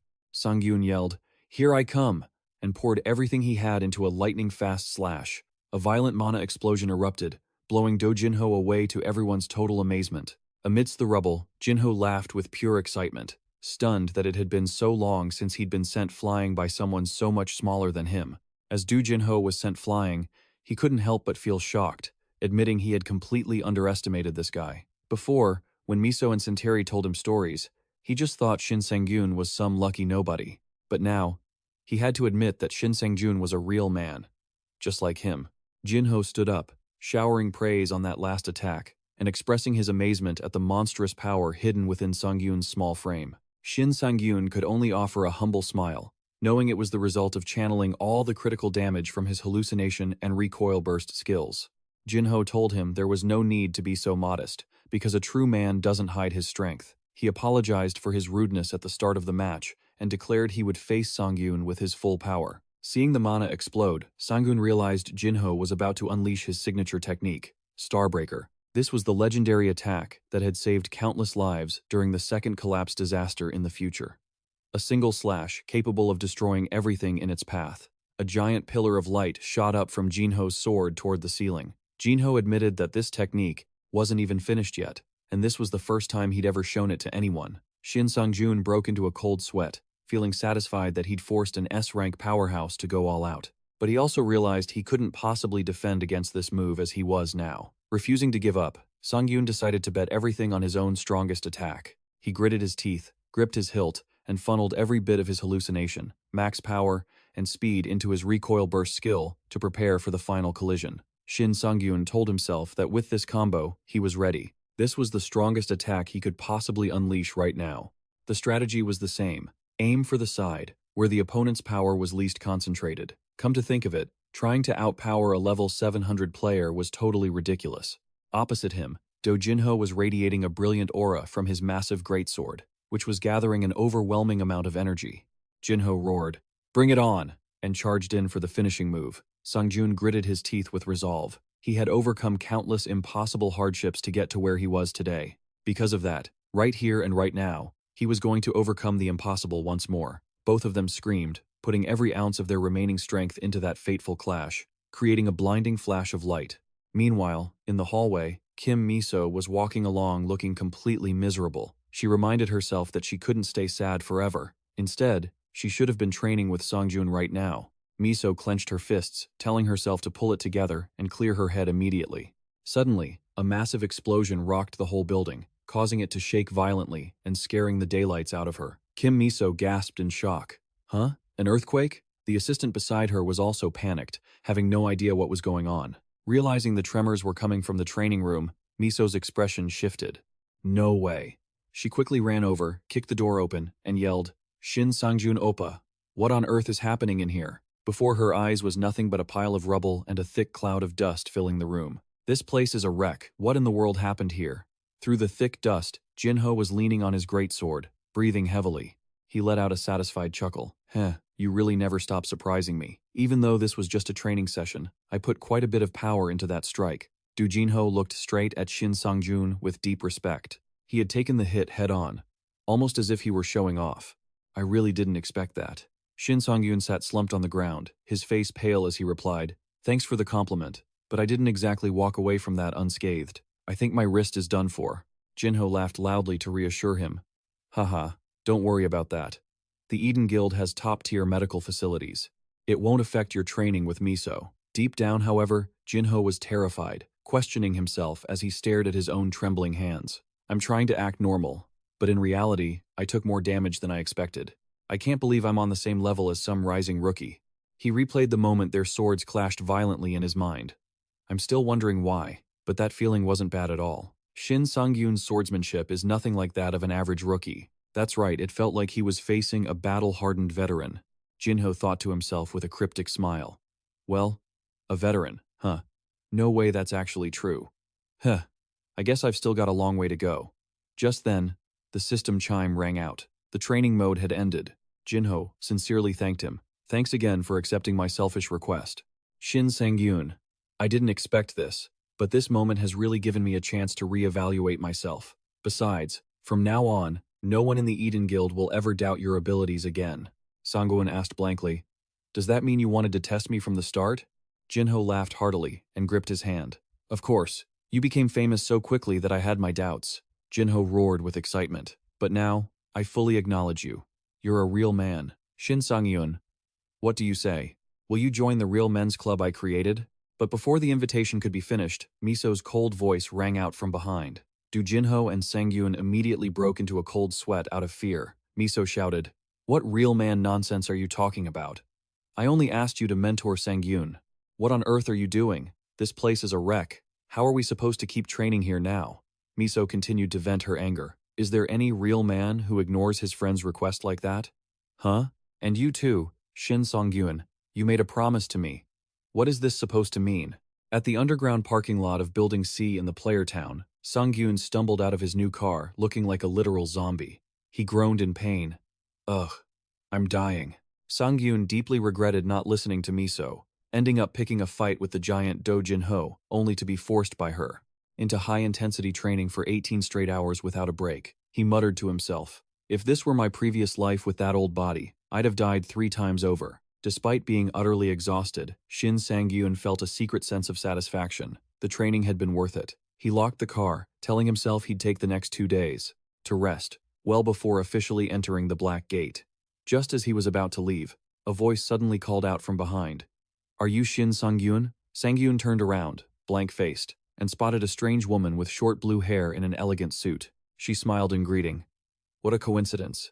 It's a pleasure to meet you. Looks like you just finished your training, right?" Shin Sangyun replied awkwardly. Who are you?" The girl handed him a business card. Sangyun took it and was shocked to realize it was Lee Gahi, a scout from the 4th strategy team of the Korea Players Association. He was secretly surprised she knew his name. He'd thought she might be an acquaintance from his past life, but that wasn't the case. Lee Gahi confirmed it bluntly. "That's right, I'm Lee Gahi. To recruit you, I spent a lot of time gathering information on you." Sangyun thought, people usually keep it a secret when they investigate others, yet she says it so casually. Feeling completely drained, Sangjun tried to find a way to leave. "I'm a bit tired today, so if you'll excuse me. Any questions regarding recruitment, let's save them for later." But Lee Gahi persistently followed him, pestering him about whether he was truly uninterested in becoming a player under the association. Sangjun firmly refused. "No, not right now." Seeing his attitude, she gave a mysterious smile and asked to be allowed one last personal question. Even though Sangyun felt like he was about to pass out from her persistence, Lee Gahi suddenly leaned in close and asked something that sent shivers down his spine. "Mr. Sangyun, is your ability a skill that can copy or even steal the powers of others?" Lee Gahi stepped closer, her eyes gleaming with mischief, and kept the pressure on. "Or perhaps, do you have an ability that lets you see the future?" The question hit the nail on the head, leaving Sangyun horrified. Sweating buckets, he could only gulp in terror, panicking internally. What? Leaving that tense confrontation behind, the scene shifted to the entrance of the Black Gate in Uido. A white van just pulled up to the curb. Kim Miso stepped out, not forgetting to say goodbye to the driver, and let out a sigh of relief. She told herself it was good she arrived earlier than expected, as she'd have more time to prepare everything thoroughly before starting. While deep in thought, Kim Miso suddenly froze when she spotted a familiar figure sitting silently on a stone bench right next to the gate. Seeing Sangiun, she ran over cheerfully to greet him. "Whoa, you're here early. I just got here too." But when he turned his head, Kim Miso was shocked to see a gloomy, haggard face that looked no different from a zombie. Sangiun rasped, asking in a soulless voice, "Do you want to warm up?" She asked with concern, "Who are you? What happened?" Sangiun quickly waved her off, pretending he was fine. But in reality, he was screaming inside because the anxiety had kept him awake all night. He thought bitterly, "Damn it, that woman's business kept haunting me so I couldn't catch a wink of sleep. I feel like I'm about to faint." Even though he had spent the whole night investigating Lee Gahi, Sangjun hadn't found any useful information. This made him even more bewildered. Look at how pathetic he is. Last night must have been like being haunted by a demon. Sangyun couldn't have imagined that the secret of his unique ability and his regression would be suspected so quickly. He panicked, questioning himself in a state of chaos. I was so careful. Why did she figure it out so fast? How the hell would a normal person even suspect that someone is a regressor? The feeling of being cornered by a freak like Lee Gahi left Shin Sangyun in a state of genuine disorder. He kept calculating what to do to get her to stop being suspicious, whether he should stay low for now or take the initiative to get to know her. Sangyun even considered inviting her out for a drink, but immediately brushed the thought aside, fearing it would only expose his weaknesses. While lost in these negative thoughts, Miso's voice pulled him back to reality. "Oppa, are you feeling all right?" Seeing his strange behavior, Miso worriedly suggested that maybe they should cancel today's raid. Sangyun immediately dismissed the idea and insisted he was fine, because he knew very well he absolutely couldn't let this once-in-a-lifetime opportunity slip through his fingers. Looking at him, he didn't even look like he had the energy to fight, let alone raid. Glancing at his teammate's gear, Sangyun spoke up. "By the way, Kim Miso, I've never seen that bow before. Did you just get something new?" Kim Miso smiled brightly, unable to hide her pride. "Oh, this? I was just about to show it to you. This is an epic tier artifact I borrowed from the Kurokawa Guild in Japan." She explained further that because her guild had a long-standing partnership, she had tried her absolute best to borrow it for this important raid. Witnessing the radiant weapon in her hands, Sangyun could only manage a strained smile in utter shock. "Aha, I can't believe it." Deep down, he was floored and wondered to himself how she could have borrowed an epic tier item so easily, and the cost to possess it must surely be an astronomical figure. However, Shin Sangyun quickly brushed off the envy. He clenched his fists with determination. "No, I'll soon possess an epic tier item of my own." He reassured himself that he wasn't allowed to be jealous and had to focus entirely on the goal at hand, putting aside his worries about being scouted by the Lee Gahi recruiters. Sangjun regained his usual calm and spoke clearly.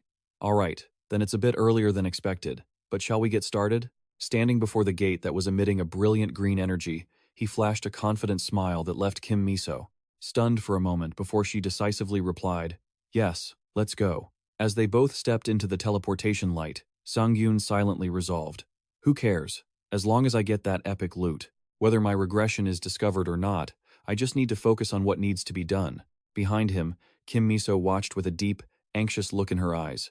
She thought to herself, Sangjun Oppa really has zero self-awareness. He said he couldn't believe it. Kim Miso wondered why she had gone to such lengths to borrow such a high-level epic item for today's trip. Memories of their training session a few days ago suddenly flooded back, making Miso feel shaken to her core. She already knew his rate of growth was abnormally fast after watching him for a long time, but what she saw with her own eyes was far more terrifying.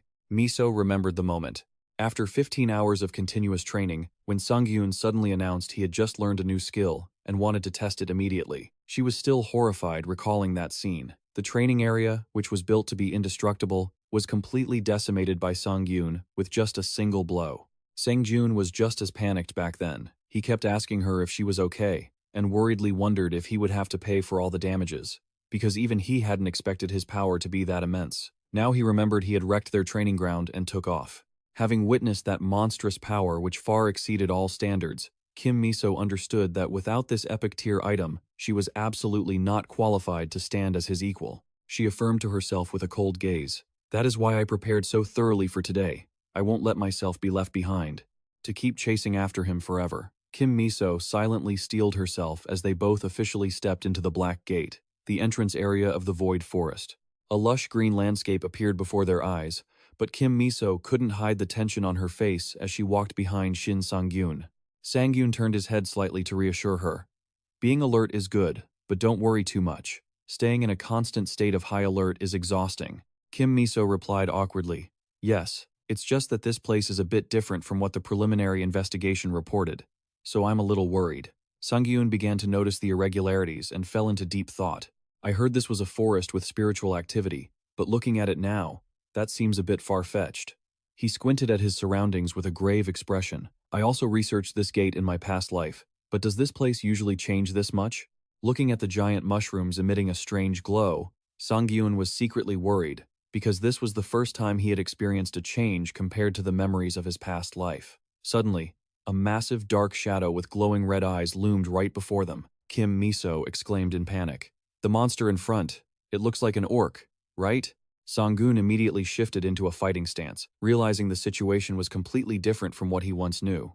No, that's a giant goblin. In front of them was a hideous, greenish-gray creature with crooked teeth, growling threateningly. Sangyun realized with a jolt that this wasn't just a simple change. In that tense moment, Sangyun suddenly remembered their training a few days ago. He had made a suggestion after researching the Black Gate. I have a suggestion. From now on, let's use this. What do you think? Miso was puzzled when she saw him hold up his finger. Your finger? Are you talking about hand signals? Sangyun clearly affirmed. Exactly. To prepare for extreme, high-stress situations, we will simulate every possible scenario and communicate using hand signals. Miso still seemed worried and skeptical. Every possible scenario? Do we have enough time for that? There are only a few days left until the raid. If two people aren't in sync, it's a death sentence. Sangyun reassured Miso that they didn't need to worry too much about memorizing every scenario. They just needed to master the basic movement patterns, and everything would happen naturally. Even though Miso feared that remembering the exact hand signals in the heat of the moment wouldn't be easy, Sangyun insisted they had only one choice: to focus on repetitive training. According to him, as long as they succeeded in memorizing the reflex patterns, the two of them could complete this raid perfectly. To test her, Sangyun held up 2 fingers and asked, Now, I'm holding up 2 fingers. What does this signal mean? Kim Miso briefly scrambled through her memory, then cheered when she realized the answer, just as the giant goblin let out a deafening roar. Just like the practice they had drilled, when the monster charged straight at them, Sangyun quickly leaped to dodge the heavy blow. He reiterated the rule that they would dodge in opposite directions, and simultaneously pressed her to ask what the next move would be. Miso answered clearly that monsters would instinctively target the weakest link, and that was undoubtedly her. The goblin immediately shifted its attack toward Miso, but she was already prepared. Miso explained that once you identify its target, you can shoot directly at the joints to restrict the opponent's movement before it even acts. Sangyun fully agreed, because when the enemy's movement is restrained, they can create openings to attack even without using skills. She was shocked by the terrifying power of the epic-grade artifact in her hand. Even without using her full strength, the damage inflicted had already heavily wounded the monster. Kim Miso was stunned, wondering if this was truly the power of an ASO, epic-grade item, when she hadn't even fully drawn the bowstring, yet the force was already this immense. She silently thought, if she went all out, could she finish it off in a single shot? The monster screamed in agony, stomping around madly until the ground shook violently. Miso realized that landing a finishing blow immediately was quite difficult, but Sangyun had suddenly appeared right above the beast's head. He clearly declared that he would take advantage of the short opening she just created to end it all. Sangyun swung his greatsword in a heavy, earth-shattering blow from above, cleaving the monster's body in two and ending the battle instantly. The giant monster collapsed. Sangyun sheathed his sword, turned to his partner, and said softly, "Hey Miso, that was." Kim Miso couldn't help but be amazed at her own strength. "Yeah, it seems my firepower has increased significantly compared to before. I think we should recalculate our tactics. Based on the power of this new bow," Sangyun nodded in agreement. "That's right. If you had aimed directly for the head earlier, things would have been much safer." Shin Sangjun silently assessed that they would probably need to adjust their attack patterns a bit. The power of an epic-grade item is really something else. You get what you pay for, right? He privately concluded that Miso's strength had now increased 3, maybe even 5 times compared to before. This dungeon might be cleared much more easily if they utilized that well. Shin Sangyun thought to himself. Kim Miso smiled confidently. "Still, it's a relief that our teamwork is still excellent, isn't it?" Sangjun replied, "True. You reacted faster than I expected. You must have been practicing a lot, huh?" Hearing that, Kim Miso's face suddenly changed. She recalled the sleepless nights spent studying training videos until her eyes felt like they were popping out. She snapped, "Whose fault do you think that is? Do you have any idea how many times I had to watch those training tapes over and over just so I wouldn't get left behind?" Seeing Sangiun look sheepish, she regained her composure. "All right, since the practice run is over," Kim Miso declared clearly. "Now, let's start the real battle." Both of them quickly moved deep into the forest, where other giant monsters loomed with heavy footsteps that made the ground shake. From atop a high cliff, a grotesque creature with glowing yellow eyes was silently observing them. It let out threatening growls in the darkness. Seeing the monster's hesitation, Kim Miso wondered, "Is it because we took out their companions so easily?" Sangiun calmly analyzed that they weren't attacking immediately because they were being extremely cautious. If that's the case, it works even more in our favor. The system immediately notified them that the detection skill had found 10 targets nearby. Sangjun determined there weren't as many as he thought, perhaps because they were still near the entrance. There were 10 in total, including the one he had just seen for the first time. Based on preliminary investigation, he confirmed that the target was definitely a lurking assassin using a stealth skill. Sangyun and Miso began discussing the next plan of action. Miso suggested using tactic number 42, but Sangyun immediately dismissed it because he noticed there were no long-range monsters around. He suggested using that other tactic instead. As soon as she heard that, Kim Miso's face darkened. "That tactic? Don't tell me no. I don't want to. Why would you do that?" Despite her protest, Sangyun still wore a blank, confident smile. He explained that tactic 42 was only for stealth monsters, and this is the right way to do it. "We really can't see eye to eye on this, can we?" Shin Sangyun continued to ramble on about, using option 4 to face the crowd of monsters, ignoring Miso, who was screaming in tears. "Listen to me!" Far away, a giant monster loomed from behind the cliff. By now, Kim Miso was huddled on the blade of Shin Sangyun's sword. She whimpered in desperation, "Tell me, why do we have to do this?" Shin Sangyun smiled confidently. "Don't you know? Your firepower is stronger than expected, so there's no reason not to use it. No matter how you look at it, this is the most optimal tactic." Even with a heart full of resentment, Kim Miso could only pout and accept reality. I know, but fine, just do it. I can't change your mind anyway." Shin Sangjun broke into a bright, excited smile. "All right, let's start." In a dungeon without long-range enemies, seizing the safest high ground to unleash arrows is an absolute advantage. And so, Sangyun put his full strength into swinging his greatsword, launching Kim Miso into the sky like an arrow. This was the crazy human cannonball tactic. Kim Miso could only let out a shrill scream as she was launched into the air, much to the monster's bewilderment. Floating among the clouds, Kim Miso screamed in tears. "Seriously, I hate the feeling of flying the most.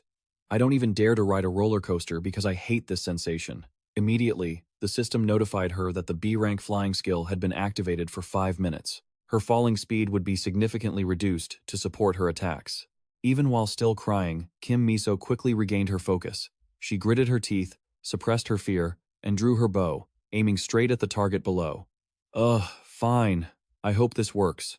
Sangyun roared as he faced 2 giant gray monsters head-on. He coldly swung his sword to finish off the one charging in front, then the other was shot down by Kim Miso from high above. Sangyun smirked confidently. He silently marveled that, just as predicted, this was truly a one-hit kill. Sangyun realized that this terrifying power didn't just come from the epic-grade equipment, but was also the result of endless training. Looking up at the sky, he saw Kim Miso floating amidst brilliant blue magic circles. Sangyun was startled to realize that Kim Miso's aim had become sharper than ever before. The image of the legendary slaughtering marksman from his past life suddenly appeared clearly in her silhouette at this moment. This reminded Shin Sangyun that it wasn't just him, others were also getting terrifyingly strong. The feeling of being pushed made him even more excited. "All right, let's keep going." He immediately activated his search skill, spotting a dark figure with glowing red eyes hiding behind the purple trees. A humanoid creature with a bright blue wolf head emerged from the shadows, but just as the monster was about to strike, Sangjun descended from above like a reaper. He swung his sword, finishing the monster in an instant, telling himself his job was to support Miso properly. Even though he felt a bit awkward, Shin Sangyun chuckled. "Haha, I really didn't expect things to turn out like this." On the other side, Kim Miso was highly focused. She announced clearly, 7 monsters left. Instantly, the system confirmed the multi-target lock-on skill had been activated. The system confirmed it had locked onto all 7 monsters looming closer. Miso shouted as she activated the meteor rain skill. A barrage of glowing arrows poured down like a storm, creating earth-shattering explosions that crushed all the enemies in the blink of an eye. Night had fallen over the resting area of the World Tree in the hollow forest. By the flickering fire, the atmosphere grew extremely tense as Kim Miso sat hunched in a corner, her face dark with anger. Sangiun broke into a cold sweat, speaking up to break the silence. Kim Miso, when are you going to stop being mad at me? Responding to his awkwardness, Kim Miso replied with a firm, cold voice. Never, she screamed in a fit of rage. 6 times. You made me do that 6 times. How could you make me fly up into the air 6 times, huh? Sangiun awkwardly explained that because the monsters were appearing everywhere, he had no other choice. Miso kept venting, resentfully asking why she was the only one who had to go slaughter the monsters after already having to fire so many arrows. Sangiun silently admitted he might have gone a bit too far, but the feeling of being carried like that after such a long time had him excited. He wondered how to calm her fury, knowing that ordinary gifts wouldn't work on a corporate heiress like her. Suddenly, Sangjun exclaimed, "Ah!" He pulled out an artifact surrounded by blue electricity and told himself, "Now I've found a way." Sangyun skillfully worked the pan over the fire, thinking it had been a long time since he had shown off his cooking skills like this. In this situation, he believed a good meal was the perfect cure to calm a bad mood. Kim Miso sat nearby, still crossing her arms in a huff, but her stomach betrayed her, letting out a loud, embarrassing growl. "How about we eat first and deal with the anger later, everyone?" Noticing her presence, Sangjun said warmly, "You're here? Perfect timing. I just finished." Miso curiously asked what he was doing. Sangyun presented a hot, vibrant plate of food and advised, "Don't be like that. We still have a long way to go, so I think eating something now is the perfect way to keep our spirits up." In front of Miso was a hearty beef Wellington for adventurers, steaming and smelling delicious. Shin Sangyun excitedly urged her, "All right, go ahead and eat." Kim Miso stared at the plate, swallowing hard because she didn't expect him to prepare such an elaborate meal. As soon as she tasted the first bite, Kim Miso's eyes sparkled, and she couldn't stop praising it. "It's so good. What on earth is this? How could you make something like this?" Sangyun smiled and replied, "I'm glad you like it." Kim Miso was still amazed. "The texture of the meat is really unique. Where did you get this kind of meat? I've never eaten anything like it." Sangyun broke into a cold sweat and had to lie. I found something that was, like a rabbit." Seeing Kim Miso excited to catch a few more on the way out, Sangyun apologized in his heart. "Sorry I can't tell you the truth, Miso, but if it makes you feel better, that's all that matters. I'll take this secret to the grave." In reality, the 5-star meat Miso was praising so highly was actually the meat of those Gobel creatures. Seeing she was happy again and thanking him, Sangyun could only offer an awkward smile. Miso finished the entire plate and sighed in satisfaction. "Phew, that was delicious. Thanks again, Sangyun Appa." Sangyun asked to change the subject. "The next area is the final one for our preliminary survey, right?" Kim Miso confirmed. "That's right. That's where the Shadow Guardian appears. After that, we won't have any info on the next areas, but we'll be okay." The atmosphere suddenly became quiet as she looked deep into Shin Sangyun's eyes and hesitated. "Appa, lately I've caused you a lot of unnecessary trouble, right?" Kim Miso hung her head, feeling apologetic. "I'm sorry. I should have said this sooner, but it's my fault for being too careless." Shin Sangyun calmly reassured her. "Well, on the other hand, it's just because we're getting too much attention, right? Sometimes it feels nice to be popular thanks to you." Sangyun immediately rebutted. "What are you talking about? Even without me, you'd still get plenty of attention. Your growth rate is abnormal. No need to apologize for that. Regardless of what the media says, we still seek each other out when needed." Sangjun nonchalantly concluded. "That's how all business relationships work, right?" The statement left Kim Miso stunned. She silently stared into the fire with a thoughtful look. Sangyun kept going, oblivious. "Anyway, people really love to gossip, don't they?" Suddenly, Kim Miso looked straight at him and asked a question that made Shin Sangyun jump. "What if that's not the case? What if this isn't just a simple business relationship? What happens then?" On the live stream, which was attracting over 1.3 million viewers, a beautiful female YouTuber was excitedly greeting the audience. "Hello everyone watching on YouTube. Today's dish is braised gobol loin. Don't worry, gobol meat is very similar to the meat we eat every day, so it doesn't have any strange pathogens. You can enjoy it with peace of mind." But she suddenly paused as if remembering something. "Oh, right. Now that I think about it, some people are allergic to gobol meat. The symptoms are a bit strange." She explained that the main symptom is that the person eating it feels confused and has lowered self-restraint. Back at the campfire, Kim Miso looked deep into Shin Sangyun's eyes and hesitated to ask, "What if this isn't just a business relationship?" The sudden question shocked Sangyun so much he broke into a cold sweat. In his head, he remembered the YouTuber's explanation. It could make that person become extremely honest. Sangyun was stunned and left wondering, what? Why would she say something like that out of nowhere? Wait, don't tell me. Is this some kind of allergic reaction to the cow meat? He suddenly recalled a memory from Shin Sangyun from his past life, back when a teammate once had an allergic reaction. I wish I could be a bird. Birds are awesome. They can just fly away. Shin Sangyun was stunned to realize that the allergy rate was only 1 in 100,000. He couldn't believe his luck that Kim Miso was the one cursed with it. He shuddered, remembering that time his teammate had an allergic reaction. It was pure hell. He had to think fast. How was he supposed to handle this situation? Just then, the advice from the cooking video echoed in his mind. Don't worry, there's a great way to deal with someone who's allergic to our meat. Shin Sang-yoon beamed, realizing he'd found the only way out. That was it, the only way. Thank goodness there was a workaround, or he'd be in deep trouble. To save Kim Miso from future embarrassment, Shin Sang-yoon decided to just play along. He cut her off abruptly. Kim Miso, the truth is, I actually want to become a real bird. His bizarre behavior left Kim Miso completely frozen. She blinked, dumbfounded. Huh? A bird? Shin Sang-yoon kept the performance going, his eyes sparkling. Yes, a real bird. Watching his sudden madness, Kim Miso couldn't help but burst into a bright laugh. Pfft, you idiot. You're saying it like you're not even a real bird. Shin Sang-yoon breathed a sigh of relief, thinking to himself that if he just pretended to be allergic too, the other person wouldn't feel so ashamed about what they'd said. The next morning, in the deep area of the empty forest, the atmosphere between them was incredibly awkward. They walked in a silence so thick it was suffocating. Kim Miso hesitated, finally breaking the quiet. Shin Sang-yoon oppa? Shin Sang-yoon jumped as if he'd been electrocuted. Yeah? What is it? Kim Miso looked confused, wanting to bring up last night, about what happened back then. Before she could finish, Shin Sang-yoon quickly laughed loudly to change the subject. Ah, it was delicious, right? Ha ha ha. But I think it had some strange hallucinogenic effects. Let's never eat that stuff again. Okay? Agreed? Shin Sang-yoon screamed internally, telling himself to grit his teeth and endure it. He could never admit the embarrassing truth. Thinking back on the scene where he had to pretend to be a giant bird to save Kim Miso from the awkwardness, he felt utterly humiliated and cursed his 55-year-old self. Seeing him deliberately avoid the topic, Kim Miso let out a soft sigh of relief. But deep down, she started questioning herself because of that sudden confession earlier, wondering why she said those things, yet secretly admitting that she really did feel that way.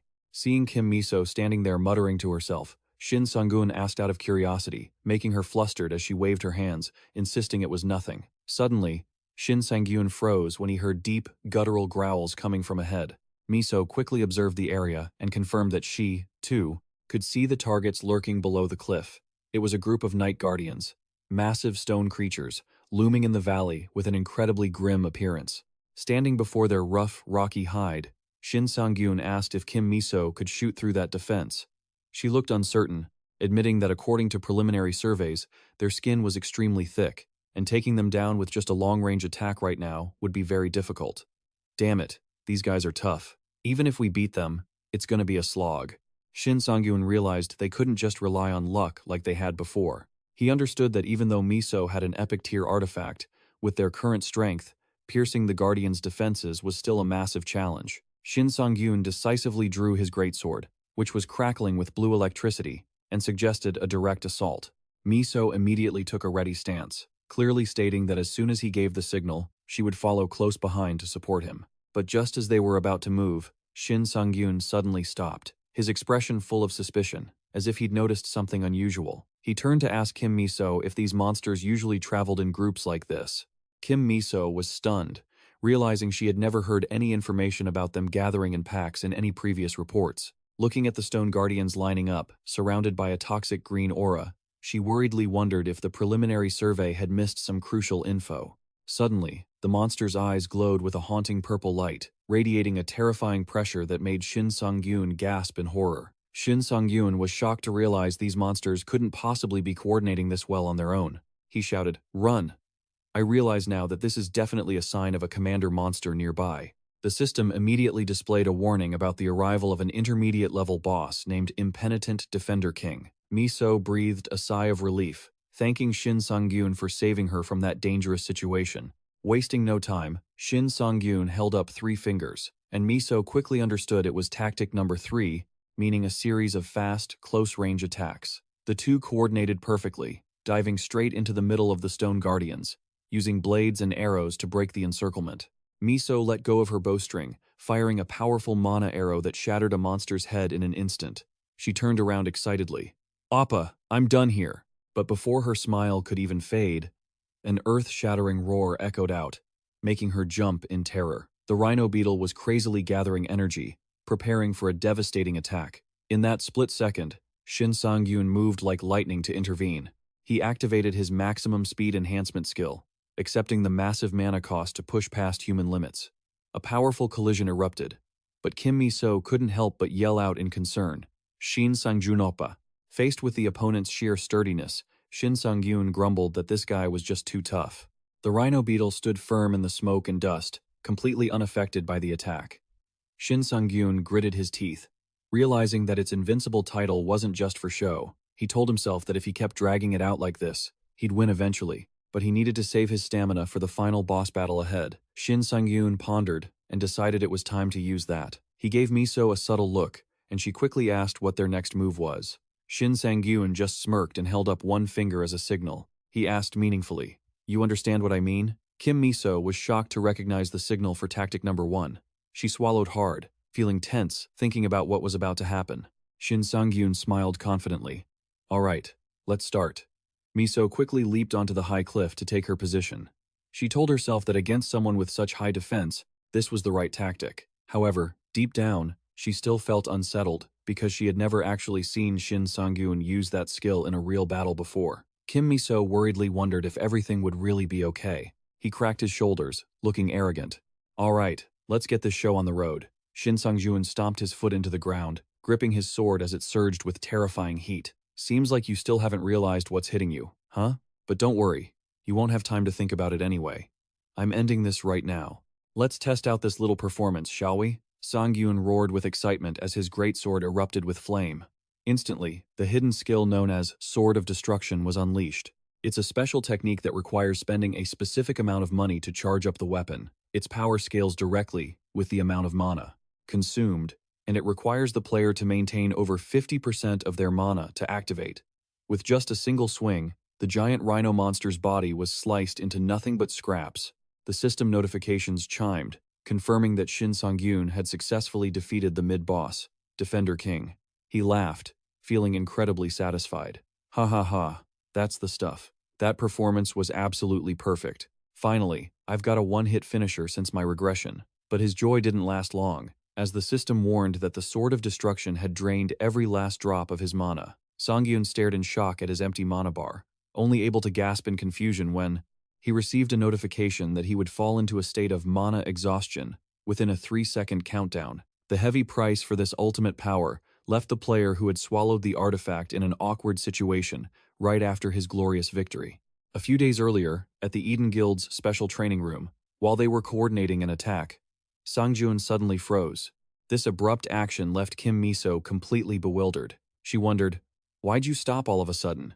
We were doing great, you know." Sangyun just stared into space and replied, "Sorry, there's just something I need to check right now." In complete disbelief, Sangyun realized he had finally grasped the hidden skill, Sword of Destruction. It was one of the finishers he had used with such mastery in his past life. He questioned if he had finally met the sword skill requirements based on the mana consumption rate, and he couldn't help but be amazed that he achieved it in less than a month. In his past life, it had taken him many years of training to reach this level. In reality, the Sword of Destruction is a finishing skill that every swordsman eventually reaches given enough time, which is why it's often called the swordsman's basic right. Although it's usually used as a finishing blow, depending on the user's proficiency and skill, it has countless applications that can define a person's true strength. For instance, focusing all energy into the tip of the blade or pushing mana to its limit to create an explosive, high-energy fighting style. Thanks to the ability to swallow artifacts, Sangjun had mastered mana manipulation quite naturally. However, He chuckled bitterly when he realized that in his previous life, he hadn't truly utilized the full potential of this move until his very final days. But now, everything was different.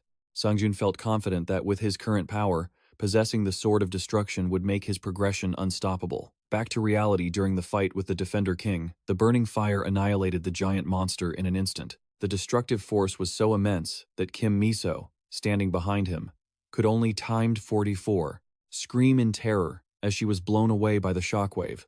Witnessing such horrific power, Kim Miso gasped. No way. She couldn't believe her eyes, seeing how much stronger Sangiun had become since they last met. Looking at the massive crater left in the wreckage, she wondered in shock how he could have reached this level in such a short time. Below, Shin Sangiun collapsed in the middle of the debris, his breathing ragged from extreme mana exhaustion. I need mana. Sangiun downed an incredibly potent mana potion to recover his energy. The system announced that his mana bar was skyrocketing back to stable levels. He let out a sigh of relief. Whoa, I almost died there. Thanks a lot for this. Kim Miso, he admitted. He didn't expect her to carry such a life-saving potion on her. However, Kim Miso didn't look pleased. She snapped.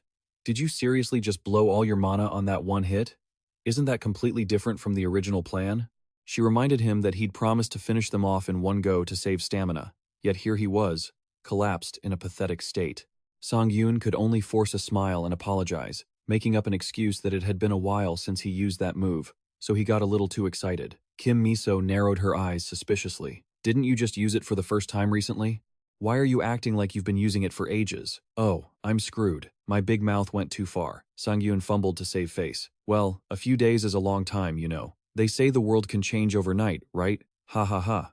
Seeing the situation getting tense, Sangiun quickly changed the subject by praising the Eden Guild for having such an incredibly concentrated mana potion.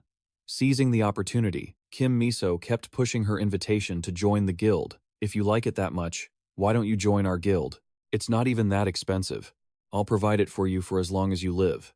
Sangiun laughed, excitedly asking how much the potion cost so he could pay her back. As he didn't want a handout, Miso replied nonchalantly, about 500 million. Hearing that number, Sangiun hadn't processed it yet, so he calmly responded, oh, I see. It's really not that expensive. If it's only that much. He hesitated to confirm. Wait, did you say 50 million? That would be a bit pricey. But Kim Miso firmly corrected him. I said about 500 million. Sangiun was stunned to realize he had misheard an astronomical figure. He stammered in horror. 500 million. I see. The price shock made Sangiun chug the rest of the potion. Kim Miso scolded him. I'm not going to charge you for it, so just drink it all. Leaving the noise behind, the two officially set foot in the deepest area of the hollow forest, the breathless village. The deeper they went, the more uneasy Sangiun felt. He silently confirmed, now I'm certain. Ever since I stepped into this dungeon, I felt something was off. But this place has changed so much from what I knew. Even if the forest could be slightly different, he had never heard of a large-scale monster village like this existing here. This was the first time Sangiun noticed. A massive deviation from his memories of his past life. To prepare for the unexpected, Sangiun decided to share what he knew with his teammate. Hey Miso, all the information about the final boss will surely be useful. I think the final boss of this dungeon will be. But Miso cut him off in shock. Huh? Final boss? How do you know that? Suddenly, the space around them warped. Kim Miso's body began to glitch and fade away among a swarm of eerie butterflies, leaving Sangiun only able to gasp in astonishment. Sangiun stood there, stunned, questioning himself. Did time just stop? Right then, the goddess of luck suddenly manifested in physical form. She reached out her soft hands, cupping his face amidst a mystical blue light. The system notified him that the goddess of luck had blocked his words, so that not a single constellation in the Dimensional Legion could hear them. She offered a mysterious smile, directly intervening to protect the regressor's secret. Sangiun was trembling. A constellation had just intervened in the physical world? No, more importantly, why did she immediately have the system issue an urgent warning? The goddess of luck revealed a truth. Once others discover what makes him special, he will no longer be special. Sangiun suddenly realized something shocking. He shouted back, Wait, goddess, does this mean you already knew I regressed? Kim Miso looked at Sangiun with curiosity and pressed him. So, what were you about to say? Do you know something about the final boss? Sangiun startled, breaking into a cold sweat as he remembered the goddess's intervention. He hurriedly brushed it off. No, I think I was just confused. This place looks a lot like a YouTube video I once saw. Miso laughed brightly at his somewhat clumsy explanation. What? That's ridiculous. Well, never mind. I get confused like that sometimes too. She didn't forget to remind him that the final boss could appear soon, so they both needed to be extremely vigilant. Sangiun watched her silently, his mind in turmoil, wondering if the goddess's action was a warning or a form of protection for him. Regardless, Sangiun was certain that the goddess of luck knew about his regression secret. He blamed himself for being too complacent, forgetting that he could become a target for hunters at any moment. Just like the shadow hunter before, if any constellation opposed this regression, Sangiun would be their #1 prey, and he would definitely be in big trouble, whether they acted directly or through contracts. But what he had to be especially wary of was the Predation Network, a group of heretic players who specialized in forging identities to evade the association's detection. They slaughtered other players using twisted methods to claim constellations or absorb the victim's energy. This was the notorious criminal organization that nearly brought the world to extinction in Sangiun's previous life. To deal with this threat, Sangiun understood he needed to quietly grow stronger until he was capable of facing them head-on without drawing their attention. Miso suggested they split up to search the surrounding area. He agreed and told her to signal him immediately if she found any clues. Even though the goddess's true intentions were unclear, Sangiun told himself he must absolutely not reveal any information about being a regressor. Even if this made the raid more difficult, it was still better than facing death. Moving deeper inside, a horrific scene unfolded, with the carcasses of monsters left to rot. He stared silently at the tracks of the brutal predator that had just passed through. Looking at the trails left behind, Sangiun gave a cold, mocking smirk. You left quite a blatant trail, didn't you? He realized this predator was marking the entire village like it was its own personal trophy. A showy act, just like a child. Fine then. We'll play by your rules in this childish hunting game. Meanwhile, Kim Miso was lurking among the giant, gloomy roots of ancient trees. She felt a chilling, murderous aura surrounding her, whispering to herself in anxiety that, surely something dangerous was hiding nearby. Kim Miso observed the scene and noticed the monster carcasses and signs of consumption scattered everywhere. She was struck by a terrifying realization. Even though the corpses were far apart, the state of their decomposition was exactly the same. That proved this. Monster possessed an unimaginable, terrifying speed. Just then, she suddenly spun around and fired 2 arrows at lightning speed behind her. But she was shocked, because even though she had just sensed its presence, the opponent had vanished instantly like a ghost. Realizing the situation was far too dangerous to face alone, Kim Miso intended to send a distress signal to Sangiun Oppa. Yet, she had no idea that right behind her back, a hideous creature with rough, bumpy skin, razor-sharp teeth, and countless glowing red eyes was opening its deadly mouth wide. Kim Miso stood frozen, eyes wide open in utter shock as she felt the suffocating pressure right behind her neck. The video ends here. If you guys enjoyed it, please hit the like button to support Go's channel. Thank you, and goodbye everyone.